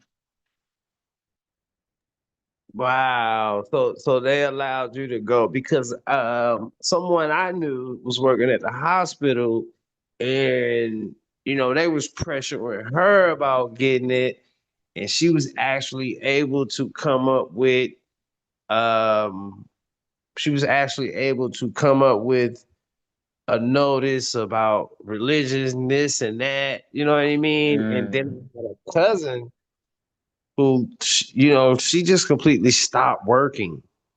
You know what I mean? mm, Because she was like, well, I'm not gonna do it because I was talking to her, but almost everybody else did it. I mean, like maybe like 10 people around me, 10, 15 people tops out of hundreds of people. yeah. I'm already knowing, you know what I'm saying? I'm not trying to say a lot of people not gonna do it. I know a lot of people is gonna do it. You know Hmm. what I'm saying? Yeah. And Yeah, not for nothing, because like, yeah, yeah, go ahead. oh no, go ahead, bro. Like not for nothing, because like again, like working in the military, so I like to think of the military, personnel as like the government's test subjects. So whenever they pumping something out, they're the first ones. Like everybody in the military who's a soldier has to get it. There's no questions. There's no. I don't think no. You're getting this or get out. You get dishonorable discharge. Lose all your benefits. And that's basically what they tell you. You lose all your benefits. You lose your pay. You lose this. You lose that. So you're gonna get it. So they have absolutely no choice. Damn. I See, I mean, had unless they can quit, yeah. no, Hmm. no, no. You on point because see, I knew a dude, right? And this a little bit off. So I knew a dude. Now they got hit with this. They got hit in their certain platoon or whatever. They got hit with one of these bombs that had like a sickness in it, right? Yeah. So hit with the shit, and everybody instantly start throwing up and shit like that. So he said the government, they had some counter reactive shots and stuff, right? So he said Yeah. they started shooting everybody up, like here, shoot you up with this. You're gonna die and shit. So he said he acted like he took it and didn't. But the shit that they Eh. was doing to counteract the bomb actually messed everybody up. That's what actually messed them up. Now the other things just went through their stomach. They were sick for a little minute. It made them throw up, poop, and once it Yeah. ran through them, it was over with. He said, but the stuff that they actually took to try to counter it was actually what started giving them cancer and stuff like that. So it's so Damn. much too, especially when they telling you. Because see, this is my first thought. This is what I've always knew, and this is what I've always shown everyone around me.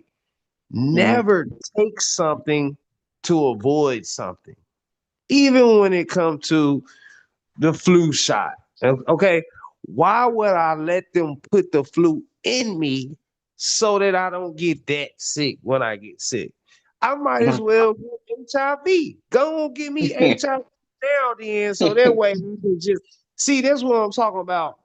A person with a soul and a person with not an Mm, animalistic person who just want to do whatever. You trying to escape karma now. Now you trying to right. outdo karma.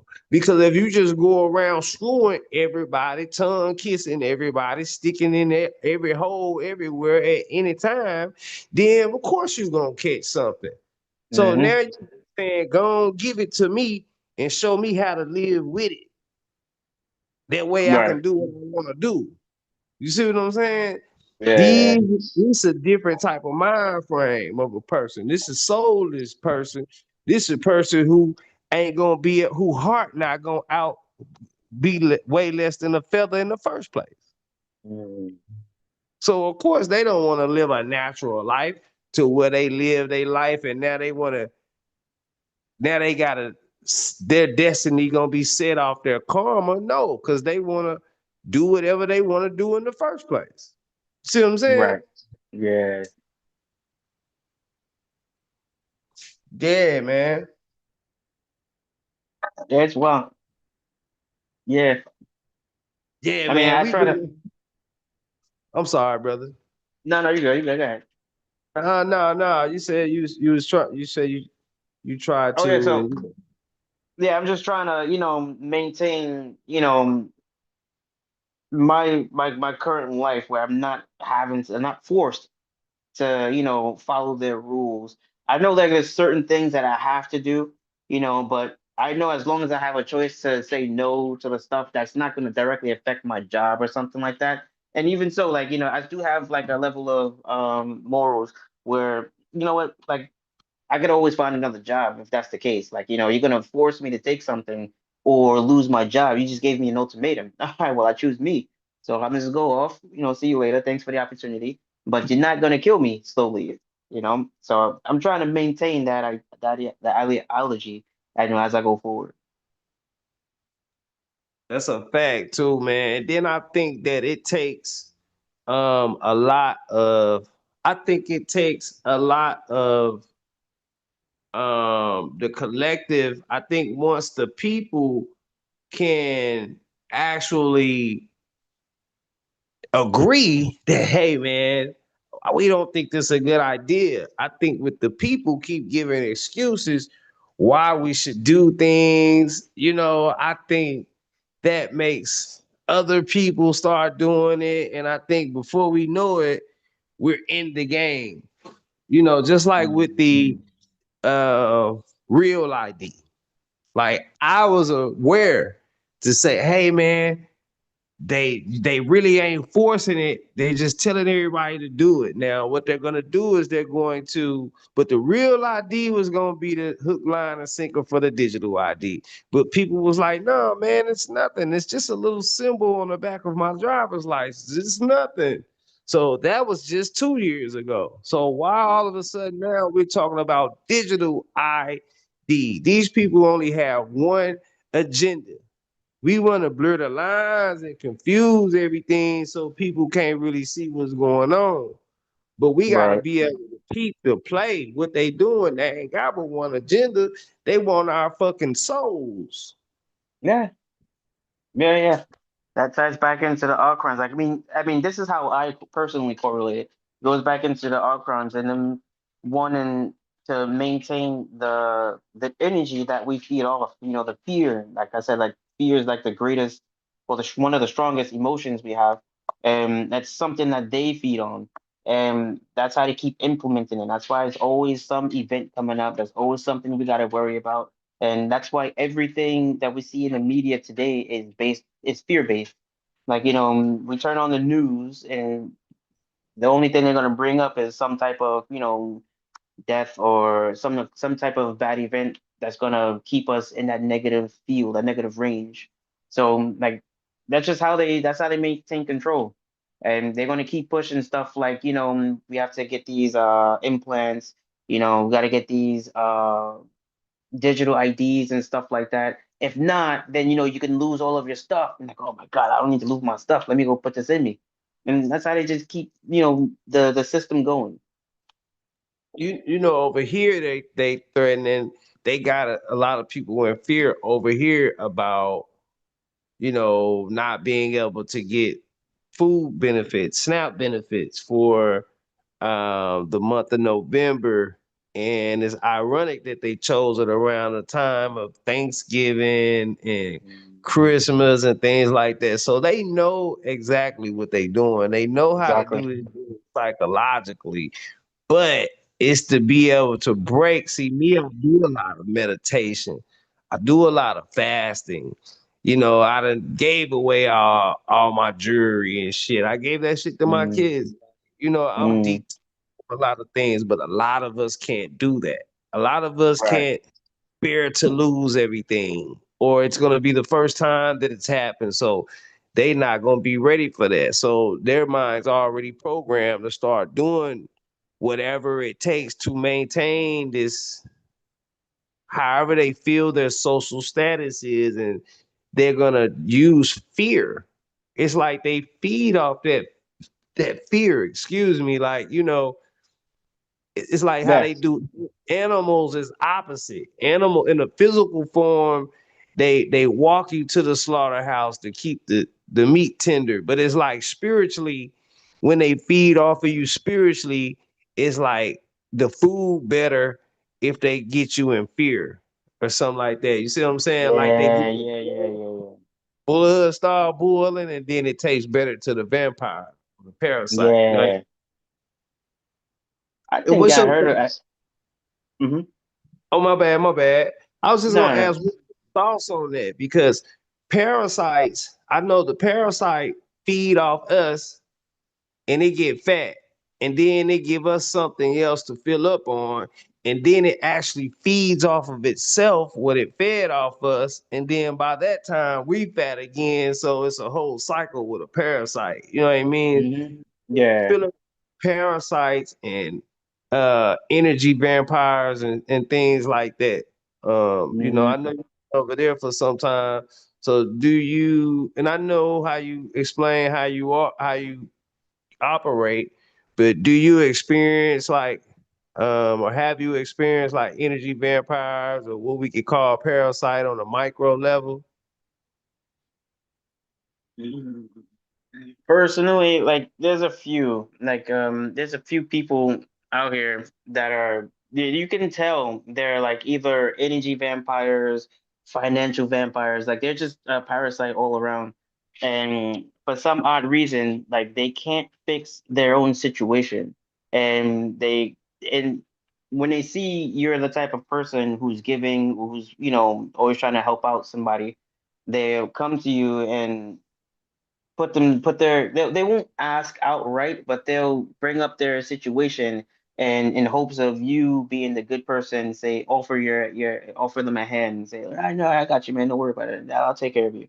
Like there's a couple of people even out here, and it's weird seeing it outside of your own culture, like like you realize like we're all basically the same around the whole world, like it doesn't matter where you are, like human nature is human nature, it doesn't matter what culture you're in. So like there's a lot, it happens a lot out here too as well. Wow. So basically, like we were saying, it's all about energy. You know, you can't really cause I that's why I say, man, it's not a black thing, it's not a white thing. I know some good so-called black people. I know good so-called white people. That's why I Yeah. try to not run away from it because I say, well, instead of me not looking at black and white, I do want to look at black, white. I want to look at men, women.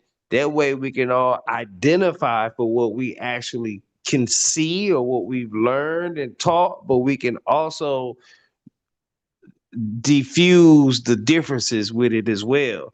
So it's like Right. a knowing process now. You know, I'm not neglecting it or anything.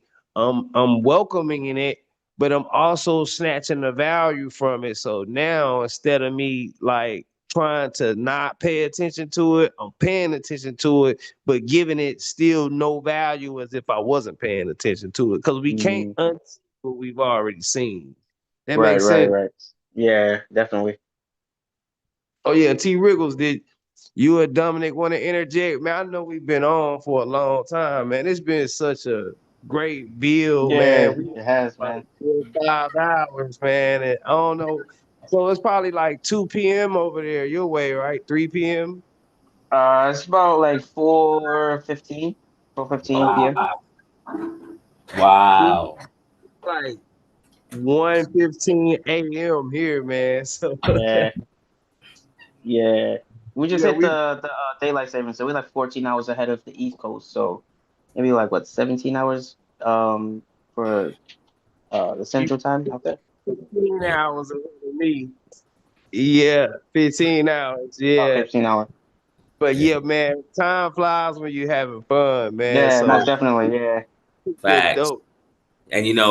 Gentlemen, it's been such a really good conversation. You know what I'm gonna have to give everyone here now, right? Yeah.